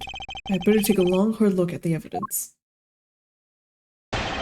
That they didn't know each other before anything.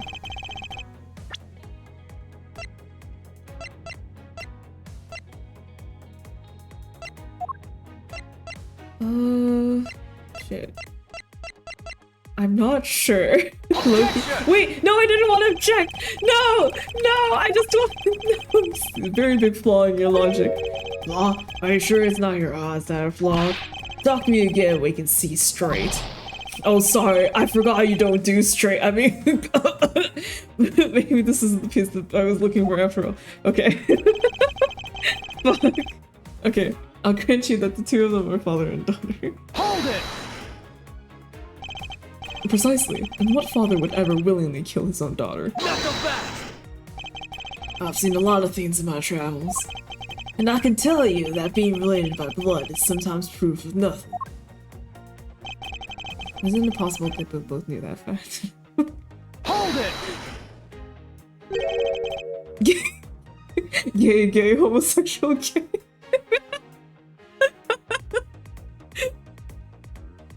You think they knew? Yeah, I don't think only the victim knew. I think the girl realized it as well. They both knew who the other person was, but they had to pretend that they didn't. Because he was on the lam. You got it.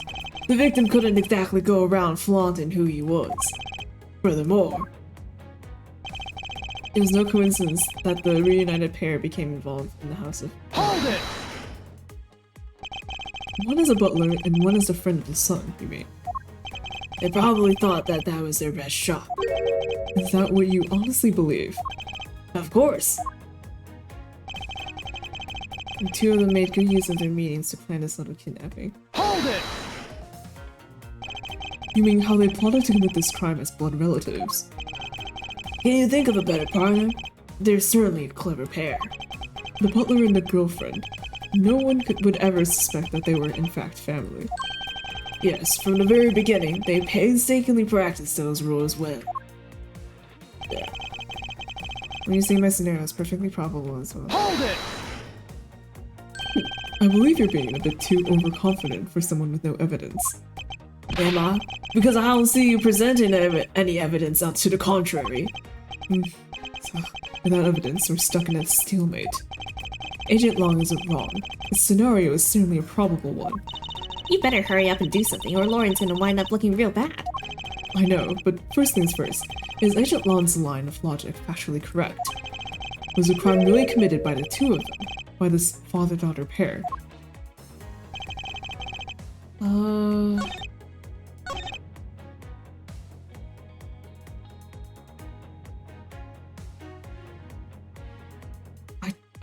don't know.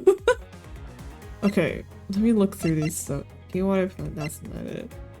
One badger, badger family, separate head, info, whatever costumes. All over DK penny office. Link, blah blah. Okay, not this. Ooh, wow, I can peek around. The victim's pendant, which is shaped like a horse. It's got a real dignified look on its face. That makes it worth all the more. Oh no, Mr. Edgeworth! What, did you find an important piece of evidence? This is made of platinum silver. That makes this thing super valuable. I've seen this type of jewelry at a lot of stores before, so I know it when I see it. Okay, if you ever laid so much as a finger on those pieces of jewelry. Well, what? Me? I'd never do something like that. Is it possible that she has never wanted to steal from a jewelry store before?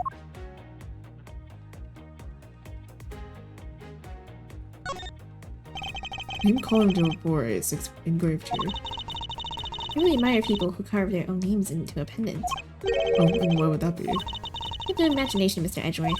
Did you ever think that maybe people want to have their loved ones always nearby? It's not as if I have a wedding band. I have no interest in accessorizing. I suppose. Anyway, you know what? More than wearing flashy accessories, I'd rather be engraving my name into every treasure that I can find all around the world. Sign of affection is one thing, but blatant vandalizing is just a bit different. Okay, I don't think there's anything on here. Model shop on 3 wheels. Okay. Yeah, again. Victim's costume. Liking wearing one of the footprints. Okay. Love letter. Right. I do think that Lance was the one behind everything. But I don't think this is where I'd present it, right? Because I feel like that's like a jump in logic for where the game's currently at. Dossier. No writing whereabouts unknown after his escape. Stolen a gun from a guard. He thought he might head for where his wife is sold out, so as we had such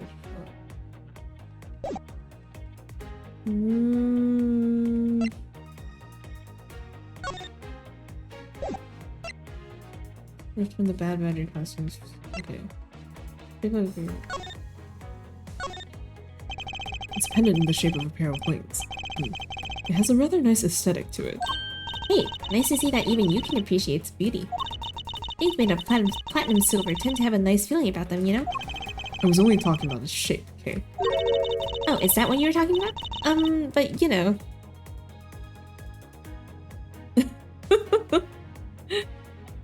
As a hair gel and spiky hair. He wants to wear, I don't know. Well, you know, they could swap suits. They already swapped badges, so, or not really swapped badges. I guess Edward borrowed Phoenix's. If we're talking about wing shapes, I think the brooch on my scarf is way cooler. That's not made of platinum silver, is it? It's handmade, okay? So I'm sorry it's not made of the expensive stuff. She made that by herself? It's incredibly well crafted. Lauren D is engraved into this pendant. See that they wrote out her first name, but why just the D? Maybe it's the result of poor planning. I guess. Well, at least if I had to shorten my name, I could make it K Faraday. That way, even if you just sounded it out, it'd still say my name, K Faraday. I suppose if I had to do the same, I would also abbreviate it as M. Edgeworth. Hold on, I think you should abbreviate as ME. Get it? Ha ha ha! Who would have thought that this little pendant would stir up such a strange conversation? Again, I don't know what.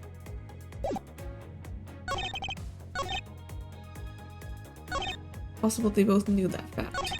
No coincidence that the reunited pair became involved in the House of Lana, and the two of them made good use of their meetings to plan this little kidnapping.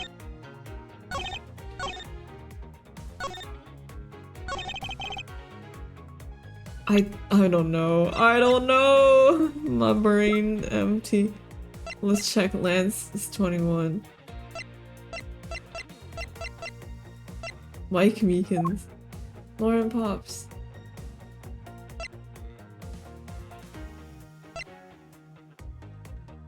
I believe her real name is Wendy. Oh, I like how you jotted her down as just security lady. Edge was like, I could care less. No coincidence.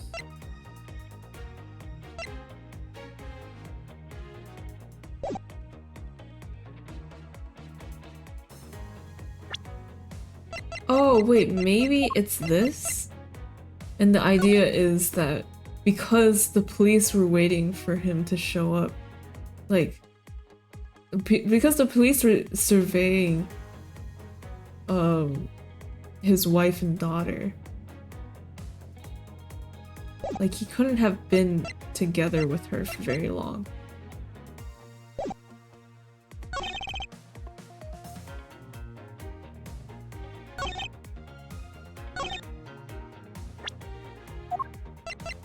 Objection!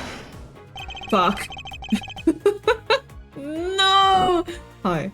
Didn't she say that her dad left for so long she didn't remember how he looked? Yeah, she did say that. But it's not like, we don't have that as evidence, unfortunately, so we're just suffering.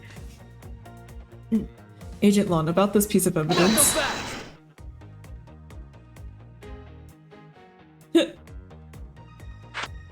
You've got life to spare, yeah. Lon Z says, confidence is like a soul. The words without confidence are but empty shells. You shouldn't waste your breath on words you have no confidence in, Mr. Prosecutor. Although, it's just as bad to say something in full confidence and be wrong. Ugh. Are you going to let him lecture you about your self-confidence like that? I don't need to be overflowing with self-confidence. I just need to think rationally. After all, I only need to be confident in the facts. Okay. What was that? I think that was that one, right? What if I present it here instead? Objection! Fuck, no! Not so fast! I'm crying. I'm crying. No.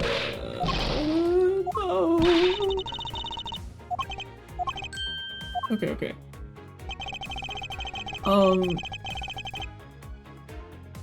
It's a bit roundabout. I was just about to do the same.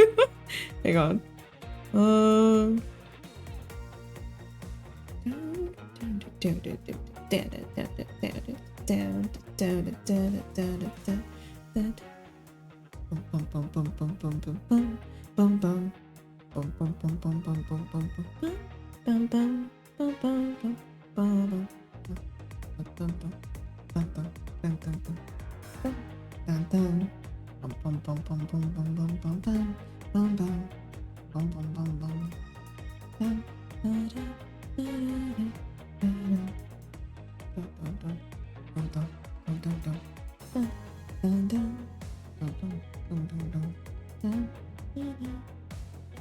Okay.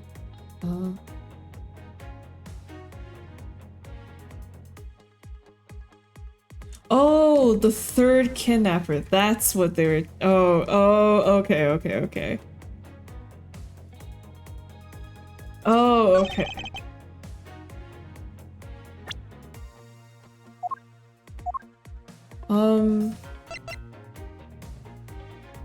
Objection! Okay.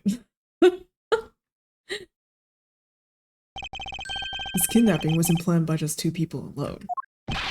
And what kind of proof do you have of that? Quite simply, there were 3 kidnappers. 3! What the hell is this? 4 costumes were stolen from the Wild Wild West area's back room. We found one of them in the kidnapper's hideout. But as for the other 3, we can assume they were being worn by 3 different people. We also found a set of 3 cups and 3 folding chairs that were used in the hideout. It all clearly points to a 3-man group. And I believe this third person is the real mastermind behind the kidnapping. Who is this mastermind? I present to you the brains behind the kidnapping. Oh, okay, I guess. Take that! Dun dun. Lance Romano. Yes, this abduction was in fact schemed up by Lance himself. Recall what he said when he appeared before us. Did you see the faces of your kidnappers? Oh, I didn't see their faces, but 2. One was a woman. Oh, he didn't see their faces, but one was a woman.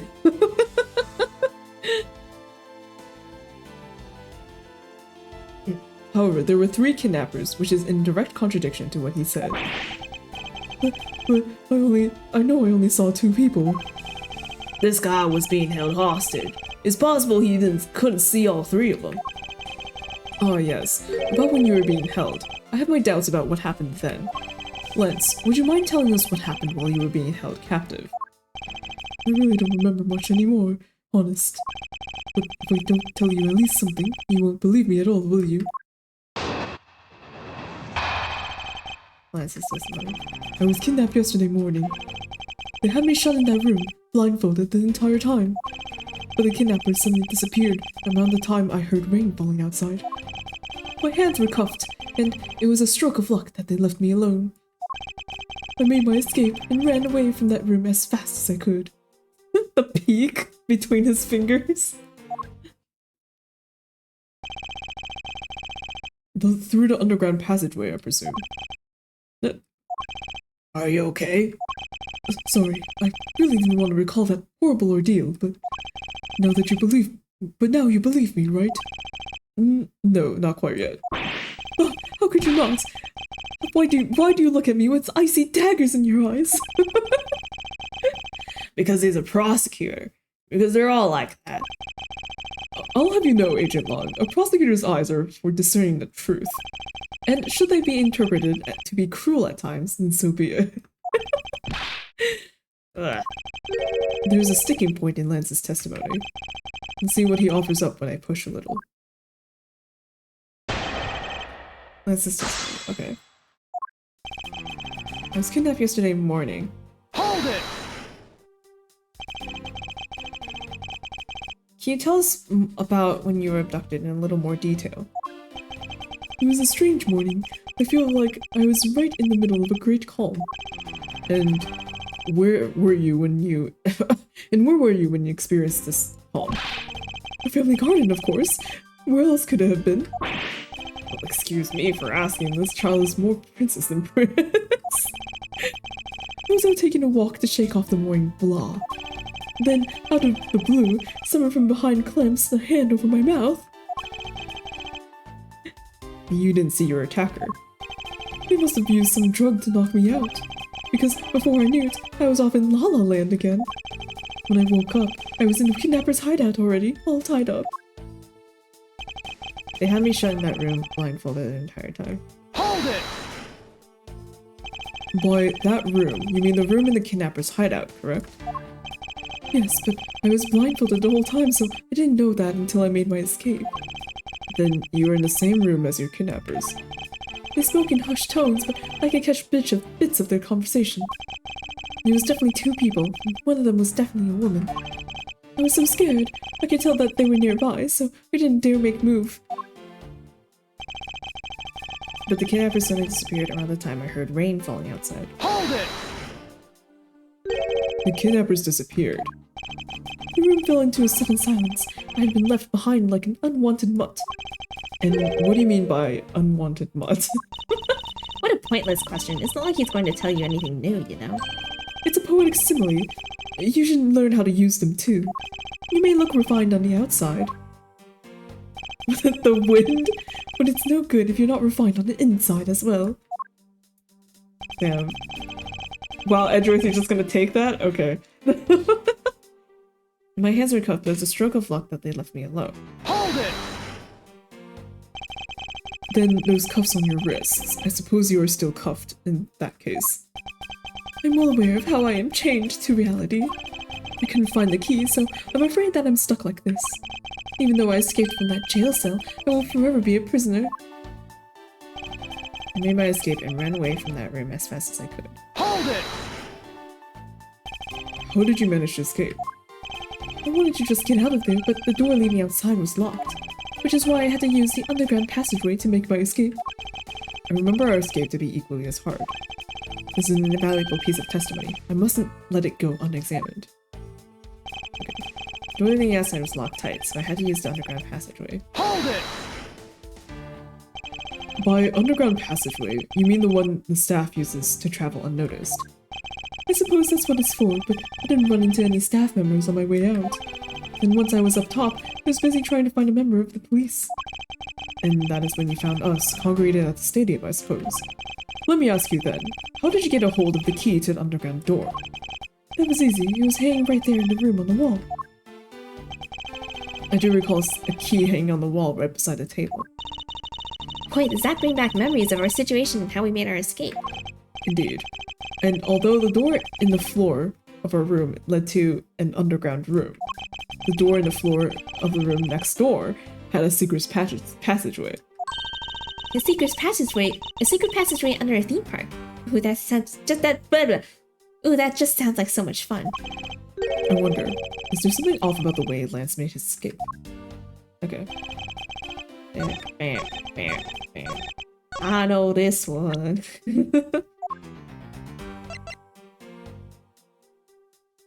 Objection! You say that the door leading out was locked, but was it really?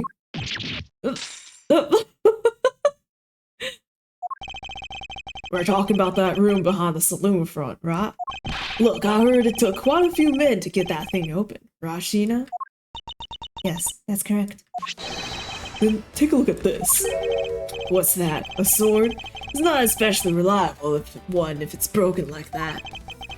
Allow me to start from the end. My conclusion is that the door was never locked. It was simply held shut by the sword, which was used to jam the handle.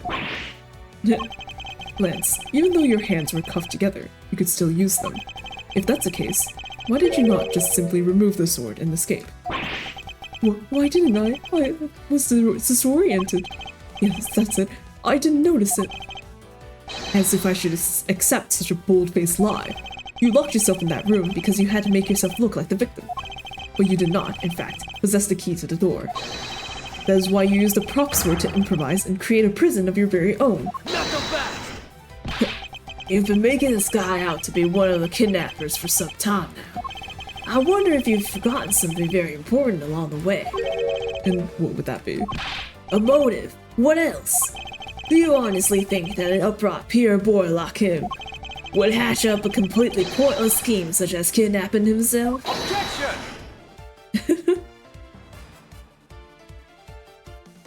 This proves that Lance did indeed have a motive to commit this crime. Take that! Money. To put it simply, Lance has a very urgent need for money. This is hardly your typical love letter. It is, in fact, a collections bill. It appears our upstanding boy has accumulated quite a debt. Isn't that right, Lance? Ugh. Looks like it's hard being the son of a rich man, too. It must be rough when you have to resort to stealing from your old man, huh? No. Oh, all right, I give up. I abducted myself. Lance! The wind. Every time. It's over, Lolly. In this life, we really are bound to our fates after all.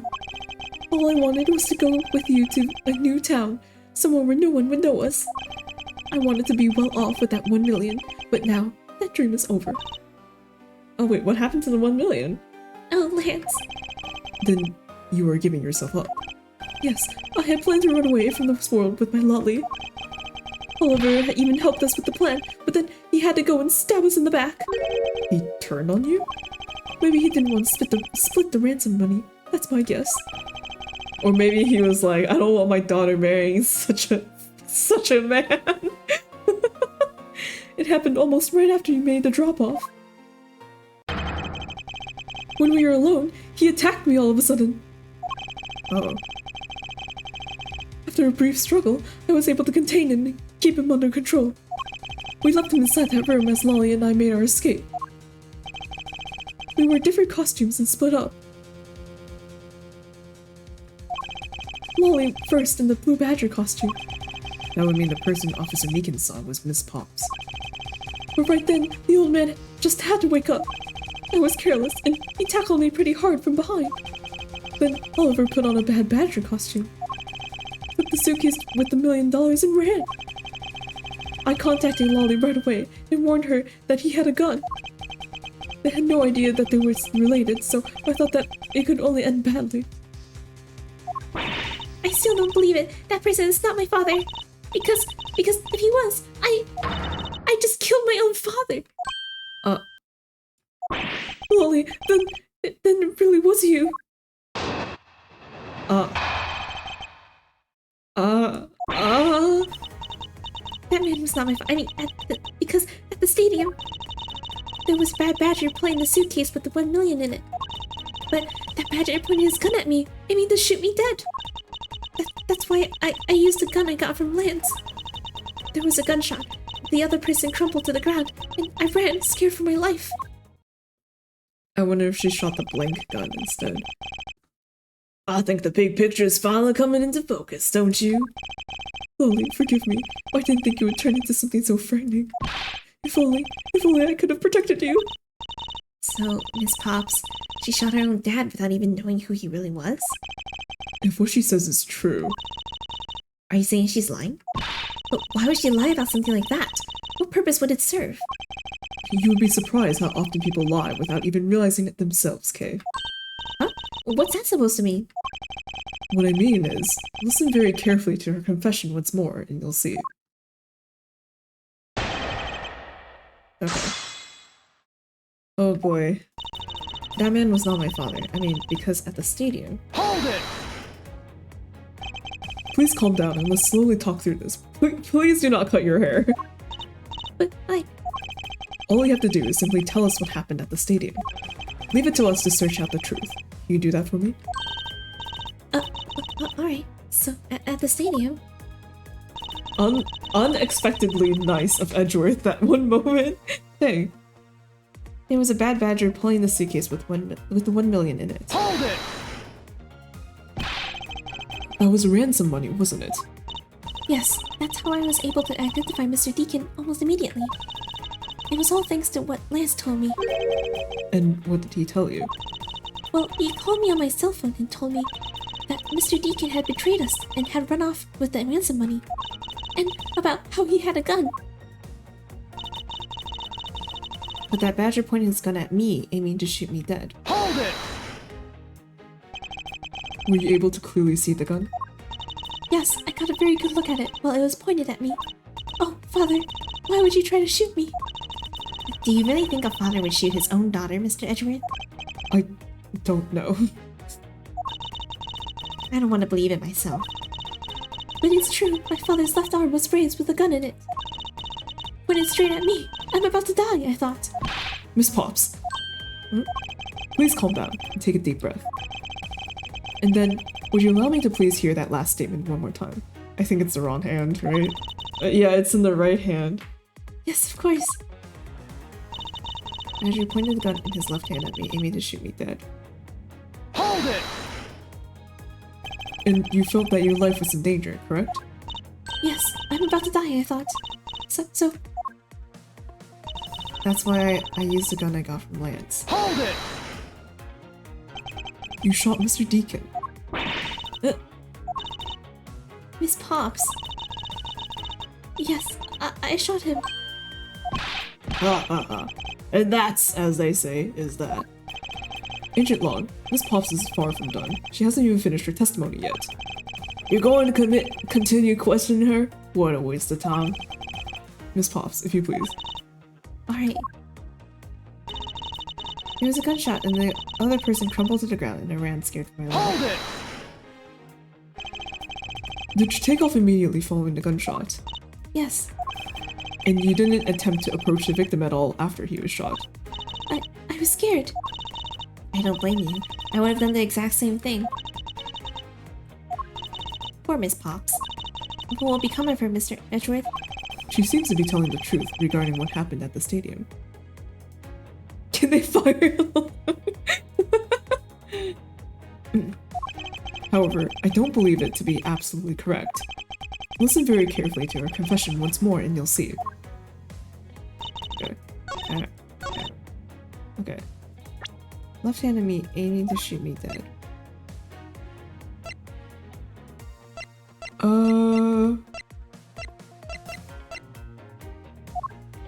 I guess I can use this one, right? Objection! Just kidding! Even after looking at this, can you still claim what you said to be true?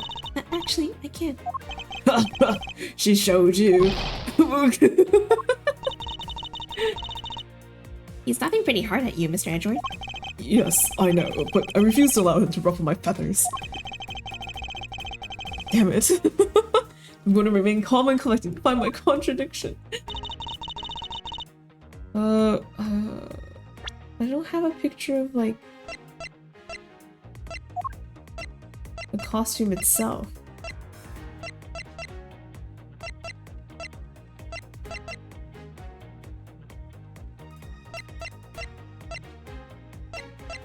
Why do I not have it? Oh, maybe I use this? Objection! No! Oh my god. Crying. No.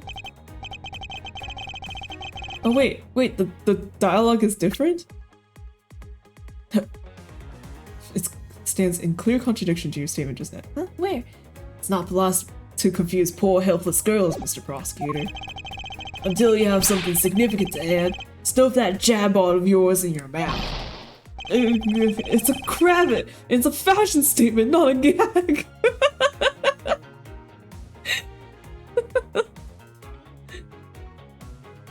Wait, let me take a screenshot.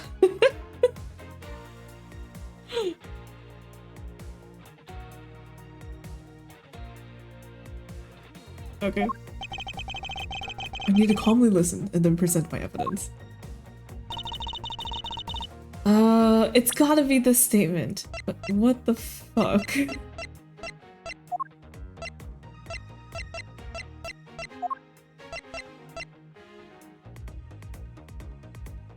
I'm just gonna...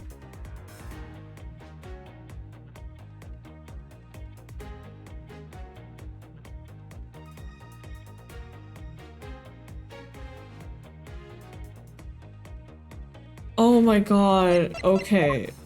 I'm a... They were like, oh, he's right-handed, so...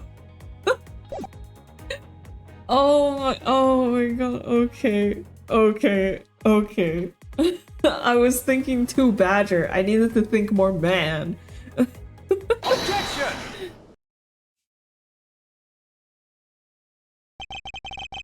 I have here a dossier on your father. Bro. And according to this, your father was right-handed. Then The person pointing a gun at you from the top of the stage was not Mr. Deacon. Knuckle back! Hold on there, Mr. Prosecutor. I think you need to take a refresher course. The Bad Badger has a model gun attached to his right hand, which is why the only hand he could have held a real gun with was his left. Oh, that's what they're arguing? Oh my god, okay. Isn't it possible that it went down like that? Agent Long, were you paying attention to what Miss Pops was saying? Then again, I suppose I can't expect someone who has never set foot in court to catch it. Enough with the smugness, out with it already. Miss Pops told us earlier. Was the Bad Badger playing the suitcase with 1 million in it?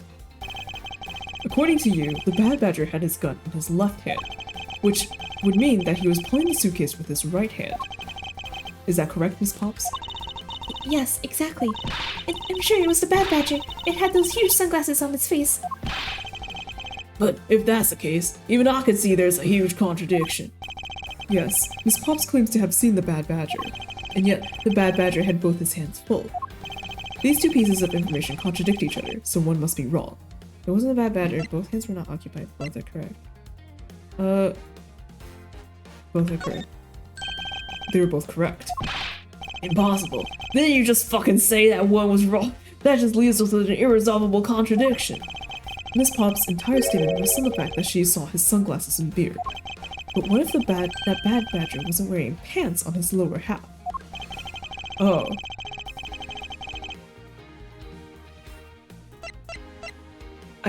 I guess? I thought they were gonna bring up the fact that the tossed away Bad Badger costume had like a thing ripped out, like the gun ripped out. Not that the body was different. Okay, whatever. Take that! The costumes have two parts to them, a head and a body. Oh, I get it now. The head Miss Pops saw was probably really the head of the Bad Badger. However, it is not possible that the body was that of an... Is it not possible that the body was that of an entirely different badger? A different badger? Yes, or to put it more bluntly, I believe it was the lower half of this badger. This Pops not really belong to... Homeboy, I don't know. Proto Badger? I don't know. Wait, so Proto Badger and Blue Badger. Oh wait, are we saying no? Wait. Oh my god. Oh yeah, cause wait, no. Homeboy, my whole everything is falling apart. Oh no, yeah, because okay, no. Yes, okay. I got it. So it's Proto Badger because her father, Mr. Deacon, wore the Proto Badger costume. She wore the Blue Badger costume, and then the what's his face? The son, the rich boy, the bitty boy, wore the Bad Badger one. Wait, no, he wore the Proto Badger one. Oh my god, I'm going crazy. I'm dying. I'm fucking dying. No, Mr. Deacon was wearing the Bad Badger costume. Wait, I don't what? I don't know. I don't know. Fucking whatever. What the heck is this? It's the Proto Badger. Yes, and it's a simple matter of process of elimination. Miss Pops is wearing the Blue Badger's costume, so we can eliminate that one. And the Pink Badger is of the wrong color. color, which would have been incredibly obvious. All that's left is the Proto Badger costume. Miss Pops, who was the one who wore the Proto Badger costume? That would be Lance. Knuckle back! Are you saying what I think you are? That Lance Armano donned the Bad Badger's head and pretended to be Mr. Deacon? On top of which he prodded to shoot Miss Pops while wearing that hideous thing?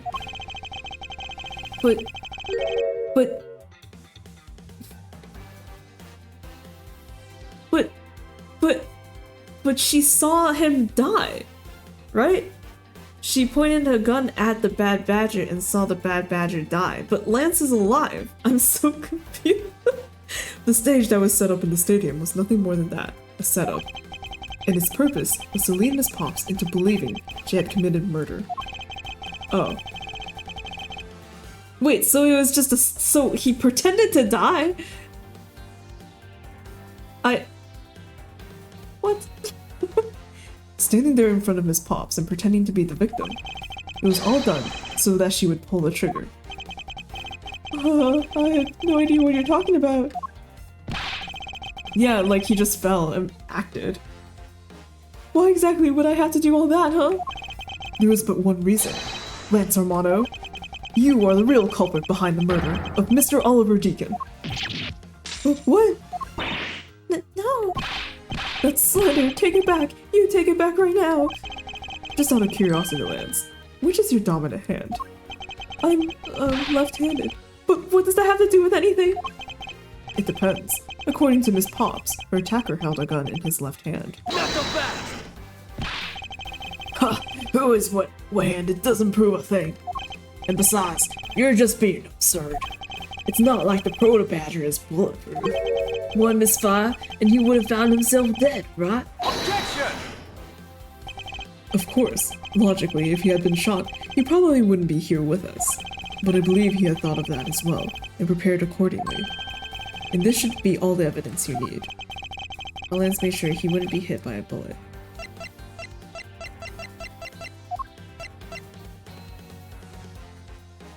Take that! We found one half of a Bad Badger costume in the hideout, a broken one. It was not the same one that the victim was wearing, plus it was missing something. And that something is the model gun that the Bad Badger carries, which can fire blanks. What? Miss Pops, where's the gun you used now? I threw it away into the sea. That makes it a bit tough to verify what it was. Although I believe that we can safely assume that it was the model gun in question. Knuckle back! I've heard enough. All you've been spouting so far is pure conjecture.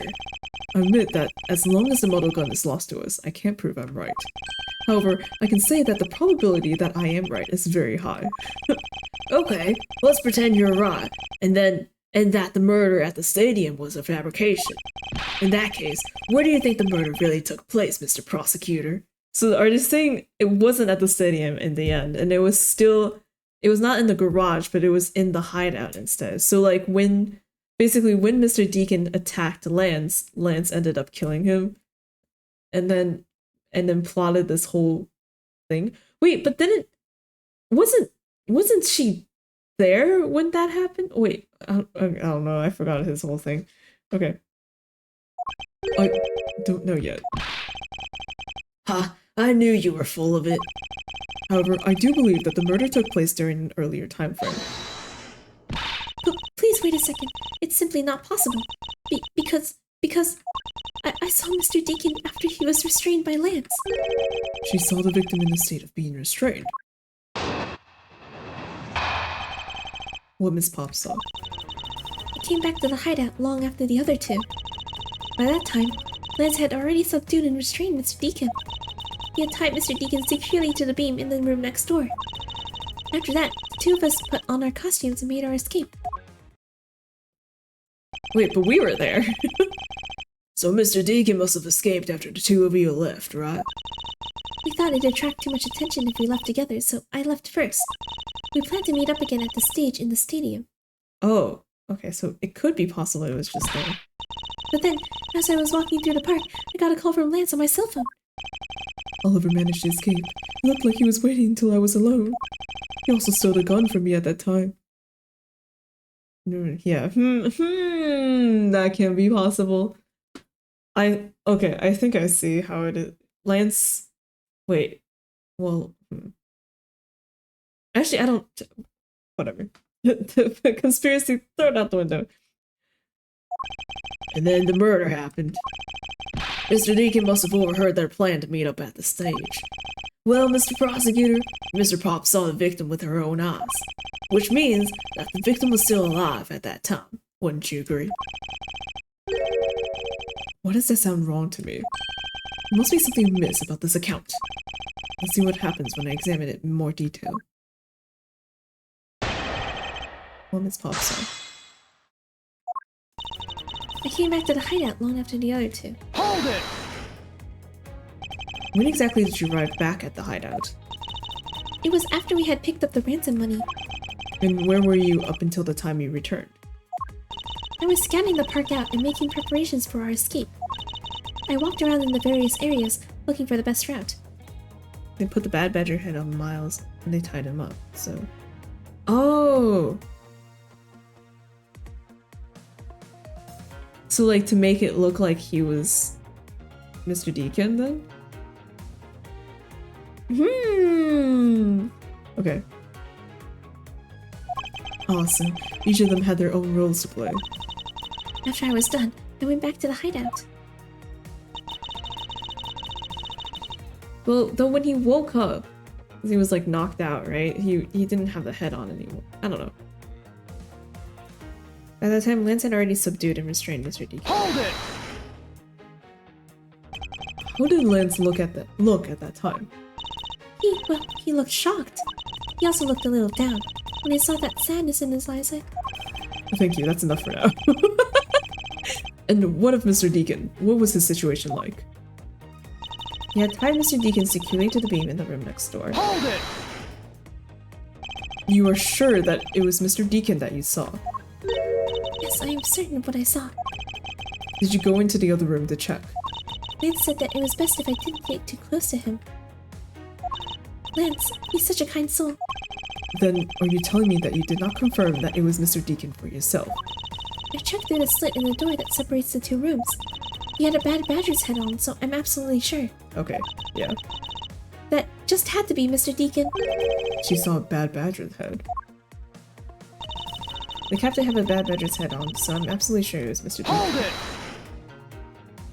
So the tied up Mr. Deacon was still in his bad badger costume.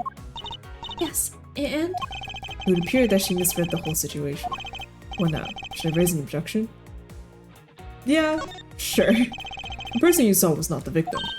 what? Why not? Wee! I will tell you why not. With this! This Miss Pop shows that the person you saw was not the victim. The head, right? Take that!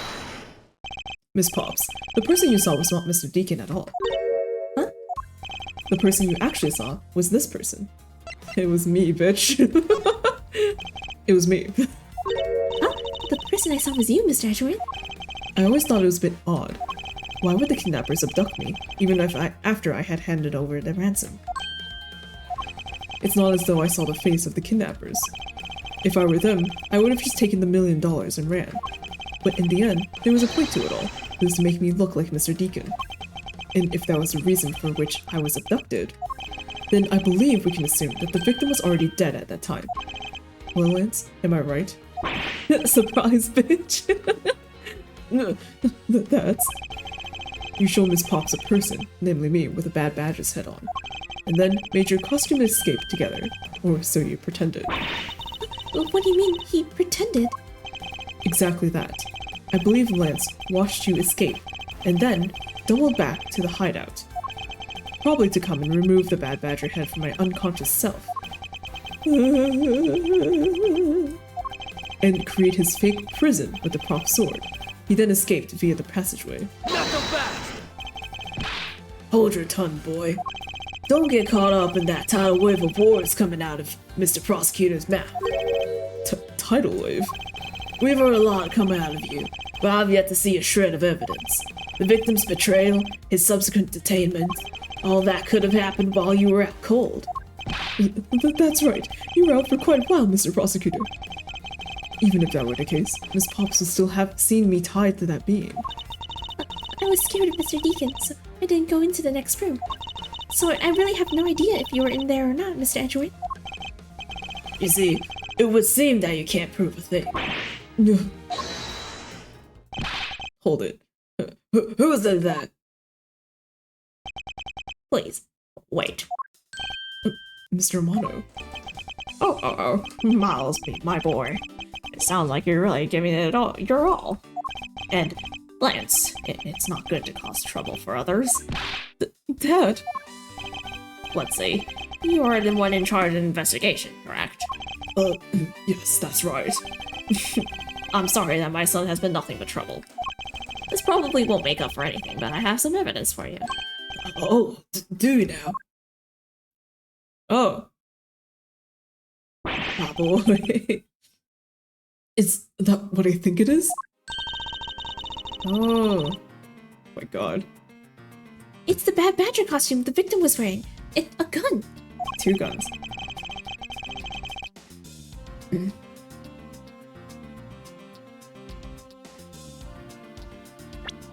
Wait. Oh yeah, Ernest. I couldn't wait around for the police, so I went and found these myself. It appears they were disposed of in the sea. Ugh, is there no one in this country who actually obeys the law? There. Ow. Agent Lon, please come down. What the heck is this scrap of paper? This appears to be a letter from the Chief of Police. Please allow Mr. Amano complete freedom to do as he sees fit, it says. Jesus Christ, money is scary. What? The Chief of Police? What the? Just who does he think he is? The Chief of Police. The person who wields the highest authority in this area. Oh, there. Now. There is no need to be so upset. I'm not a cop from this land, so I'm not bound by the laws of your country. Now. This wasn't meant to strong-arm you into anything. It was just a request. I'm only asking you, please respect the laws of the land. But I can't really say no to that. However, returning to the topic at hand. It doesn't matter who found the evidence, its value remains unchanged. Alright now, let's take a look at this new evidence. I've already got the results back. I had a special forensics research lab that I'm on good terms with conduct the test. They verified that the blood on this costume belonged to Oliver. As for the gun, the only fingerprints they could find were yours, Lauren. What? You disappointed me, Miles. I can't believe that you would cause my son such stress and heartache. Thank goodness I was able to find the final pieces of evidence. With this, you have no reason left to push my poor boy around. That's it? These are the case-making pieces of evidence. Huh, I'll be the judge of that. I won't rest until I've inspected every suspicious-looking nook and cranny. Okay. Glass? What's this? Looks like there's something inside the costume head. Hey, they sparkle! I bet they're really valuable. Sorry, but they're just pieces of a mirror. Why are they in here? Oh. Mirror fragments. Weird. Okay. Fine. Could this gun be the actual murder weapon? A revolver used to kill Deacon was originally stolen from guard by victim during escape. Okay. Stolen from a guard. This bullet hole. It looks kind of burnt around the edges. Wait, those burn marks were left by the gunpowder. This is the most important fact. Why is that? Anyone who's played as Ace Attorney before knows this, because it's proof that the victim was shot at point-blank range. Victim's costume, worn at the time of shooting, gunpowder burn is proof that he was shot from point-blank. Well, aren't these not the most definitive pieces of evidence you've ever seen? Thank you, Dad. This should be enough to convince even Mr. Edgeworth over there. Decisive evidence. Make no mistake. There are fingerprints on that murderous gun. and they proved that it was Lolly who killed Oliver. But Oliver was also after Lolly's life. So, Mr. Edgeworth, even you must see that Lolly was only acting in self-defense. The fingerprints on the weapon, huh? Oh no, this isn't helpful at all. Look, Mr. Edgeworth, all I want to do is save Lolly. But in the end, all I can do is watch on as she takes the punishment for her crimes. That may be all you can do. However, I still have a case to solve and a job to do. The job of unraveling your insidious lie. You wound me. Why won't you believe me, even in the face of all this evidence?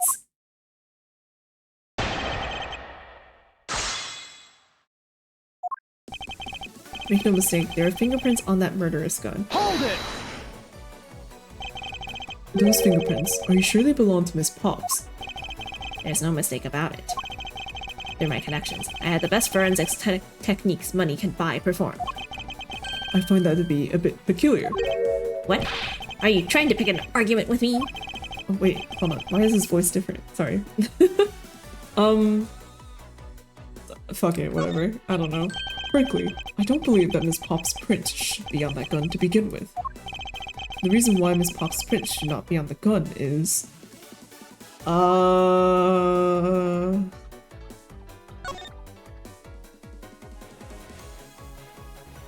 don't know. I found Miss Pop's fingerprints on this gun. Can you let me hold it for a sec? I shouldn't if you don't know how to handle it. Besides, Miss Pop's prints are on it. Look, I'm wearing gloves. It'll be okay. I just want to take a look, that's all. It's not like I'm going to run off with it. The only things I don't return are treasures. Stealing either one would land you in jail. Go away, Siri. Land you in jail, you know. That's also... Oh, wait. Oh, no. I was like, it's like this gun was never fired. That would be funny, but I just think they didn't render that.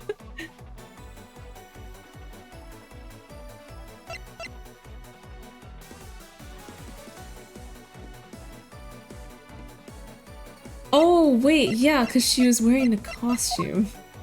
You're right. Okay. Oh, wow, they just dried it down here now. Blue Badger, Lauren, Proto, Bad Badger. Yeah. Okay. Take that! It's simply not possible for Miss Pops to have left any prints on the murder weapon. Because, while she was at the stadium, Miss Pops was wearing a costume. Huh? But there's been no mistake. We found... What was his... Oh, Edward, me boy. But there's been no mistake. We found fingerprints. Well, Miss Pops, do you remember touching the gun at all at any time? Yes. As a matter of fact, I did hold it for a bit back in the hideout. I handed it off to Mr. Deacon when he and Lance left for the haunted house. To retrieve the man's ransom money, I suppose. And there you have it. That's when Mrs. Pops' prints... That's when... She's not married. That's when Miss Pops' prints found their way onto the gun. Grr. Do you understand now, Mr. Amano? The fingerprints do nothing to prove that Miss Pops is the murderer. But you still don't have anything to prove that she isn't the killer, right? You seem very adamant about insisting that your girlfriend is a cold-blooded killer. Oh, Lance. What? No way! I'm incredibly worried about her. And that doesn't change the fact that you don't have any evidence, right? That's where you're wrong. I have the evidence. What? How? The story that Miss Pops killed the victim at the stage in the stadium. The whole affair is simply not true, because that was not the real crime scene, but a setup. This proves that the real murder was not committed at the stadium at all.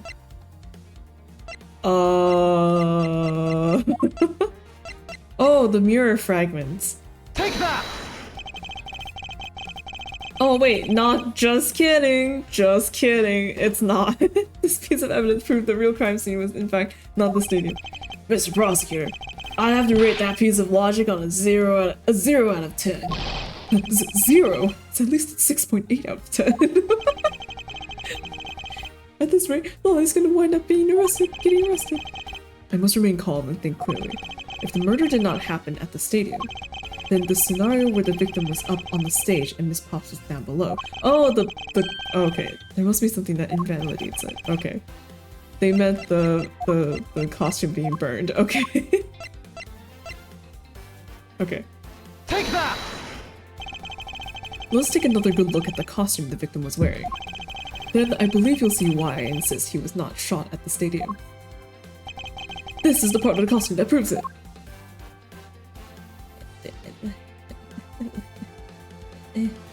Take that! The burn around this bullet hole was made when the victim was shot at point-blank range. So then you mean that the murder Miss Olbach saw at the stadium really was... Yes, she saw two people, but they were separated by a distance. If the victim was indeed shot from below the stage, then there shouldn't be a gunpowder burn. Ah! Look at you, Mr. Smarty Pants Prosecutor. The struggle. Since you seem to know all the answers, why not tell us where the real crime scene is then? Dun, dun.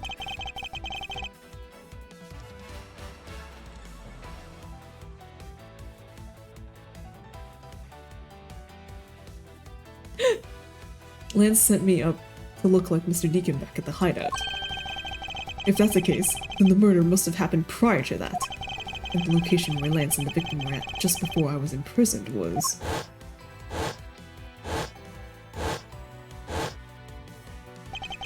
I've got it. I know the real scene of the murder.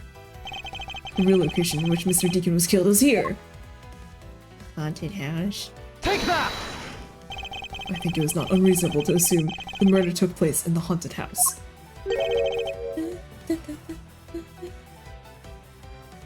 The haunted house? Yes, and I have proof that it is highly likely that the victim was killed there. What proves that the real scene of the crime was the haunted house? Oh fuck, I didn't want to examine- sorry though. I had to take my badge out for a second just to reaffirm justice. That's a different character. Take that! These were inside the costume the victim was wearing. They're fragments of a mirror. A mirror? And what does that have to do with anything? Indeed, you don't exactly expect to find pieces of mirror inside a costume. Salary cutting noise, yeah. Objection, dumbass. Yeah, that's actually pretty dangerous. However, there's one place I can think of where there is a plethora of mirror fragments. And that is the haunted house. Lance Romano, I propose that you killed Mr. Deacon with the revolver in the haunted house. After that, you stole the Blue Badger mobile to move his body to the Wild West area. The timing of when the Blue Badger mobile was stolen confirms this as fact. Miles, my boy, say no. Oh, wait, no. Miles, my boy, say no more. I'm sorry, Mr. Romano, but I cannot do that. Not so fast! Did Gumfuck not telling you? Would you look at this updated autopsy report? Be quiet. Yes, please do something. Stop that boy from speaking any more nonsense. Ernest Amato, correct? I meant you. Now be quiet, Gramps. How dare you? I don't need your words. The only thing I require is evidence. Decisive evidence. And to call these mirror bits decisive is a bit too presumptuous, Mr. Prosecutor. What? Gina, wasn't there a mirror in the kidnapper's hideout? Yes, there was a mirror there. A mirror that's for the haunted house. Oh, wait, no, that's Sheena, sorry. You see, isn't it possible the fragments got into the costume there? But, Agent Long, there were no fragments on the floor, so the probability is very low. Not so fast! Probability? Lon Z says, on truth's path, the word probability doesn't exist. The only thing that does is definitive proof. The question, Mr. Prosecutor, is, do you have the definitive proof you need? Well, Mr. Edgeworth, do you? Well, this is awkward. Do I have solid evidence that proves the murder took place at the haunted house? The answer is no. See? So since you don't have any, shut up! I don't have the evidence yet, but I'm certain the murder occurred around the time I turned the ransom over. At that time, the only people at the haunted house. Oh my god. That scared me. It probably didn't. Sorry, the court record can't accept this kind of evidence. At that time, the only people at the haunted house beside myself were Lance and Mr. Deacon. If I can prove that the murder took place at the haunted house, then I can prove Lance's guilt in connection to the murder. What now, Mr. Edgeworth? Agent Long, I have a special request. Yeah? I'd like to prove to you that the scene of the crime was indeed the haunted house. Why in the world are you asking the werewolf for permission? Because I don't really have a choice if I want to find the truth. Alright, permission granted. But you're not to touch a single thing, got it? That won't be a problem. All that's important to me is that the truth be brought to light.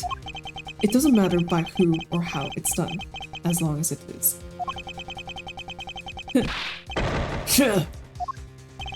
Sheena! I'm here. Put in the paperwork for the authorization immediately. Understood. I'll go get the Gatewater Group's approval. Hold it. Who was that? Oh no. Let's hold on for a second. There's no need to obtain approval. Mr. Amano. Agent Long, if you would please take a look at this. What's this? Sheena, I can't fucking read. Can you read this for me? It's the deed to the haunted house. What the fuck? the deed? Read it out loud. Gatewater Land Inc. hereby bequeaths the property known as the haunted house to Mr. Amano for the lump sum of $1 million paid full in cash. What the fuck? What? As you can see, I am not a legal owner of the haunted house. Bro is illiterate. Yeah. Are you kidding? When did you? I ran into the owner of the park earlier and we made a deal almost immediately. How quickly things move when you can prepare $1 million in the blink of an eye. That million you paid, don't tell me it was... Oh, that's right. This disgusting suitcase belongs to you, doesn't it? Oh my god. I don't have any more use for it, so you may have it back now. You used the ransom money? My Lance is a good boy. He even apologized for the kidnapping a bit earlier. So I do believe that I will forgive him. After all, he did return the ransom money. That's the way things are, so if you would please discuss things with me from now on. Discuss? What is there to discuss? Well, permission to enter the haunted house, of course. While we were busy listening to Lenz's story, Mr. Amano was out there preempting us. Permission to search the haunted house is denied.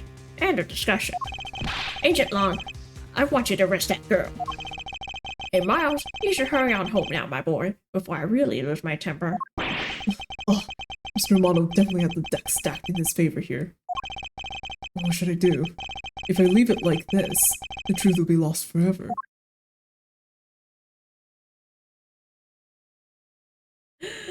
No! No! I wanted to finish this, but it's 1 a.m. But it's no! No! Oh my god, I can't believe I'm gonna have a fucked up VOD. Wait, hold on. I feel like the next part is the last one though, but then again, I thought this was the last part. Okay, it's your turn. Time to break it.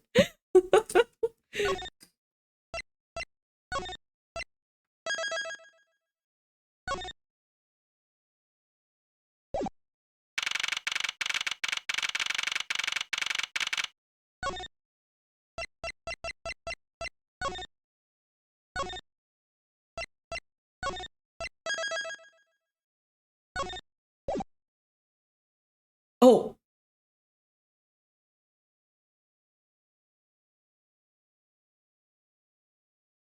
I thought I was gonna go to the title screen. I didn't realize it closed completely.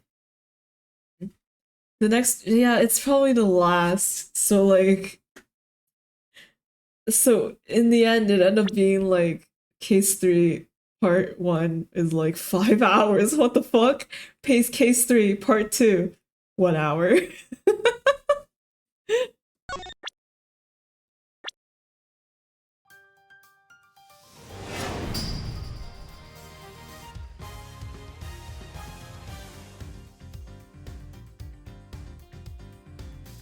But I feel like I should stop here because if I go for another hour, then I would go to sleep at like what 2 a.m. That's not good. That's not good. Get 3 hours. We're all making very, very smart decisions today. Before I do that though, I'm gonna.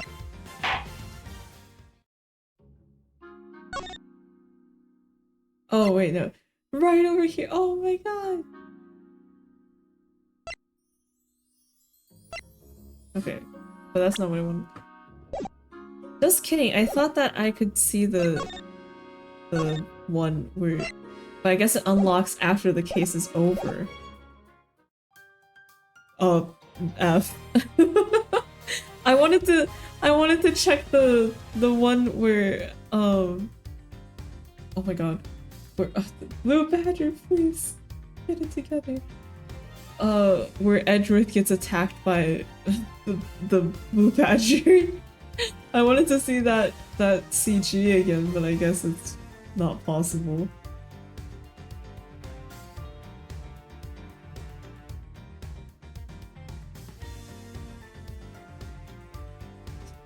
Right? That one's so good. Okay. I'm gonna yeah, I'm gonna end it here. Say goodbye to the Badgers and me. I will be back tomorrow. And I can't believe it's just gonna be like a 1 hour stream. Do like a 1 hour stream to finish up case 3. Stop. Start another VOD for case 4. Like, or maybe I should just like lump it all together. I don't know. Yeah. I'll figure it out. I wanted to make clean VODs, but like, oh well. Things get weird.